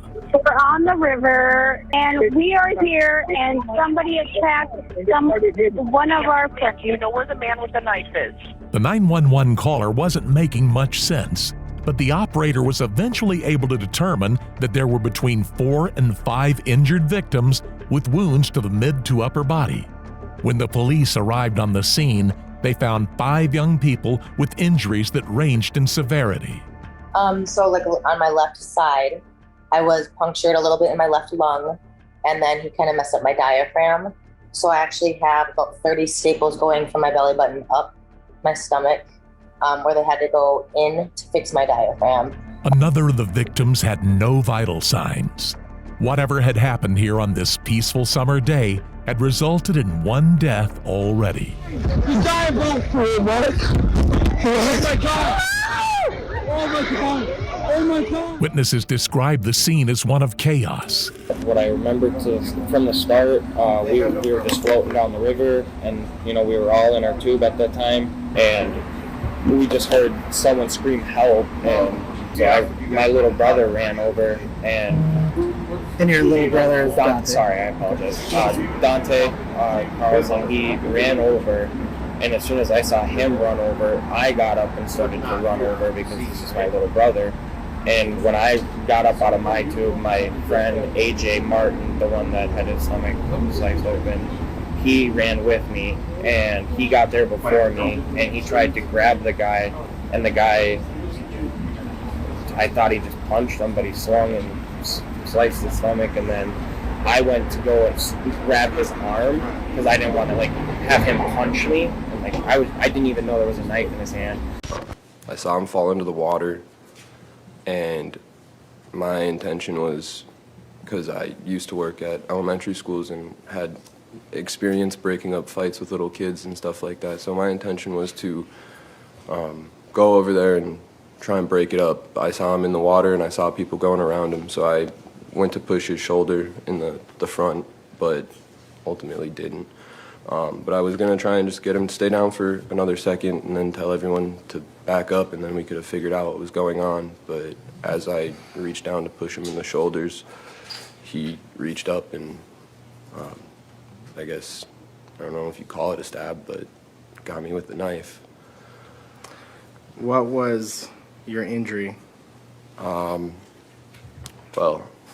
there was a lot, I guess. The most apparent thing, obviously, was that my stomach was open and my intestines were in my hands. I don't know what other parts were there, but, I mean, afterwards with, the medical records and stuff, I know other injuries. I don't know if you want me to go into that or not. After you're holding your intestines, did you see much of anything after that? I remember kind of scooping it together with my left arm and putting my right arm down and standing up, and then falling down and standing up again. And I think I fell down and stood up one more time. I mean, I was still conscious. I was talking, but after that, really, all I remember is that, and then telling Tony that I was gonna die, and him telling me I was gonna be fine and that I wasn't. And my response every time was, like 100%, I'm going to die today. Finally, a person of interest emerged. The witness described an older male with gray hair, about 250 pounds, wearing a chain necklace. They described him as Russian-looking. The witnesses claimed he had run back up the river away from the crime scene and into the woods. Do you recall seeing where Nikolai went afterwards? Straight back up into the woods. All right, I want you to pay attention to Nikolai in this video. I'm going to ask you some questions. He has something like hammer in his hand. He looks pretty nonchalant, relaxed in that video, agreed? Take a picture, take a video. Yeah. You pause. Take a video. And that was after you had left the incident location, right? Yes. It doesn't look stiff. Not that I can see, no. He's leaning back in face. he's leaning back in his tube and paddling along with his hand. Mm-hmm. Yeah. At around 4:45 p.m., just under an hour after the initial 911 call, the police received reports of a sighting of the person of interest. He was downriver in Village Park, an idyllic picnicking spot in Somerset. The police closed in and arrested him. So right now you're being placed under arrest, okay? You're being placed under arrest for a homicide and attempted homicide. What struck me as odd is one of the people in that group was wearing a long sleeve button-up shirt, hat, and glasses. Didn't fit in with the rest of the group. I could see just a little bit of a necklace. I felt that was possibly the suspect that we were looking for. Did he make any attempt to flag you down or talk to you?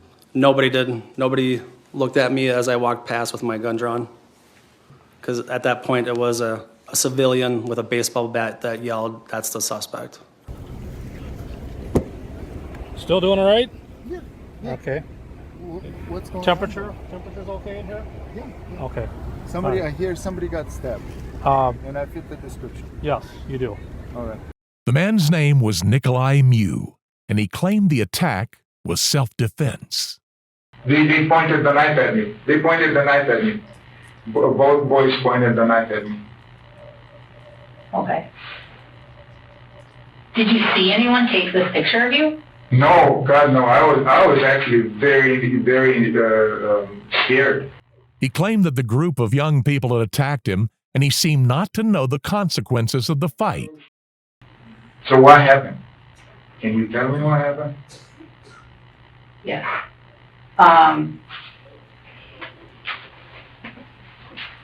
4 people went to the hospital with injuries, Oh my God. and 1 person died. Oh no. I don't know any of their names, and I don't know any genders, so I don't know. Was that because they fought each other, or is I that don't know. I don't know. I don't know what their injuries are. Oh my God. The fight had been witnessed by multiple people and even captured on camera. But to understand what really happened, we need to go back to Nikolai Mew and what he was doing on the river in the first place. Nikolai Mew was born in 1969 in Romania. Not much is known about his childhood, only that it was tumultuous. His family moved to Bloomington, Minnesota when he was a teenager, and he immediately made the most of the American education system, enrolling in high school in Plymouth and going on to study mechanical engineering at South Dakota State University. His identical twin brother, Mihai, completed a bachelor's degree in applied science and law enforcement at Minnesota State University at the same time.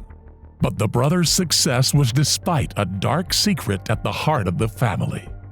At some point in Nikolai and Mihai's 20s, they filed a restraining order against their own father, Nikolai Mew Sr. They cited numerous instances of physical abuse. Their father had apparently once stated that he had brought Mihai into the world and he could just as easily take him out of it. These threats were not empty. Their father spied on Nikolai and Mihai, and they felt genuinely afraid of him. They were granted an order of protection in January 1999 when the brothers were 29. Nikolai Sr. launched an appeal against the order of protection. He claimed that he had not been allowed to offer evidence and that the KGB had a plot to get him, which they were operating through his son, Mihai. His appeal was denied. Less than 18 months later, in 2000, Nikolai Mew Sr. died at the age of 75. His cause of death was unclear, as is the status of the Bloomington Police Department's investigation into it. But whatever the cause of their father's death, his removal from their lives allowed the brothers to flourish. Mihai became a correction sergeant for the state of Minnesota and started his own family. Nikolai Jr. got a job at Ritchie Engineering, and his upwards career progression would eventually leave him earning $87,000 a year. But Nikolai wasn't so lucky in love. In 2005, he married a woman named Teodora, who was also Romanian. The same year, they had a child they named Alex. But by 2009, the marriage had fractured and they divorced. Teodora was granted sole custody, and she took Alex back with her to live in Bucharest, Romania with her parents. In 2013, Nikolai applied for a reduction in the child support he had to pay, as well as more time with his son each summer. But the outcome of this application is unknown. Soon after the divorce, Nikolai got closer with one of his co-workers, an American woman named Sandra. Born in 1961, she was 8 years older than him, but they hit it off and got married in 2011. They had no children together. Instead, Nikolai's misfortunes continued. Beset by heart problems, he underwent a quadruple bypass surgery in August 2020. A heart bypass involves transplanting healthy blood vessels from another part of the body, usually from the lower leg, wrist, or chest, into the heart to bypass a blocked artery and prevent future heart attacks. A quadruple bypass means that 4 blood vessel grafts were necessary, a serious surgery for a serious problem. You know, Yeah. and then missing vein here, and then from my leg. That's what they used to. Yeah, take it here, take it from here, cut it in half. That's the same thing from my leg, cut it in half, use the other two. So it's quadruple bypass. Wow. Yeah, I was dead. My heart stopped 5 hours. Now, what was your health like on July 30th of 2022? It was very poor. Showing you here what's been marked as exhibit number 108. Can you tell us what those are pictures of, starting just on the left? Yep, on the left it's me right after the surgery, holding a red heart pillow against my surgery. What was the purpose that you knew of for that red heart pillow? That was to protect my surgery from hits, bumps. Was that something that the hospital provided? It looks like there's like almost a picture of heart and lungs on there. It is. The hospital provided that. And then the picture in the middle, what is that? My first walk, my new life. Did it take you some time to recover and be as active and mobile as you were before? Oh, yeah. Do you think you ever reached the same level of mobility and fitness that you were prior to the quadruple bypass? Never. Nikolai had also had 2 hernia surgeries and a surgery for a problem with his back. His greatest pride and joy was his dog, a terrier. What's the picture of you on the right there? You can tell us. My baby. Okay. Is that a dog? Yeah. Is that dog important to you? My angel. Despite his poor health and his tearful affection for his dog, Nikolai had another obsession: guns. On Valentine's Day 2019, he posted on Facebook that his wife Sandra had gifted him a handgun and ammunition inside a heart-shaped box. He captioned it, "Big thanks to my wonderful wife. I love my present. Happy Valentine's Day to you too." He was also fond of pro-gun memes. In March 2020, he reshared a post that said, "Guns don't kill people, people kill people." And on July 28, 2022, just days before the attack at Apple River, he shared another post, this time depicting a family of 3 hunting with scoped rifles. But his interest in guns was well within the law, and he knew it, being a fervent defender of the Second Amendment. He had no criminal record, only a provocative social media presence. In another post he wrote, "The entire world is a very confusing world lately. Boys dressing like girls, fake lips, fake boobs, fake food, fake everything. And men not respecting their women counterparts because of a lack of upbringing is very concerning. Children not respecting their parents is also very concerning. And yes, not respecting God is the most concerning to me." In July 2022, there was nothing unusual about Nikolai Mew. He seemed an ordinary 52-year-old like any other. A man with traditional views and a passionate enthusiasm for his adopted country's freedoms who disapproved of young people and their values. But would this extend to aggression? Would his belief in the right to bear arms lead to future bloodshed? And who would be caught in the crossfire? Nikolai and Sandra were living together in Prior Lake, Minnesota. They had several friends and were on good terms with their neighbors.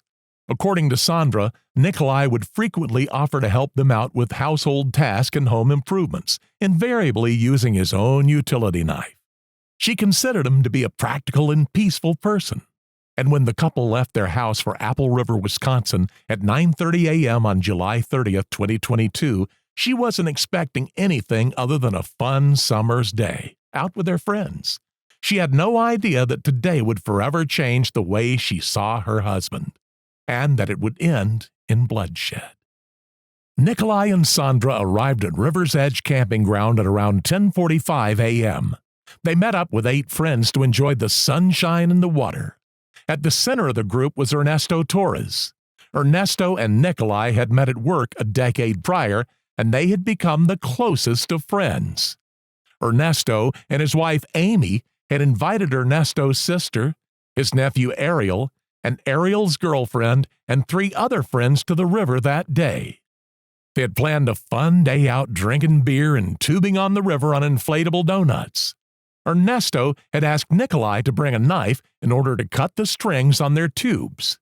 Nikolai was known as a handyman among their friends. Ernesto said, "He's always there helping things in his house, or he goes to other houses to help fix things." Did you have a call? Did you call Nick Mew that day and ask him to bring anything? Sí. Yes. What'd you ask Nick to bring? Que llevara su navaja. To bring his knife. Who's the guy that tends to have a pocket knife in your group of friends? Nick. Nikolai brought the knife to the river, just as Ernesto had asked him to. He only did to cut the strings on the tubes. He went back to the Jeep, and I thought he put it away. Then the group proceeded with their activity as planned. They started floating at between 11:30 a.m. and 12 noon at River's Edge Camping Ground, and they floated down the river some way before stopping to eat lunch. The flow of the river carried them towards a bridge, and towards another group that was enjoying the river on this hot July day. The meeting, across 2 generations, would prove fatal. For Isaac Schumann, too, July 30th, 2022 was supposed to be an ordinary day. An ambitious 17-year-old from Stillwater, Minnesota, he enjoyed playing golf and hoped to study engineering at college. He was out with his friends enjoying what would have been his final summer break before he went to college. On July 30th, he was supposed to be playing golf with a friend, but the friend had to work, so he decided to go tubing with another group of friends instead.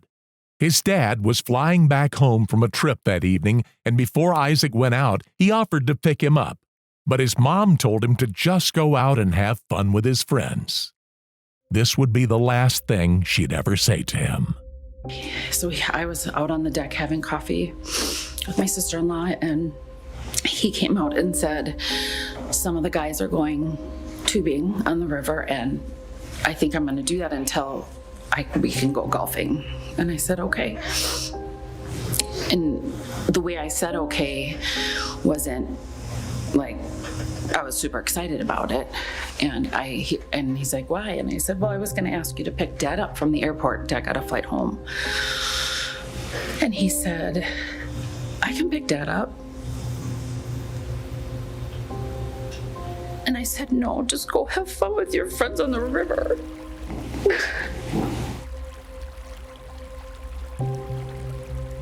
And then my husband had taken an Uber home from the airport, and he was going to meet us down there.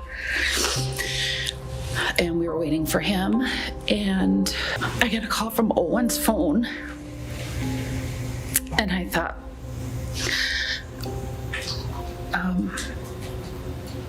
maybe Isaac's phone went dead, or he lost it or something, and so he was calling me from Owen's phone. But Owen called, screaming that Isaac had been stabbed. And he gave me the pin drop of where to get to, and my husband was just pulling up, and I ran out of the restaurant and hopped in his car, and we got there in, I don't know, maybe 10 minutes. I just went running, and I ran up into one of the ambulances thinking that it was Isaac sitting up in there, and I started crawling into the ambulance, and I realized it wasn't Isaac, it was one of the other kids. And so then I climbed out, and then I looked, and I saw Isaac's hair laying on the riverbank. I knew it was him. And they were trying to perform CPR on him.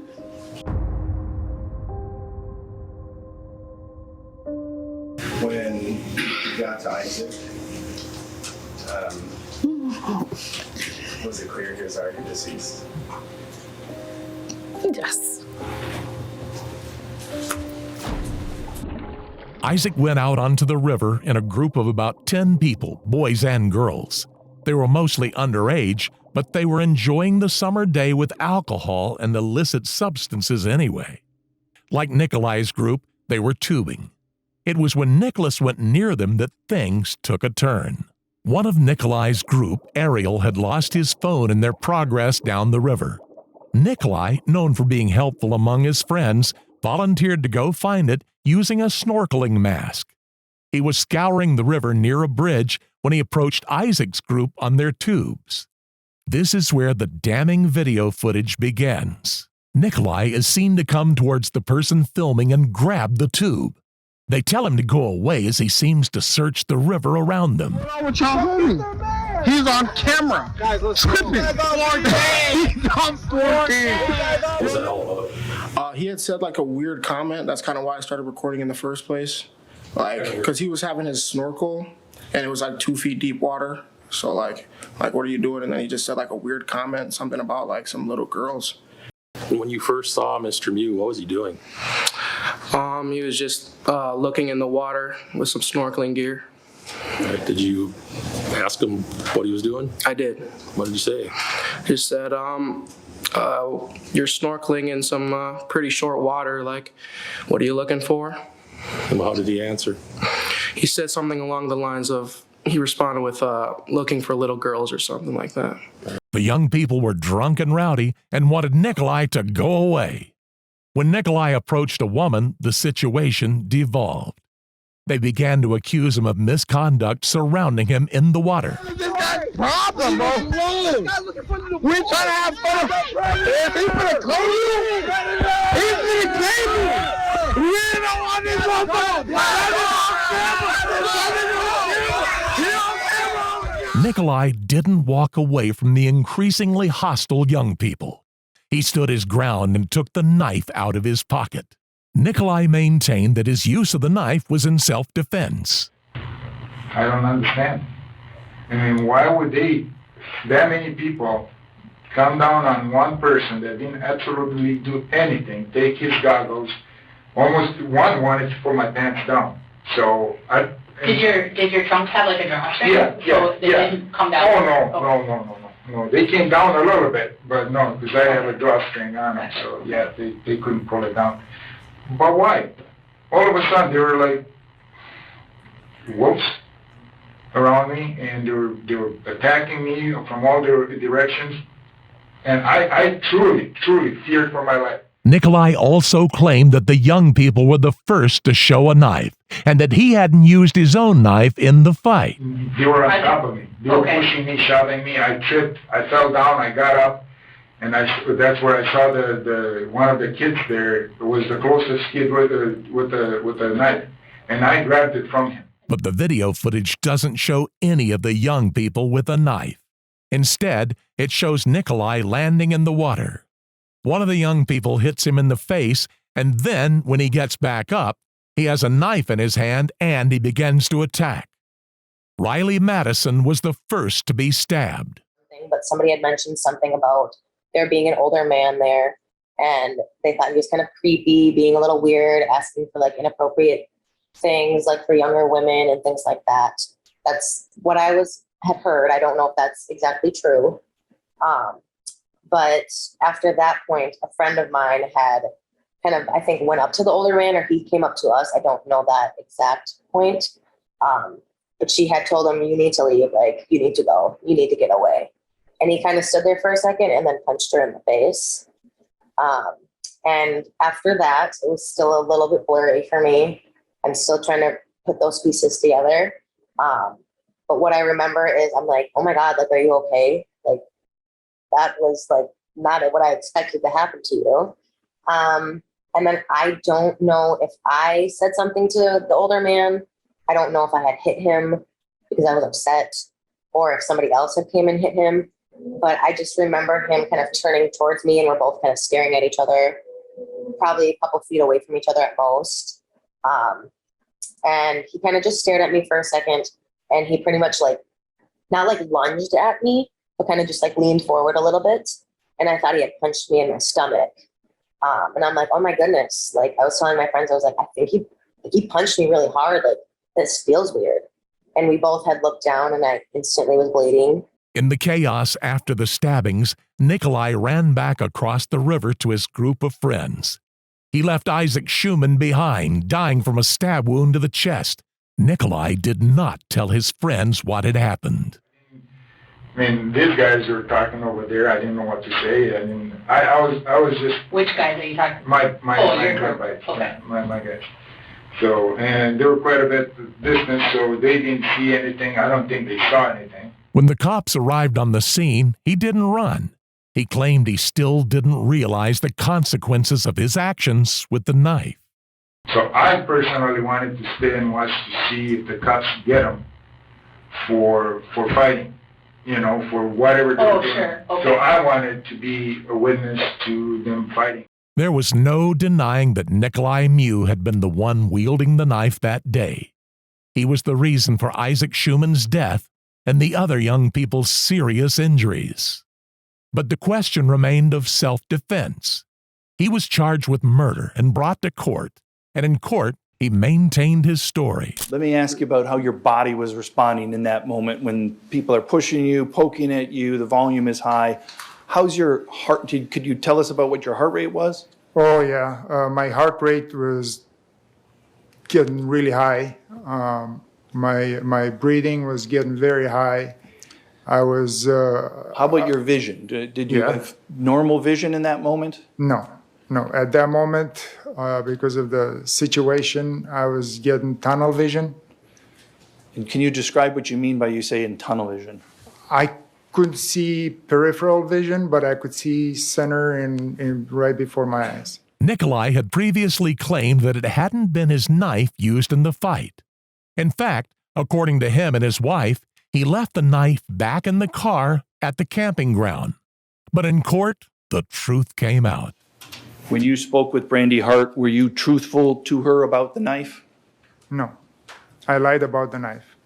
Was that your knife? Yes, it is. It was. Did you bring it with you when you went to go look for the phone? Yes, I did. I see in the one on the right there, you have your hand someplace. Can you tell me what you're doing with your right hand? Yes, I'm reaching for my pocket knife. Why?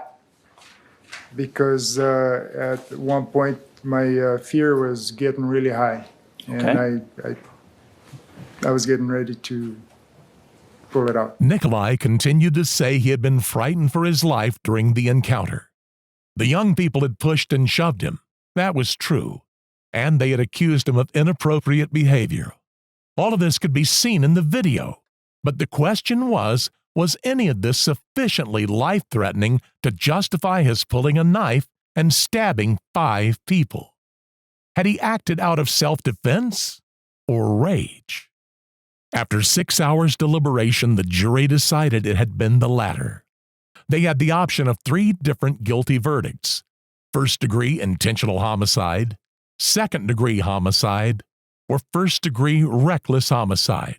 If there was no video, how hard would that have made your job? What would that case have looked like? It would have made the jurors' job very hard.